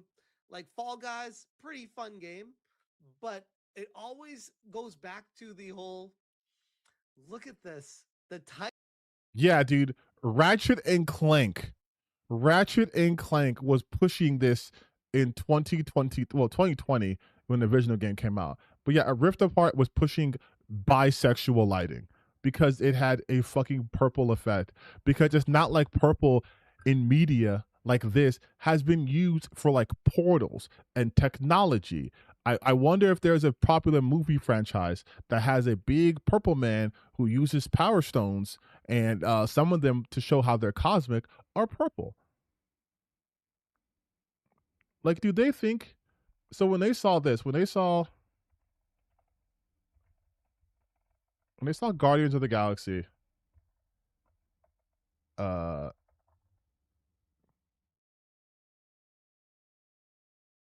they saw this, I'm going to mute this, by the way, because I absolutely will be getting clapped on YouTube for this. When they watch this movie, were they like, oh shit, this movie's going to be gay. Look how gay. He's screaming because it's turning him gay. Star-Lord's screaming because the stone's making him like boys. And it's making her like girls. And look, now they're being unified in their gayness. Like. Or was this to show some sort of exotic energy? Oh, look. Black Panther. Kinetic energy suit. This is also purple. Look at that. Oh, this is purple too. Oh, they're pushing a bisexual agenda in Black Panther. In Busan. Look, that's purple lighting also. Look how gay the suit is. Oh my God. You guys, South Korea is all gay.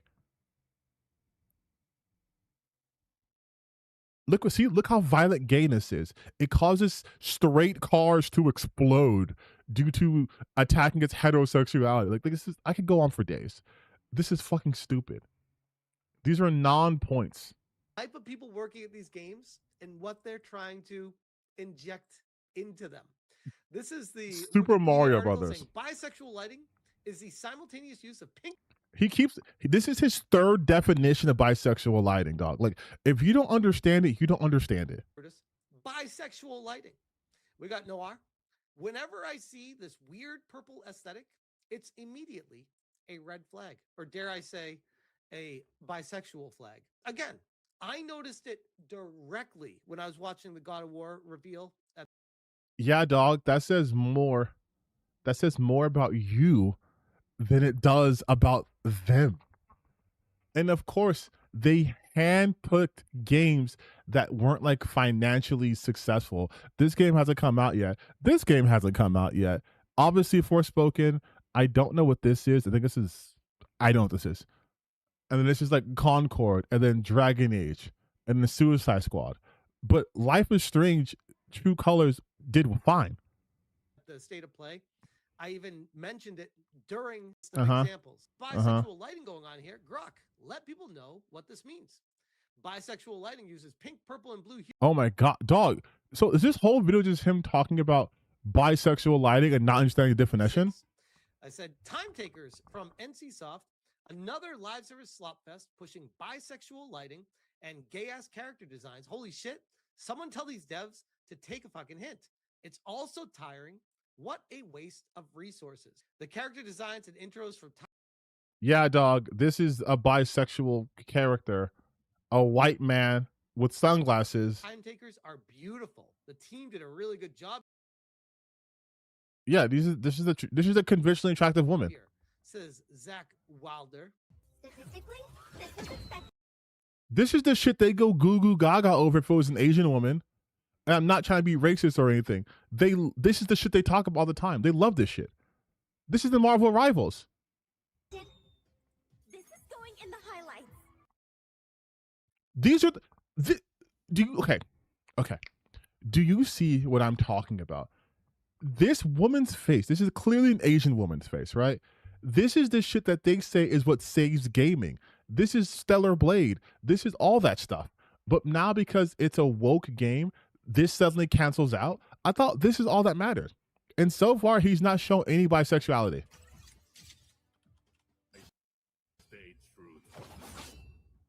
That's a fucking samurai.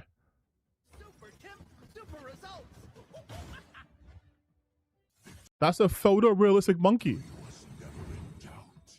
This is a Mass Effect character. What are you talking about? Wow, that was one intense fight.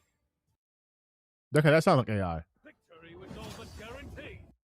He doesn't even have a fucking face. Like, I mean, even the shield. You got the pink. Jesus Christ, dude. Like, this is so desperate. He said nothing. He said nothing for one character, 2, 3, 4, 5, like 6 characters. He had nothing to say. And then the most he can say here is, look at the shield. Look at this shield that obviously has highlights in it. Purple and blue. This is not done by accident. It's like this is so pathetic, Smash JT. Jeff, you are pathetic. You are a pathetic loser man. You have literally nothing to say about this phenomenon. You, by your own definition, you are stretching this. Your biggest point right now is this is not done on purpose. Yeah, this is called character design. let's try to insidiously push this agenda. Insidiously push this agenda with the guy's fucking shield. And oh, by the way, Time Takers still not available. Coming soon. No. Yeah, still not available. What does that mean? You think it's not available because it's woke or something? No updates, and this is going to flop so hard, it's not even funny. We already know. V, it's bisexual lighting, and it's another example on how the mess. Oh, so GTA. GTA, perfect. Please do this. Message is more powerful than entertainment. While in some situations, the gay lighting fits, in others, it's shit and completely removes the tension or aggression. Listen, I can read a text too. I can read. Thinks are not gay. I mean, there's probably a higher percent of customers that are gay, but it's a very high.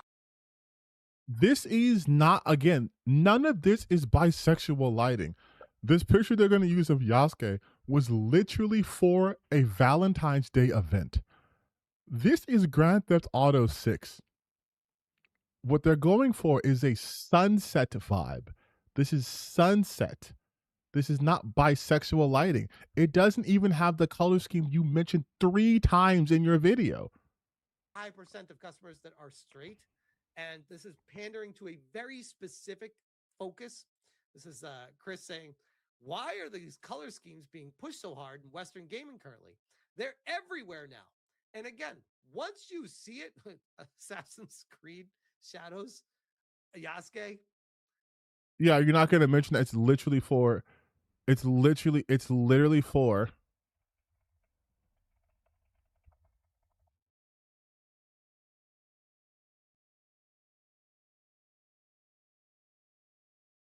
It was like a Valentine's Day like theme or some shit. Oh no, it was like Cherry Blossom, right? Oh, that's Frozen. Here we go. It was like Cherry Blossom or some shit. It was some wait, now I gotta find out what the concept was. It was something. Was it Easter? It wasn't Easter. It was like some sort of it was for an event. I'm gonna say Assassin's Creed Shadows pink outfits.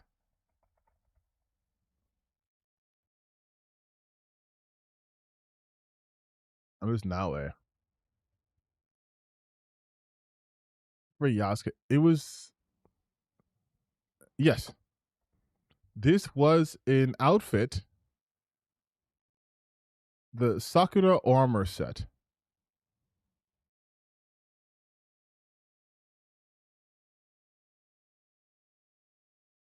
Yes, it was a special armor set.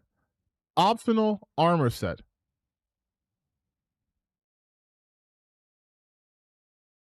It's a premium cosmetic and gear bundle available through the in-game store. So again, optional skin. But these people love using optional skins as like you gotta buy it. Like, bro, when Ubisoft pushed this out, I covered it in a video like, what are we doing, Ubisoft? Again, love that he doesn't talk about it. It's for other characters too. Dragon Age Veilguard, Grand Theft Auto, and Call of Duty Warzone. Ooh, nothing to say about those games though. Interesting, huh?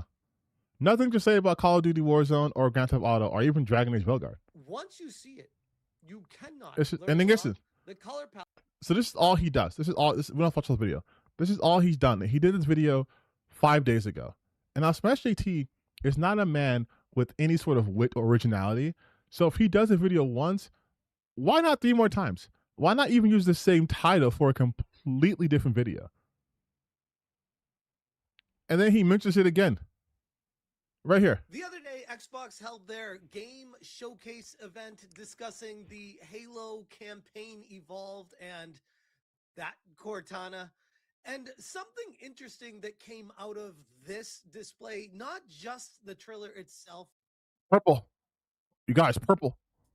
but the actual cover art, which I noticed Oh shit, more purple. something curious on. And I posted this tweet saying, this is unnecessary and intentionally signaling trans. They know what they're doing. Once you notice bisexual lighting being used, you I never see these people talk about what they love, only what they hate, because they don't love anything. cannot unsee it. This is intentional. I will not be gaslit. And knowing going into this that it was going to be a very controversial statement because there's so many people out there that love Halo, myself included, by the way, and will defend it just to make sure they can enjoy the experience.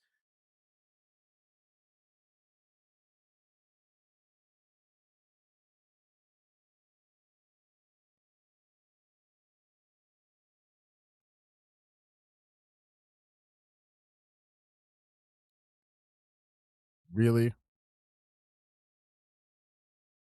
Really, Smash JT?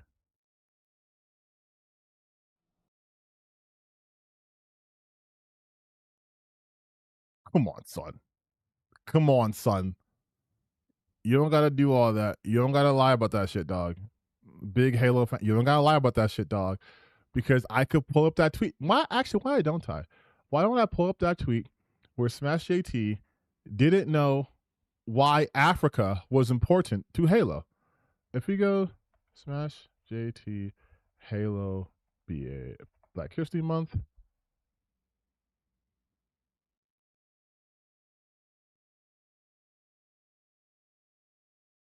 Not that one. There is.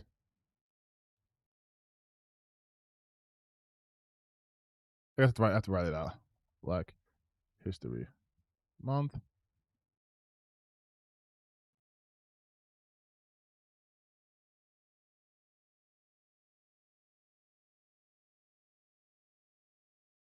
There we go. This is it. Where he was talking about how like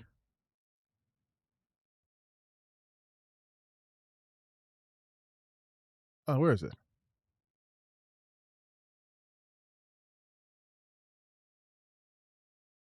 Oh, okay. Maybe I can't find it. I'll look for it later. Because it's not. But he basically was like, they were talking about like he's talking about Black History Month and their skins here. Wait, can I do it here? SAT Halo Black History Month, please. Because he was hella mad about this. He was mad about it being Halo Infinite.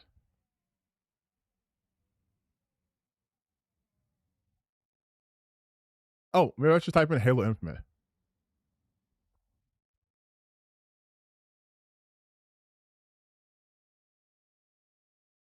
It's not going to show up. Well, just take my word for it. He was really upset. He was really upset that during Black History Month they did a collection for it, and he was so mad. He was so mad about it that he was like, "Why is he? Why are they being like Africa, like into the Halo? Why are they focus on Africa? I focus on African colors and prints." And it's like, dog, if you don't understand why Africa's important to fucking Halo, then you're a LARPer. Which in a weird way, I definitely understand where people are coming from. But I'm not going to withhold my feelings on a situation when I see something concerning that's following a trend throughout the entire industry, and specifically at Halo Studios that has been completely co-opted by ideologues pushing an ideology, and many of them having certain beliefs, we'll just say, that might be counterculture.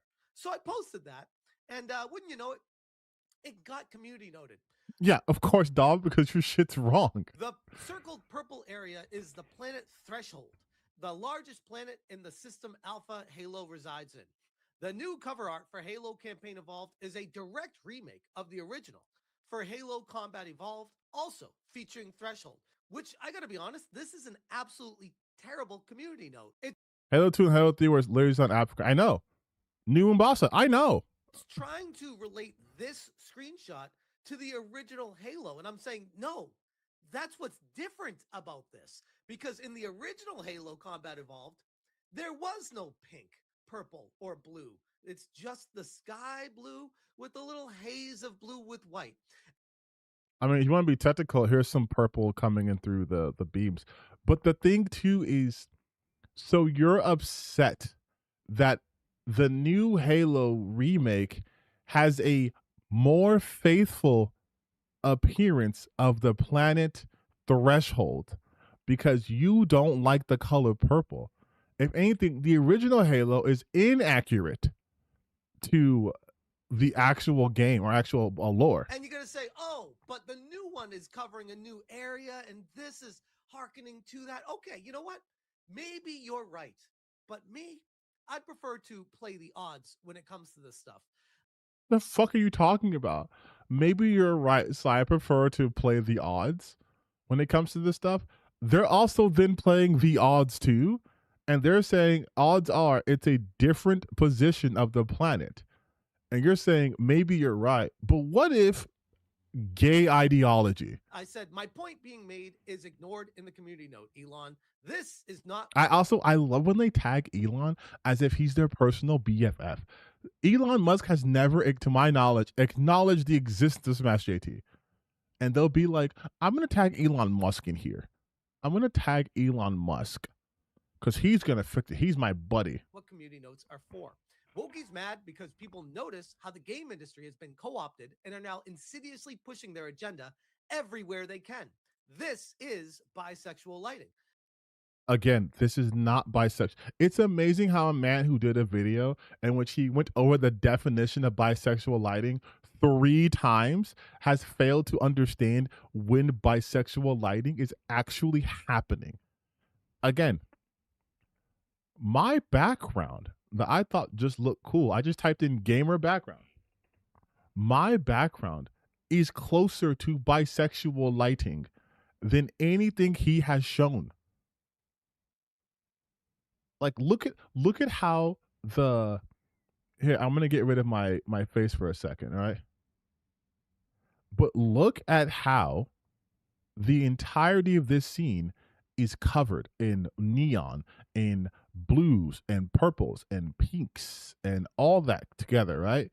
It gives it a somewhat cool, like literally like temperature-wise, a cool appearance, but also is a nice little visual. This is closer to that. Notice how it's the entire image or a significant portion of said image. Is this a significant portion?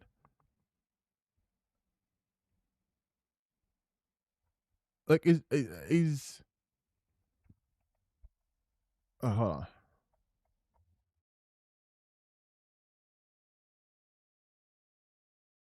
I put lighting wrong, but are these he has more? They're talking shit about him on Facebook? That's so funny. But is this a significant portion? Is this a significant portion? This is mostly blue. This is so bright and blown out. And this little sliver of purple, pinkish pastel purple, he's losing his mind. Mind you, you know what? Seeing this post, I no longer think you're a grifter. You are genuinely just stupid. It's so funny. It's so funny. Even for you, this is sad and pathetic. Holy schizo posting. My God, you need to do a complete 180 in life if you want your family to respect you. I'm screenshotting this shit before you delete it out of embarrassment. That's the fucking planet, you moron. Oh my God, dude. Hey, Grifter, thanks for showing us you have actually played Halo. Maybe a few more posts will help you get the money to fix the hole you dug. Or maybe you just need another video of you crying for sympathy. Like, yeah, dog, like everyone, by the way, in this comment section is dog walking him. He is being brutally dog walked. Like, ain't nobody on his side.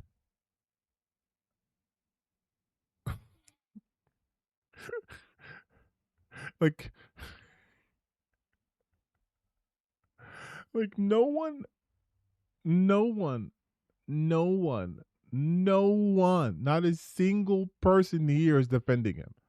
Not a single one.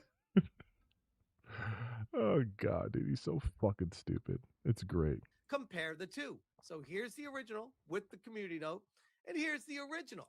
So where's the purple planet on the original? It's weird. It's weird. So they want to gaslight you into thinking that it's always been there. The trans coloring, and then I've seen many people share Trans coloring in game of all the purple. Mind you, trans coloring is not the same as bisexual lighting, just so you know. But notice how he just combines the two, because for him, it's all the same shit. That's why in his original tweet, he wrote this, right? That's why in his tweet, he wrote, it's signaling trans. His idea is bisexual lighting isn't even used for bisexuals. Bisexual lighting is used to summon trans. It makes you trans. Bisexual lighting doesn't make you bi, makes you trans. Trans is also not a sexuality. So you can be trans and still be heterosexual. You can be trans and be asexual. You can be bisexual. You can be pansexual. That's like me saying because I'm cis, I'm heterosexual. Like cis is my sexuality. Oh, I'm not straight, I'm cis. What? Huh? lighting and the alien areas. And guys, I've been playing Halo since the day the original one launched. I don't need to be taught that this game deals with purple lighting, with the aliens. That's not my point. My point is this game is being co-opted by ideologues to push an agenda. Oh, stupid. If this is why I call him specifically a fucking dumbass. Your point does not hold water, is what they're getting at. If the game already has these colors that you've played since they first came out, like OG Xbox, then you cannot say they are now pushing an agenda. It's always been there. Halo's always been gay then. It's always been signaling trans. It's not just now doing it. Like, you have to be mentally deficient to make this take. And it's clear as day. Here's another angle. The remake campaign evolved here, and the purple, pink, and blue bisexual lighting sky compared to the original. And again, putting them side by side. You guys notice anything different here? Just curious. Just curious. It's funny too, because I'm not the only one noticing it. We got Like, he's allowed to vote and be produced. That's crazy. My favorite thing also is, like, it's not just me. We have Yan 420 also agrees with me. Like, okay. Yan 420 saying, Who he's not even familiar with, because he said Yan 420. why? Look how confused he looks when he's saying this person's name. He's trying to say, like, oh, everyone agrees with me, and it's fucking people who he's never interacted with. Yan 420 saying, why is that color scheme very, very prevalent? These transformers are out of control. Case in point, Halo 1. Notice the planet on the right side. See? No purple in the sky here, no blue, no pink. They want to gaslight you into saying, oh, now you're afraid of colors? No, I'm not afraid of colors. You are, though. This is what they're doing to the industry. You see Dragon Age the Veilguard. You see God of War Laundry. This is Pepe Silva. This is Pepe Silva. Also, the fact that he keeps calling God of War Lawfare God of War Laundry because he thinks it's funny, I think he now thinks that's the name of the game. But this is Pepe Silva. This is what he's doing. This is what he's doing. This is literally what he's doing. He's doing the Pepe Silva. Pepe Silva. This is what he's doing. Like, listen to what he's saying. Listen to what he's saying. This is what they're doing. You're afraid of colors? No, I'm not afraid of colors. I'm saying that this is what they're. Oh, now you're afraid of colors? No, I'm not afraid of colors. I'm saying that this is what they're doing to the industry. You see Dragon Age the Veilguard. You see God of War Laundry. You see all these games that they're pushing this pink, purple, and blue everywhere they can. At some point, I'd like to think people will wake up and say, wait a second, what are you doing to our games here? Why do you keep incessantly pushing this agenda everywhere you go? And then you see the people working at these studios, and it makes sense. Madam Savvy quote tweeting, color theory is Madam Savvy, of course. Of course. Color theory is a real issue. I spoke on 2 years ago and said that purple pink would be the first signs. They do it intentionally across everything so they can signal their infection. Masculine titles get a touch of it and not completely converted, logos adjusted, but like, this is so fucking stupid. Madam Savvy is also a dumbass that no one takes seriously. So of course he references her. I'm not going to watch him read this tweet out because he's still doing the same tweet. Color theory being an issue is one of the most anti-art, small brain shit I've ever heard in my life. Than I'd argue any other game series ever. So miss me with the he's a tourist, he's not someone who understands Halo. No, I would argue the people trying to defend this are the ones that are the actual tourists, the ones that are trying to push their ideology into the industry. Of course you would argue that. You're a dumbass. And yes, it's so subtle that daring to call it out makes you sound like the crazy one. But this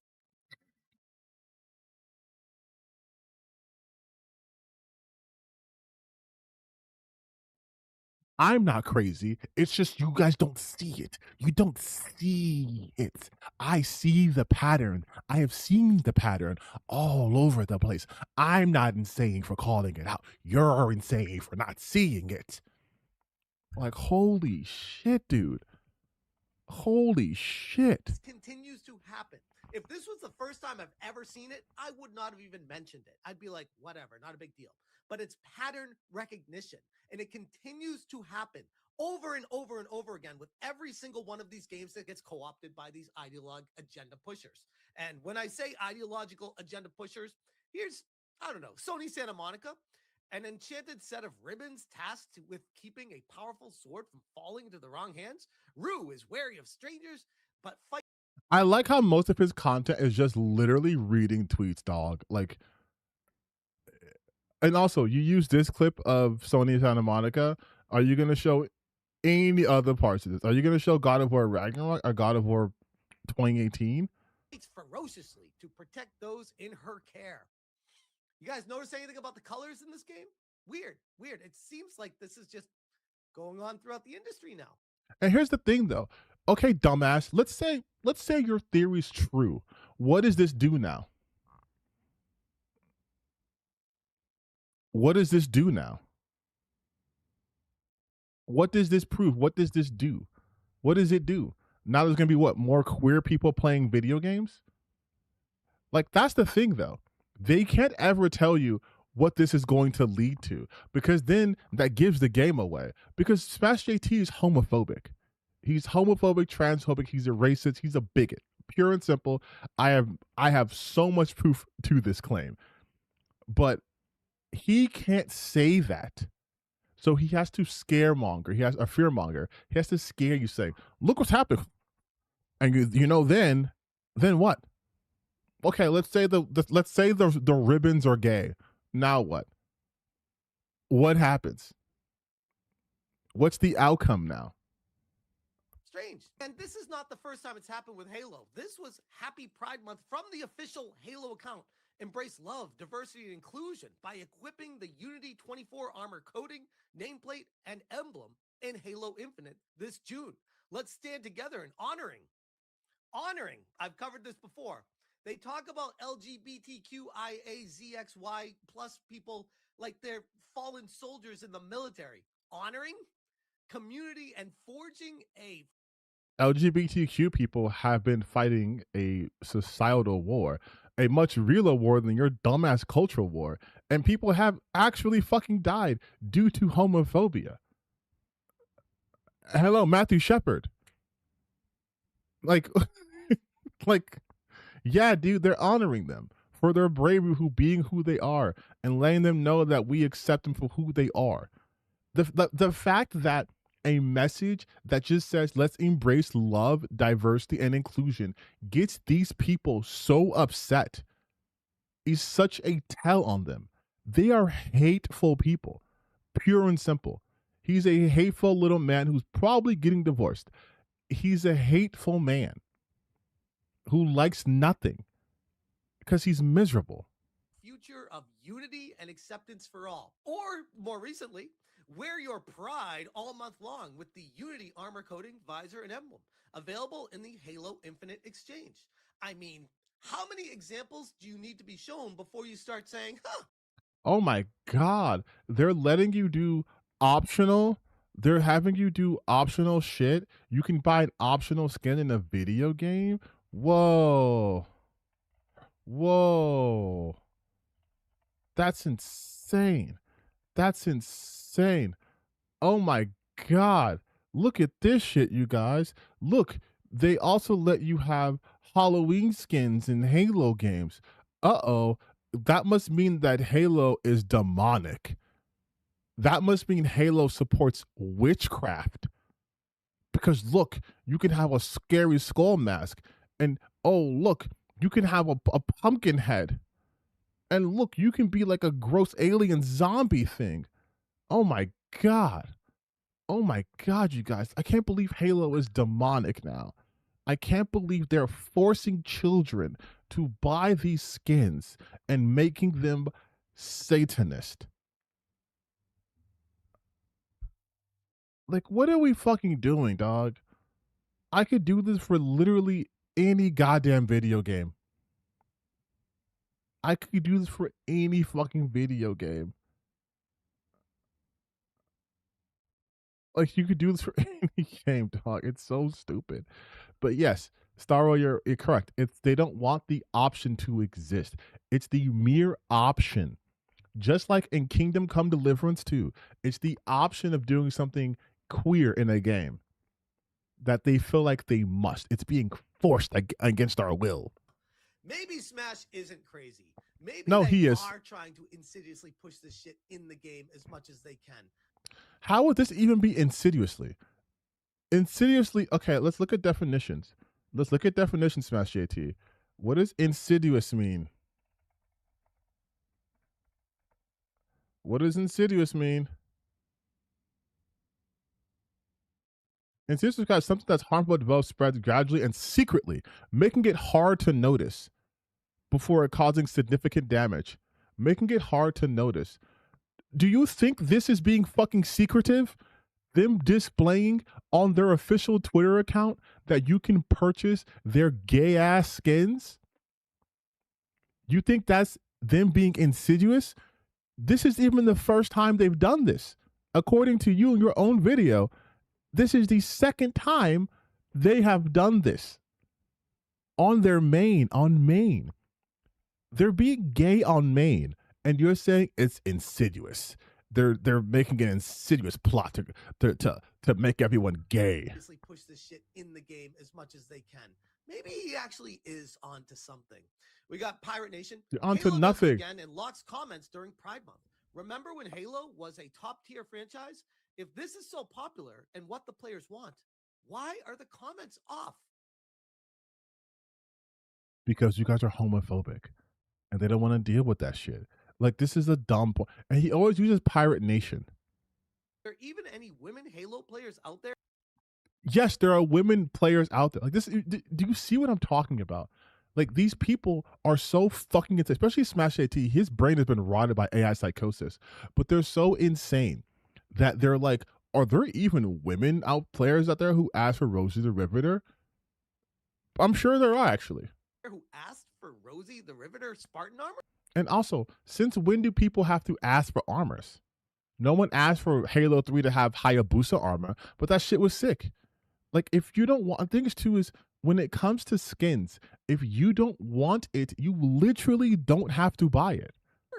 And quote tweeting Halo, this Women's History Month, join us in celebrating the women who shape Halo in our universe, our studio, and Yes. our community.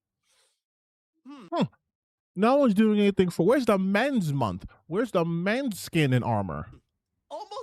Almost like they're pushing an agenda. Almost.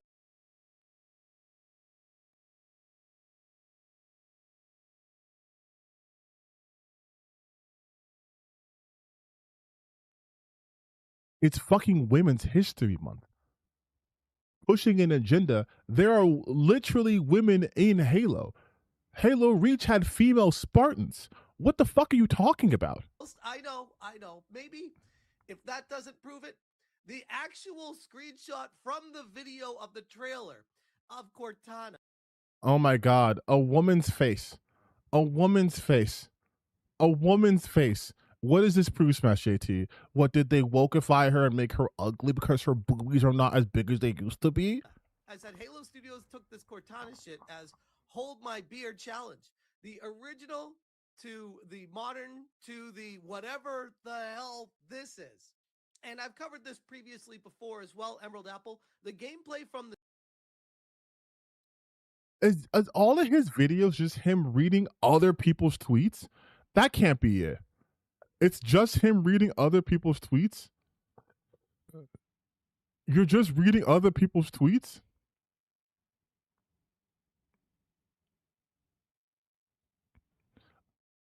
Also, the Halo Master Chief Collection did not launch with all of this shit. Halo 2, Halo 3, Halo ODST, Halo Reach, and Halo 4. It has online multiplayer camp. Wait. The Master Chief Collection did not launch with all that shit. Halo Chief.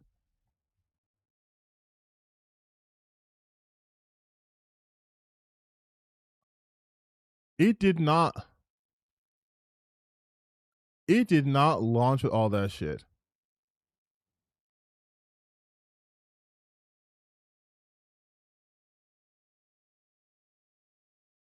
Did it not work too?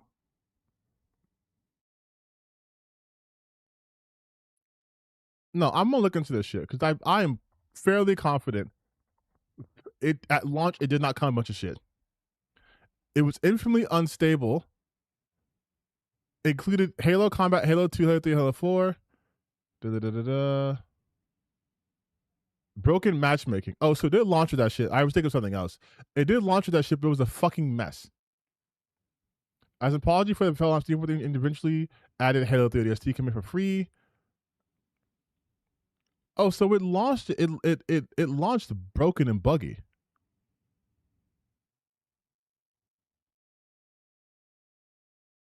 That's insane.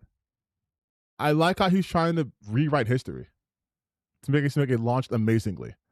Campaign co-op, Forge and Theater mode, cross-player progression, and 120 plus multiplayer maps. I don't know about you.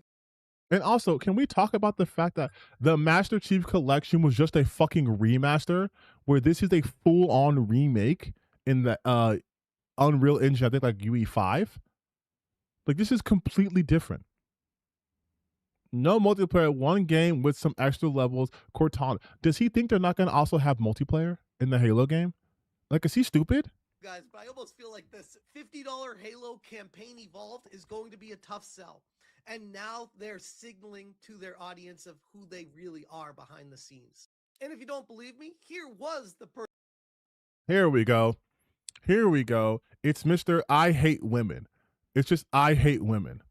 You can surmise all of these guys' content with literally I Hate Women.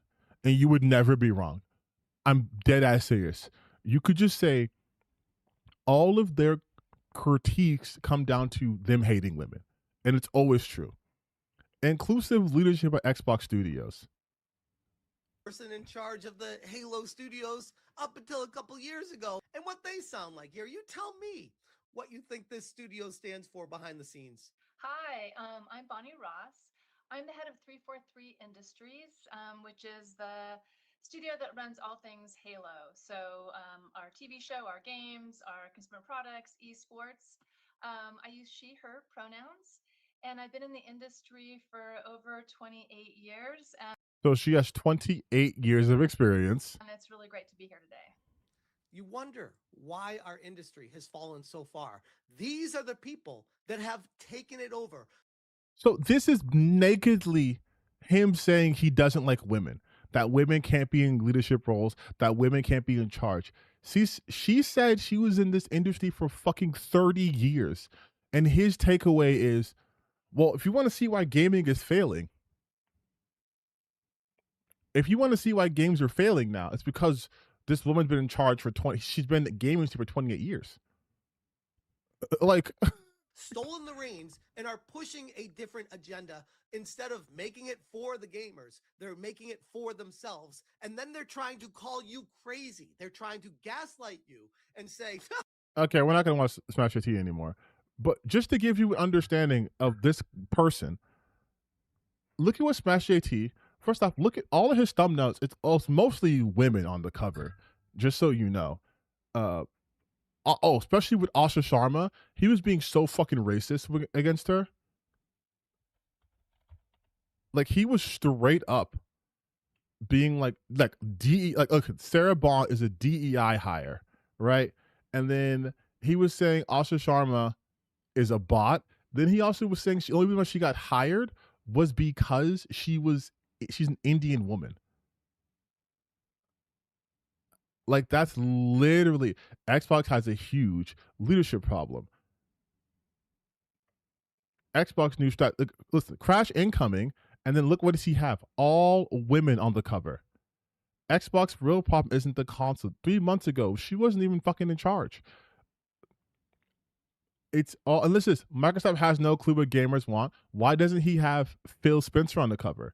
He has Asha Sharma, and it's always her crying. It's I don't even know who this woman is. He did an AI version of Asha Sharma, but this is what he does. He legitimately hates women. Same thing with Nintendo. This guy doesn't even fucking with Nintendo. And the first thing he did He did it. Listen. He did Nintendo like 5 years ago, and then it was look. The minute Devin Pritchard got hired, he was like, "Oh, it's bad." Huge W. Nintendo's horrible patent rejected. And he has Trump on there. Nintendo shoes Trump, and he always has her on here. Woke slap. That's official. Nintendo's new president, Devin Pritchard, is a clown. She had more experience in the company than fucking Doug Bowser did. And he said nothing about Doug Bowser.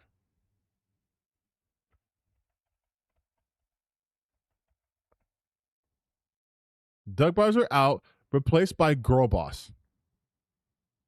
Okay, never mind. He said he sucked once. My mistake. He said he sucked.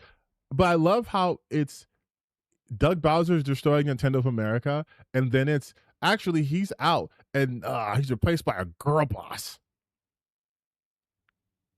And it's woke slop now because she's a woman. He made what? 2 videos about Doug Bowser? And then before she got hired, he's made 2 videos about her too. Amazing. Simply amazing. But Smash JT hates him. He's obsessed with Ghost of Yote. He is obsessed with Yote. He does not believe that this game could sell well. Like he literally has created a fiction with Yote. Like, look at this shit.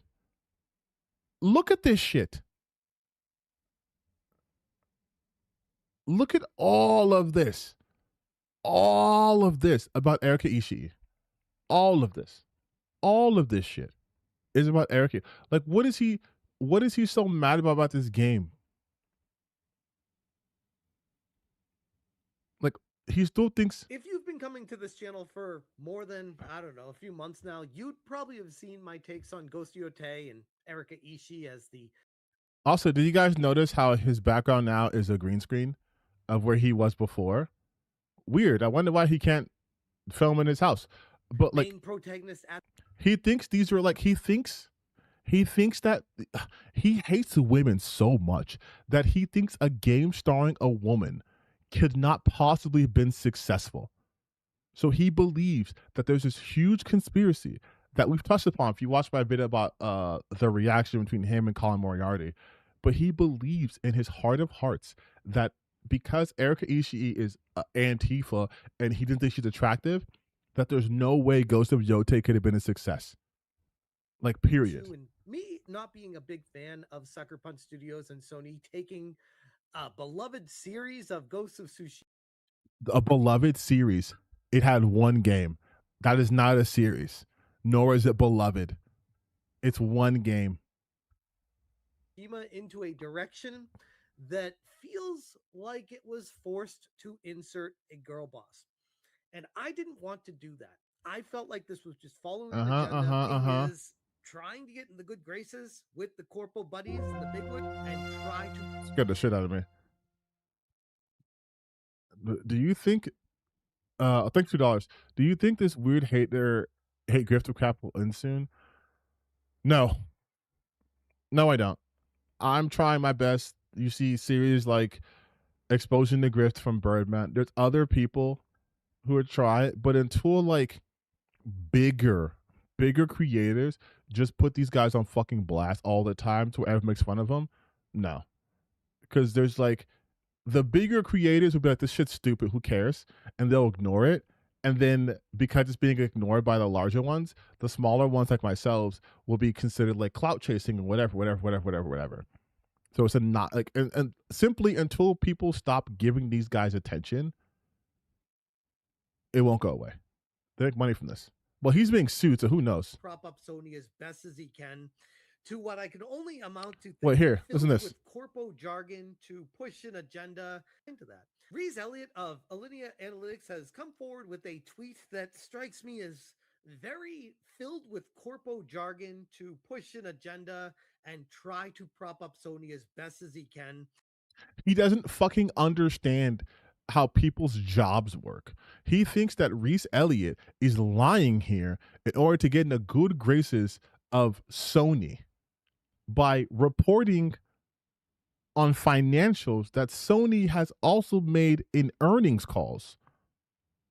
Like, this isn't, like, just to show you guys, this isn't people making shit up.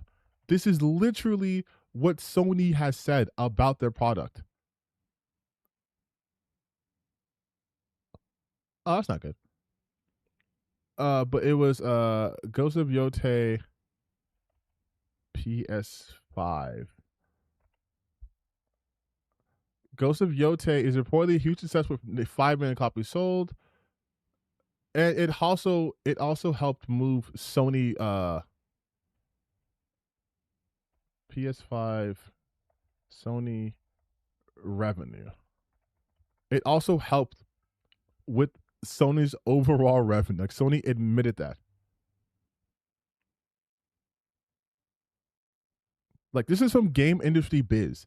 This is, if you know anything about gaming, this is the most legitimate site. Like, this is where people in the industry go for their news. Ghost of Yotei boosts Sony's Q3 results significantly contributed to a 6% rise in digital game revenue. So overall, Ghost of Yotei was a significant driver in their Q3 performance. That is not a flop by any metric. If your one game boosts the overall quarterly performance of the entire fucking brand, that is not a flop. Like, by no metric. But Smash JT has convinced himself, because of his strong hatred of women, he's convinced himself that literally everyone else is lying. And this is the same person who I just showed you thinks that they want to make everyone gay. And he's seeing patterns, but he swears he's not crazy. To what I can only amount to thinking is trying to get in the good graces with the corporal buddies and the bigwigs and saying, yes, I'm on your side. We're good. Everything's happy. Here are the numbers we have at Alinea. And you know what? Perfectly fine to do that. No issues at all. Like, it's Except insane. for the numbers that he's putting forward and then saying that they're actually really good when they aren't makes me feel like there's an agenda at play here, and I have to call it out. He cannot tell you if these are good numbers because he doesn't know the numbers that Sony's working with. This is what I say all the time when people talk about budgets and this is a flop because the game sold 4 million copies. Ghost of Yotei broke even the week it came out. It broke even. It cost roughly the same amount as the original Ghost of Tsushima did, and it broke even. It literally, like, in the first week, it sold 1.6 and then exceeded 2 million units and generated 100 million in revenue.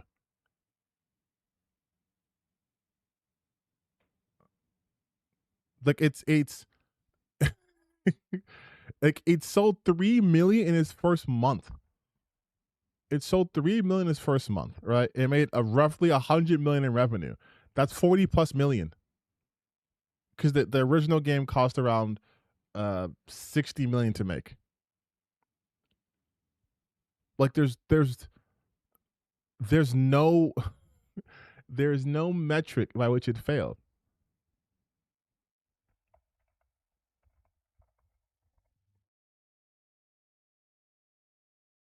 It quickly recouped its $6 million development budget by the day after its launch. The day after it came out, it already recovered its budget. Like, if you recover your budget in one day and you haven't even sold all the copies, yes, they made $40 million of profit. Minimum.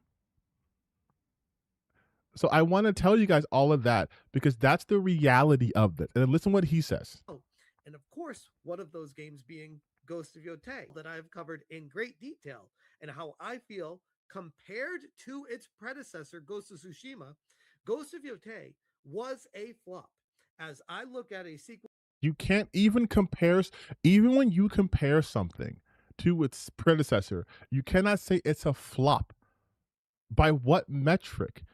Again, if my first game sold 100 million copies and my second game sold, let's say, 80 million copies, did it sell less than my first game? Yes, but that's not a flop.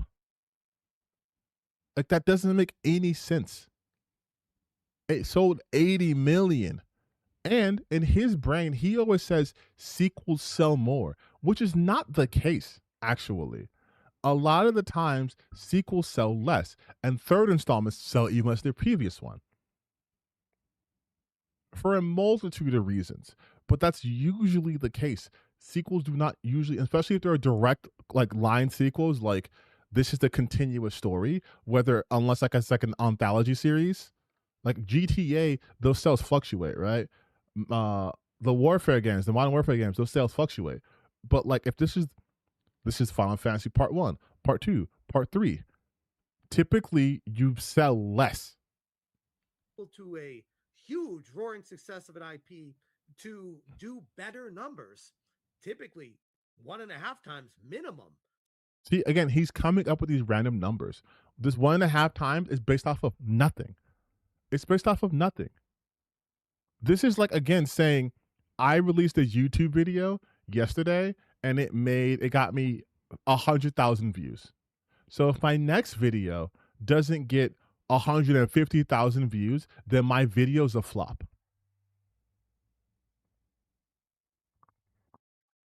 GTA 5 outsold all previous GTA games combined, but that's an exception. Exactly. Like, does it happen? Of course. But it's not so consistent that it's an expectation, because you have to compare to the budget of the game. There are games that the first game has a bigger budget than the second game, but the second game is more profitable, right? Because they toned it back. So instead of having to sell 20 million copies, they could get their money back after selling 2 million copies, and the game sold 6 million. And that's more of a success than the first game that came out that maybe was cost 50 million to make, but only sold about 10 million copies and only made about like $30 million. Like, that's what he's not understanding, because he has no knowledge of the game industry in its most basic form. Sales, but usually be aiming for double the sales because you already have a main audience of people, and the sequel is to draw in new people. And my contention, if the sequel is to draw in new people, then you're already going to have a problem, you fucking moron. Like, how does that not make sense?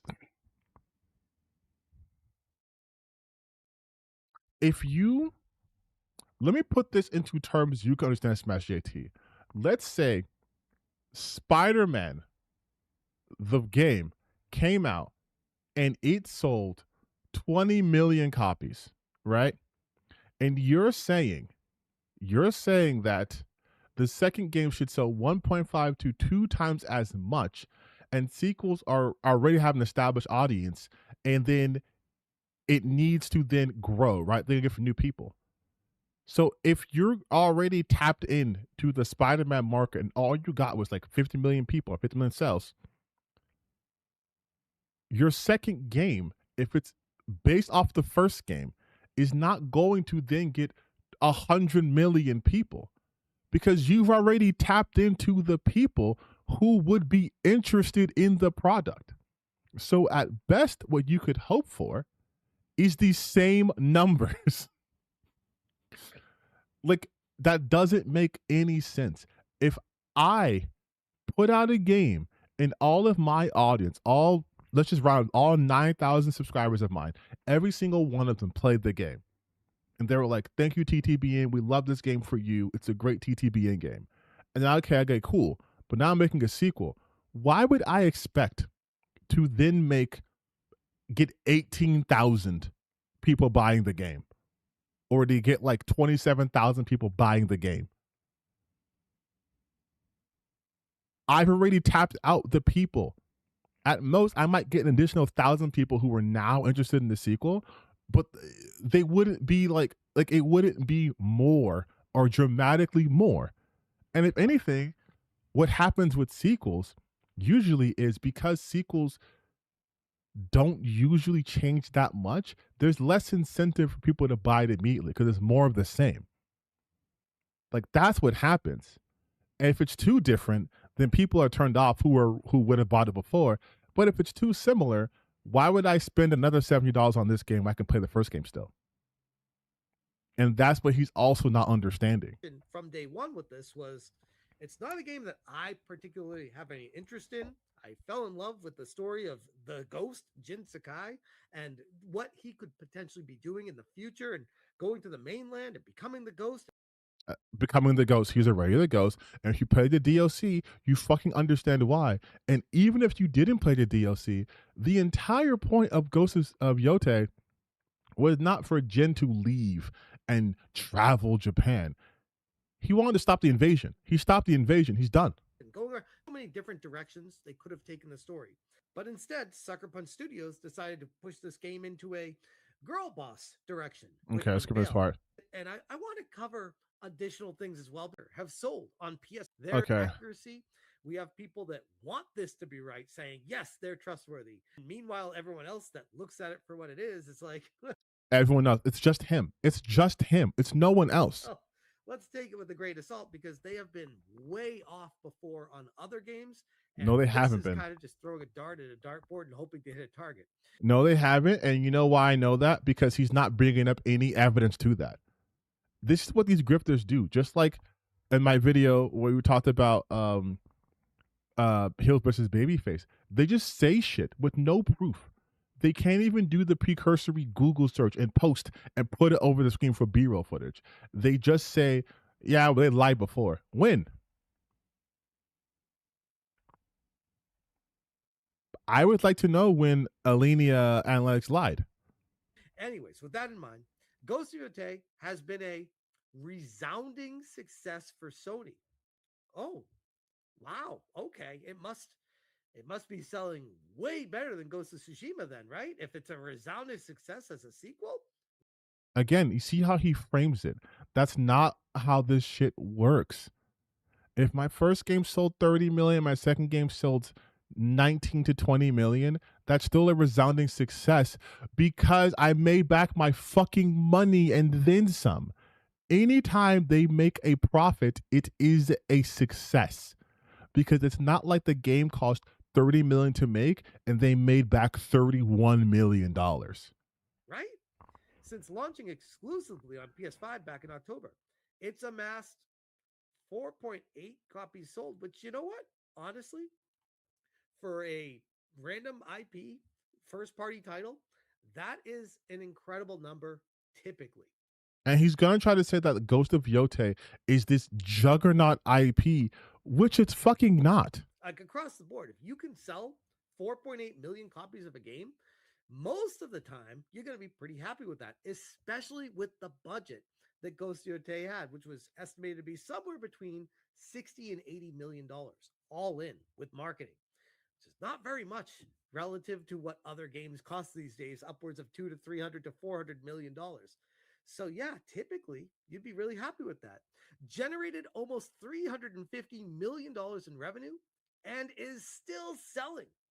Wow, that's incredible. Again, you'd think this would be amazing, except for my contention from day one with this of, and we'll never know, this is the problem, what would have been with a Ghost of Tsushima 2 starring Jin Sakai. This is such a stupid fucking argument to make. This is so stupid. This is so stupid. Because it's something you can't beat. Right? Like, again, if I said, well, Spider-Man 2 sold like, I'm not going to look up the numbers, but let's say Spider-Man 2 sold like 10 million copies or something, right? And Spider-Man 1 sold like 15 million copies. And you're like, whoa, I'm just going to say, what if in Spider-Man 2 they didn't have Miles Morales? Who's to say it would have sold more? You don't know. If you can't, you're playing a wishful thinking. Like, I can't definitively say that it would have sold more if Jin Sakai was the main character for the second game. But that's not the reality that we're in. Like, you can't, he's doing, but what if. Okay, and what if the first game was actually Atsu instead of Jin? And then the second game was Jin. Would you still be upset? Would you still be mad? would the game still sell? Like that, we could play this game forever. Again, going to the mainland and continuing the story and becoming the ghost. How many more people would have desired to play the game That's at a that point? that's How a much more dumb popular could it have possibly been? that's a dumb My contention question. is way more than what this is. And oh, by the way, I said, what the fuck is this corporate spin on Yote? This quote resounding success still hasn't cracked 5 million sales. Tsushima cleared that bar in 4 months. This has been out for more than double that amount of time and still hasn't even gotten there. This is a sequel to one of the most successful new IP that Sony has put out in recent memory, and relative to its predecessor, it has absolutely flopped. And it has. No, it hasn't. It sold 3.5 in 1 month. In that time period, it outperformed Ghost of Tsushima. The reason why you make a sequel to a game is not to do worse than the original. It's to sell more copies than the original. So No, it's not. Oh my fucking God. I'm tired of him saying this. We're skipping this part. He's so fucking stupid. The point of a sequel is just to make money. That's it. That is literally it. The point of a sequel is to make money. I mean, artistically, it's to continue the story, but it's to make money. And yes, he's not factoring in when Ghost of Tsushima came out versus when Ghost of Yote came out, because thinking about thinking about outside factors is too beyond his feeble mind. He can't imagine that maybe COVID played a part in people playing more video games. Maybe the fact that the PS5 was very hard to come by, even when the game came out, Ghost of Yote. And maybe also people were like, well, this game's going to come to PC, it'll get more sales. And now they're like, we're not putting it on PC. So now there could be, if we want to play that whatever happened game, what if they say the game could have sold 10 million copies, but it wasn't on PC? Like, do you see how we can do that? players are sinking their teeth in too. Average playtime overall is 47. He's just That's reading the tweet. surprising considering the hardcore Sony fanboys that I would expect this would be somewhere between 5 and 7%. It don't shock me at all. But as far as the overall image that he shows here, PlayStation Studios Also, why doesn't he have smoke for Death Stranding 2? Death Stranding 2 sold way less than Death Stranding 1. games from the past year.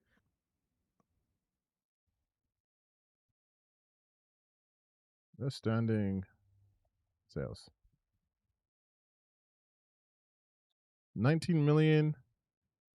19 million. Death Stranding 2, 2 million. Now, to be fair, Death Stranding 1 has been out since 2019. This has been out from 2025. 2 million copies sold. If we were to do this argument, right, then this is a flop. If I'm using Smash JT's argument, this is a flop.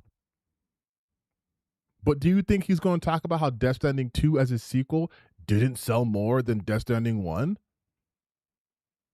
It's a huge IP from Hideo Kojima. Why are we not giving this the smoke? What if they would have made the main character a hot blonde woman? Would that have made it sell more? PS5 copies sold for the following PS Studio titles. Ghost of Tsushima far and away outpacing everything else that Sony has been Talk about Death Stranding 2, though. I want you to talk about Death Stranding 2. Let's see if your argument holds up. selling, and it's not good. This number is atrocious. And you say 4.8 million is a lot, Smash. Why are you so hating on Why is 4.8 atrocious, but why is it 1.7 atrocious compared to 19 million? this? Guys, let's just take a quick look at PS4 games best selling for overall for Sony. Obviously, Grand Theft Auto 5 with the nearly 25 million copies sold. But then Marvel's Spider-Man, 22.68, almost 23 million copies sold. God of War. So you're comparing the PS4, games that sold on the PS4 that has been around since like fucking 2012 versus games that are selling on a PS5? What? Over 21 million copies sold. Horizon Zero Dawn, over 19 million sold. Uncharted 4, over 18. Almost What about 9. what about When that? Reese is saying that, so when Reese is saying that this is a resounding success, I want to argue relative to what?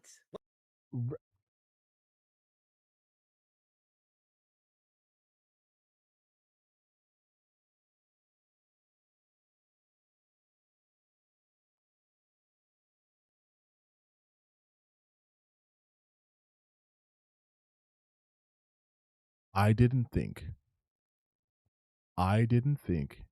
a grown man with children and somehow married at his big age could be this fucking stupid. I am almost at a complete loss of words. Like I can't begin to understand what is happening up here.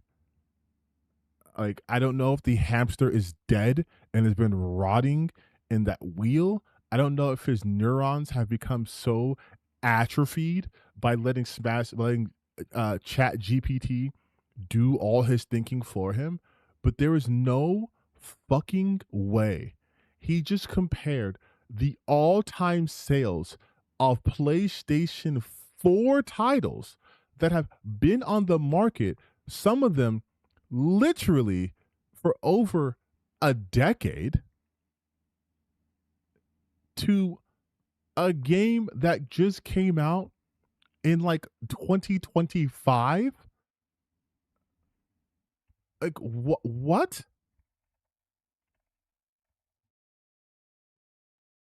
A game that came out not even a year ago. Not even a year ago. You want to compare it to Grand Theft Auto 5 that came out in 2013?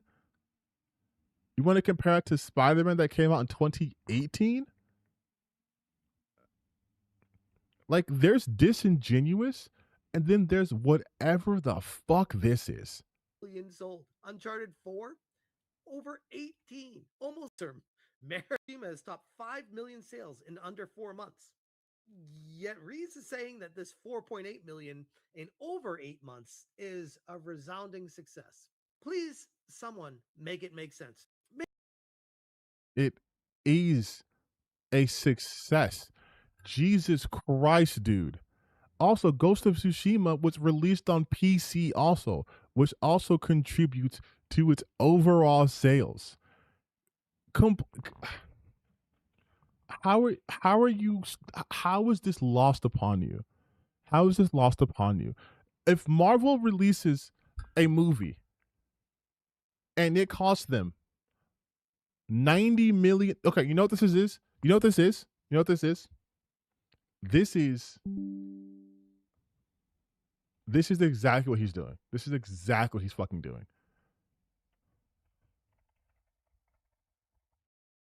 This is what he's doing right here.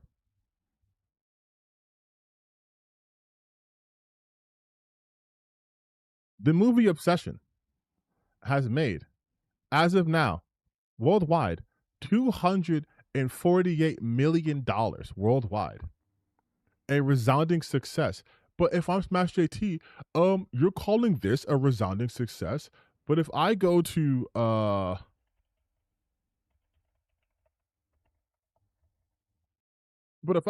grossing movies of all time, Avatar made $2.9 billion. And so did Avengers, made $2.7 billion. So, a resounding success? But Obsession only made 243. It's not even top 10. It's not even top 10 movies. But people are saying the box office is a resounding success? How? It didn't make $2 billion. It's a flop, you guys. Like, this is the same fucking logic he's using. It's a success for Sony because it cost them 60 million and they made 350 million and counting. Like, Jesus Christ. How is this a hard concept? Hey, I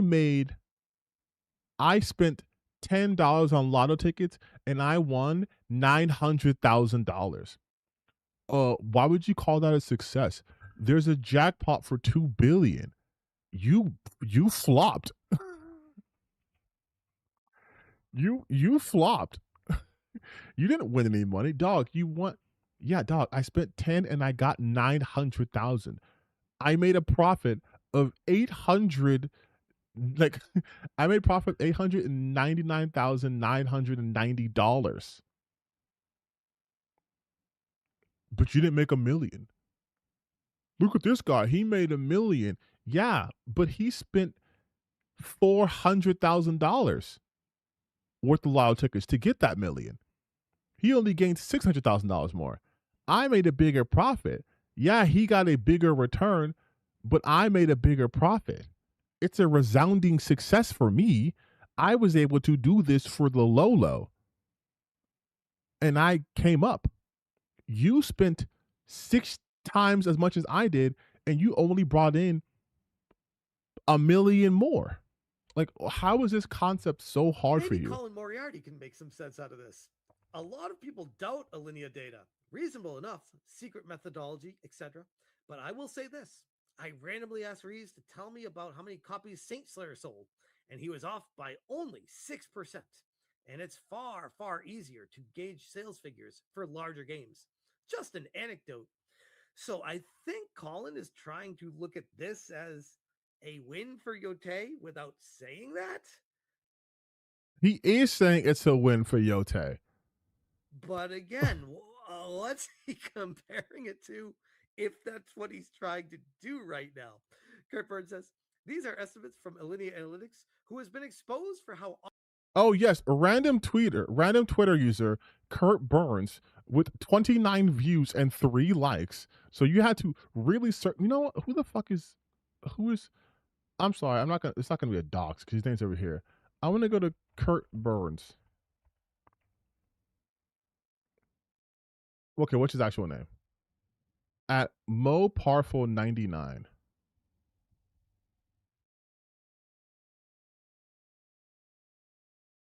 What is his background? What does he do? He joined 2010, 147 followers, 1 subscription. Is he in media? What is his job? Who is he? What does he do? He's literally just a guy on Twitter. He's just a guy on Twitter. Off they can be in the past. And oh, by the way, Tycho Dragon Fan Club, they are using an estimate for Alinea Analytics, which has conflated numbers in the past and has a track record of being hugely inaccurate. Okay. Show me that. Show me that. Show me that. Show me them being inaccurate. And look who's in their little club. Featured by IGN, Giant Bomb, VentureBeat, Eurogamer. Oh, why did you skip the BBC and Forbes? Why did you skip the BBC and Forbes? Think what you will, but my experience with many of these outlets are people in the industry with an agenda to push. And they're not a big fan of somebody speaking the truth. But yeah, that's Alinea Analytics saying that Ghost Yote is a roaring success. Like this is and then it got Erika Ishii. Like, now he's mad about the raid. Like, Ghost of Yote multiplayer mode would not get more updates just 3 months after launch. Like Punch's Legend Teams play mode. And Ghost of Yote will not get more big updates. The 5th multiplayer mode launched 2026. The servers will stay open forever so you can keep playing it. They may fix small issues, add tiny events later, but no more big new content. Get any more updates just 3 months after launch. Sucker Punch says that Oh, God. for many after only about 2 months. Do with that information what you Oh my god, he's so. I'm done. He's so fucking stupid.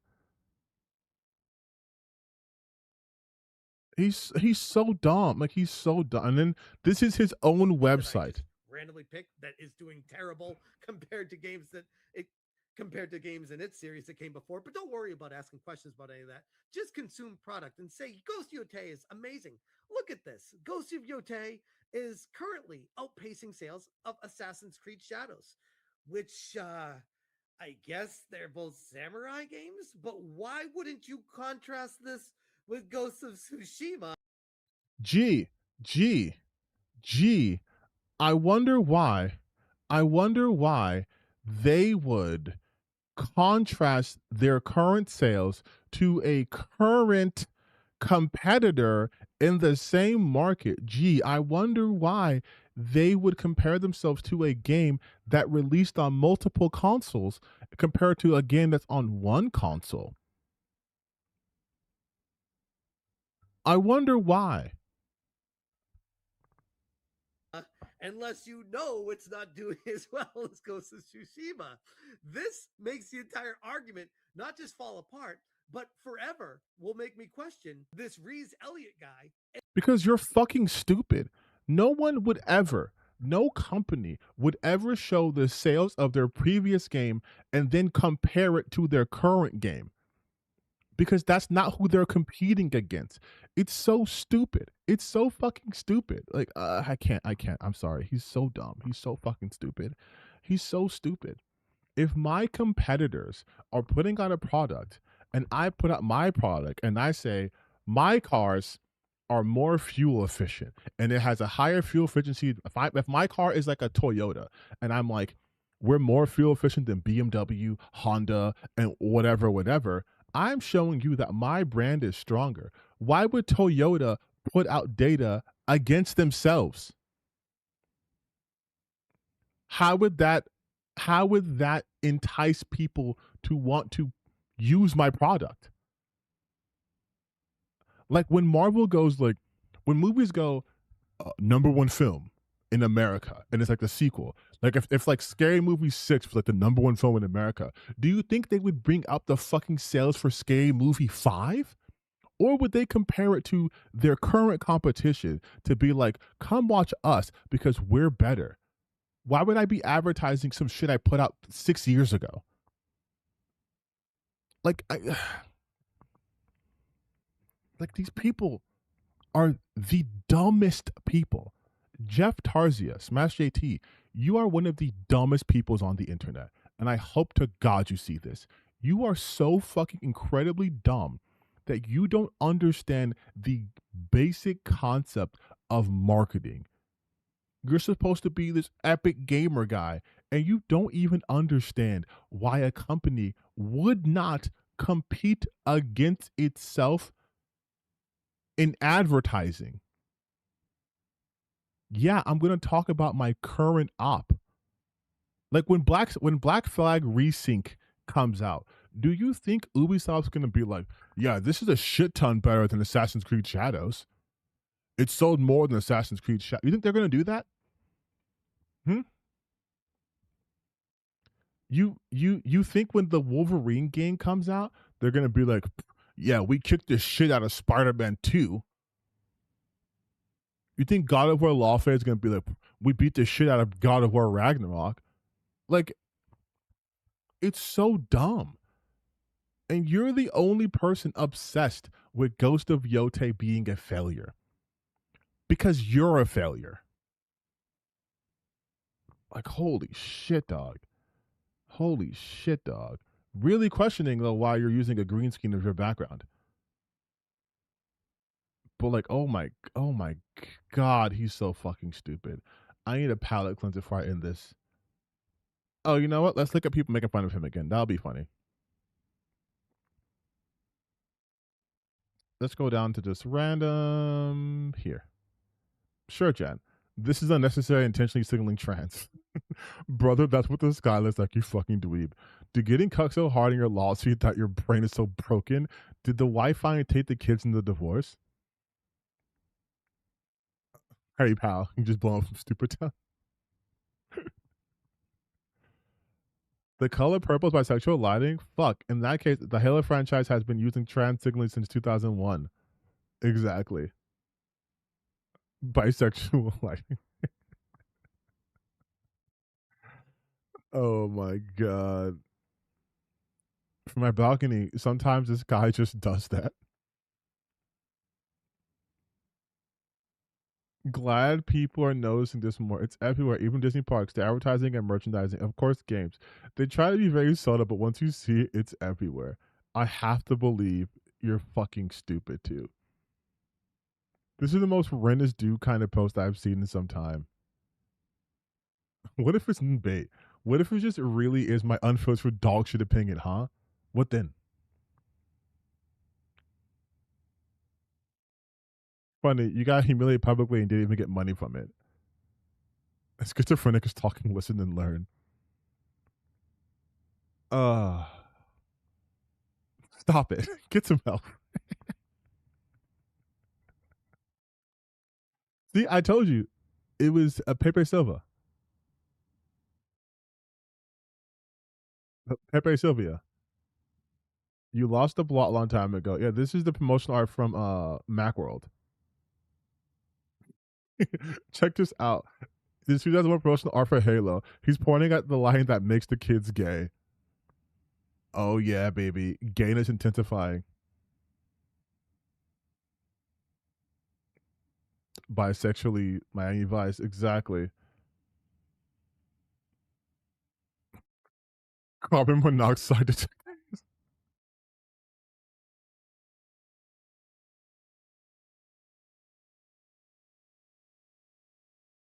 I keep seeing people trying to downplay this, embodying you in their replies. So I thought I'd give some evidence to show peeps in here what you're talking about, courtesy of Sael, the guy who beat up his wife.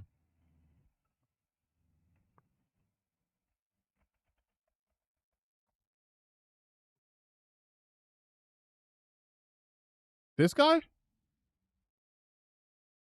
Courtesy of this guy?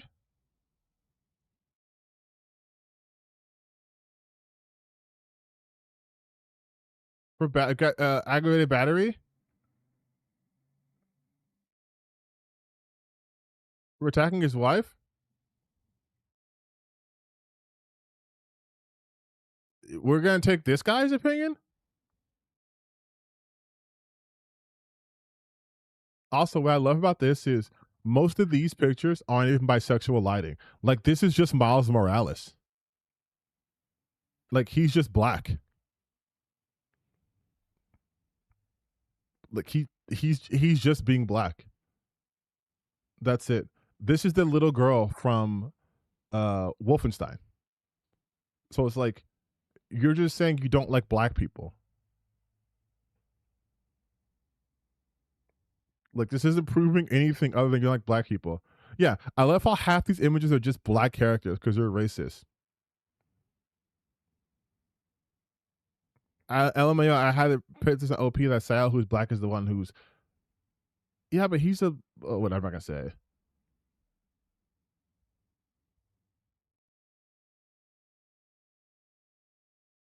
Like, this is. Like, again, like, this is. Oh, that's so funny. It's so funny. Neither full of estrogen. And love your content in general, but this is one I'm not seeing. No question that there's a political agenda in the game, but this image being like the trans bad signal may be a bit of a reach. I love how his fans can't even just be like, dog, you're fucking insane. They're just like, it's pattern recognition. You see it in most woke things. Yeah, I mean, I get that, but sci-fi is replete with purple things streaking across the sky or breaking open in the heavens. To me, this is a Rorschach. Stick around and notice the pattern. I was trying to figure out if this was a serious post myself. Seems like a reach. It's pretty subtle. There's a handful of wrong thinkers being disingenuous about it and act like he's seeing a thing, but they are dumb and it shows. There's nothing subtle. His fans are so fucking stupid. Like, his fans are they're just stupid. They're just stupid, like him. But I love that everyone is just fucking destroying him.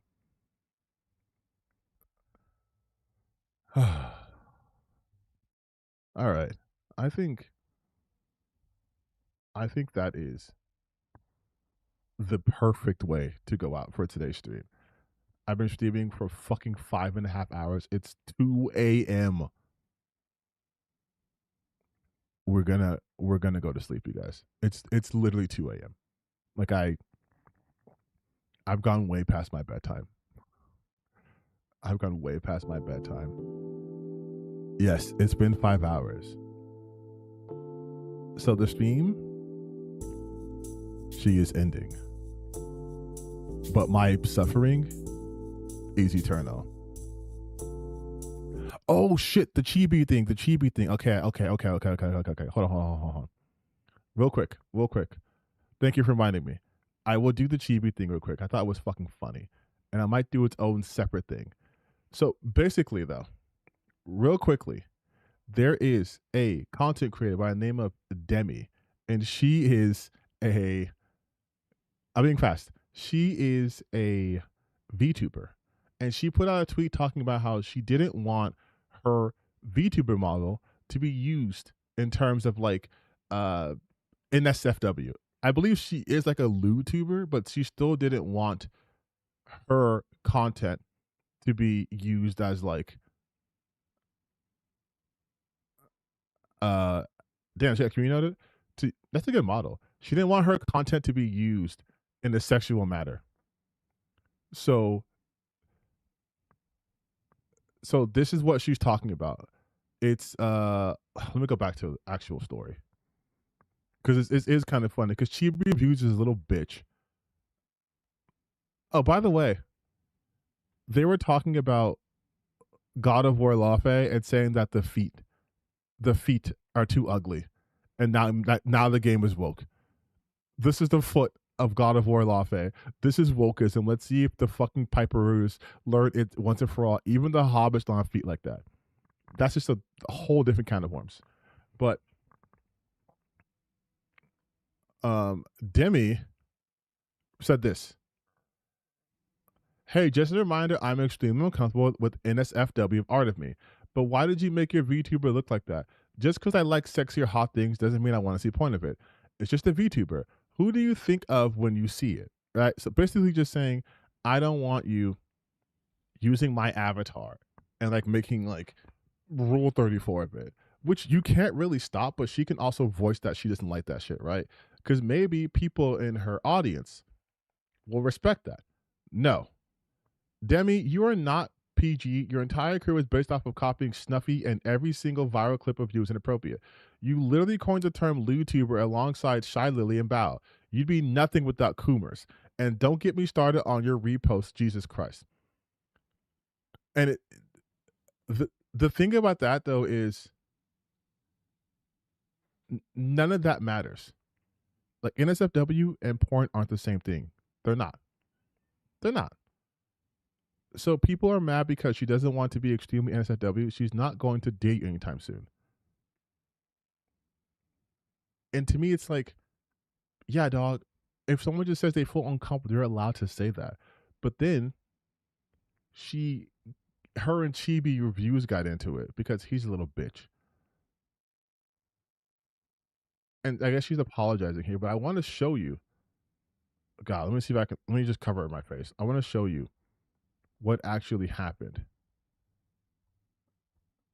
Because she fucking bodied Chibi Reviews.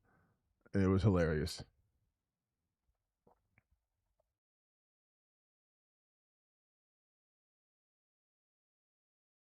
Here we go. So he sees her tweet and he retweets it. This level of virtue signaling has stunlocked me. Look at their repost. And it's just a repost of this. Right? And then she goes, and this is it. This is nothing. I can show this on YouTube and Twitch to be fine. That's nothing. And then she goes, OMG, aren't you the guy whose fiance literally cheated on you and your whole friend group sided with her? LMFAO. Hilarious. Because he got cucked. And Chibi Reviews is a bad person. I don't like him. So I think it's funny. So you avoid answering why you retweet NSFW of your avatar despite being upset about it in your post. Then you cheer on cheating. Interesting. So you could have answered first like this, but you use personal attacks and cheer cheating. Not a good look. And he's a whiny bitch baby. So naturally, does he let this go away? No. He makes a whole video talking about how she went mass off and how I was personally attacked. I got personally attacked by this VTuber that I retweeted and actually came after first. But does he mention that? Of course not. And so then Demi goes, I was too busy in Japan, whatever. What I meant by SW, since a lot of people are confused, I'm okay with lewd. Never have not been okay with it. I just don't want to see people fuck, LOL. To me, being a bitch, that's nothing new. I've never been nice to people I don't care about / respect. Y'all so bored that someone that just doesn't like porn made you personally get riled up. I just genuinely can't care. If you don't want to respect it or even try to see what I meant, I see no reason to be even respectful remotely to some losers. I'd be lying if I said I was sorry. Was it right to do what I did? No, but I never pretend to be a role model whatsoever and openly hate other people so who's surprised on that? To the people bringing up what happened with my relationship in the past as a blow, we practically moved on from it too. If you actually watch my streams, he's on it all the time, and we're happy as fuck. Just taking a break from streaming in Japan. I've never hid that whatsoever. To the people who think I'm not a good VTuber, never did the Norm and I plan to. Cry about it, pussy. Now, I don't know who Demi is. This person could be one of those, like, massive anti-woke people, but she's followed by Naira, so I doubt that she is. But all of this, and not only did Chibi Reviews do a whole ass video on this, right? A 7-minute video on this. So did fucking Rev Says Des.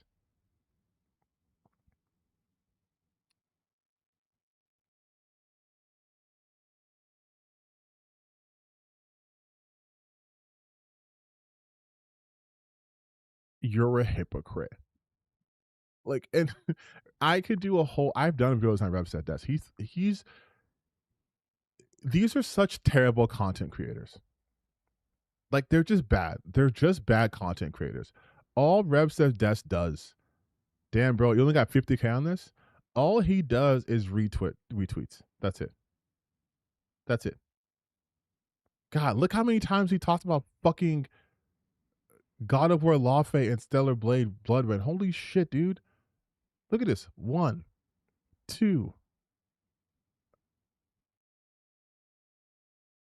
2 on that, and then quickly went to, look at that. Stellar Blade. Stellar Blade. Stellar Blade. Jesus Christ, dude. But anyways, so even he did a video on her, which I'm not gonna fucking watch. Rev sucks. But like, and this is what passes for like news for these people. Oh my God, a VTuber was mean to me. Oh my God. Oh my God. Look, a woke VTuber. Oh my God, another VTuber. Like, shut the fuck up, dog. Hassan's lawsuit is backfiring diabolically. He just, like, he doesn't do any research either.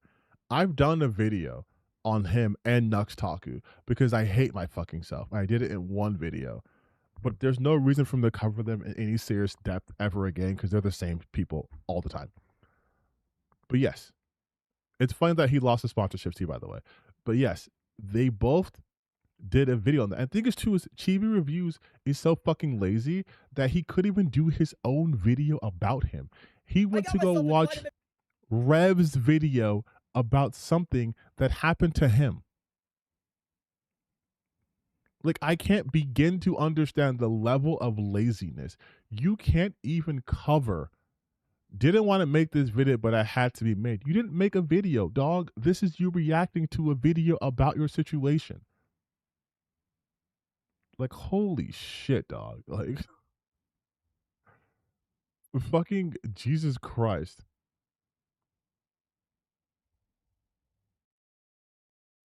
But But yeah, that was quickly the Chibi reviews thing. She's a fucking loser who's truly, truly not worth talking about. Like that was the most. Those are some of your most painful events to be in, but they're all practically painful when it comes to gifters. I mean, facts. But like like look at this guy's output. Like, do you think I have any reason to talk about Chibi reviews? Like, dog, this is a dying channel. Why would I talk about him? The guy has 486,000 subscribers and he's getting like 30K views. Because no one gives a fuck about him. Even when he's in drama, no one cares. The most he ever got was literally him being cheated on.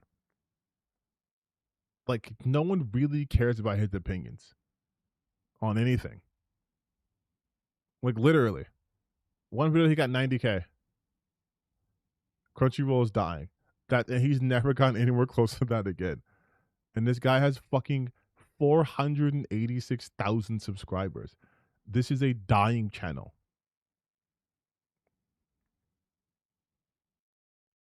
But there's no reason to even talk about him. Like, he needs drama. He needs a drama bump, and he's not getting it. Actually, I wonder if is Demi also on. Let me see. Is she also on YouTube? She should be on YouTube, right? If you're a content creator, you're on YouTube. Yeah, let's see.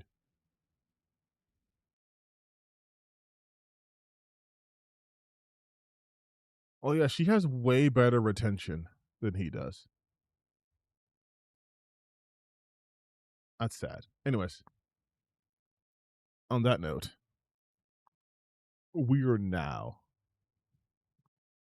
putting music on. It is time for us to go to bed.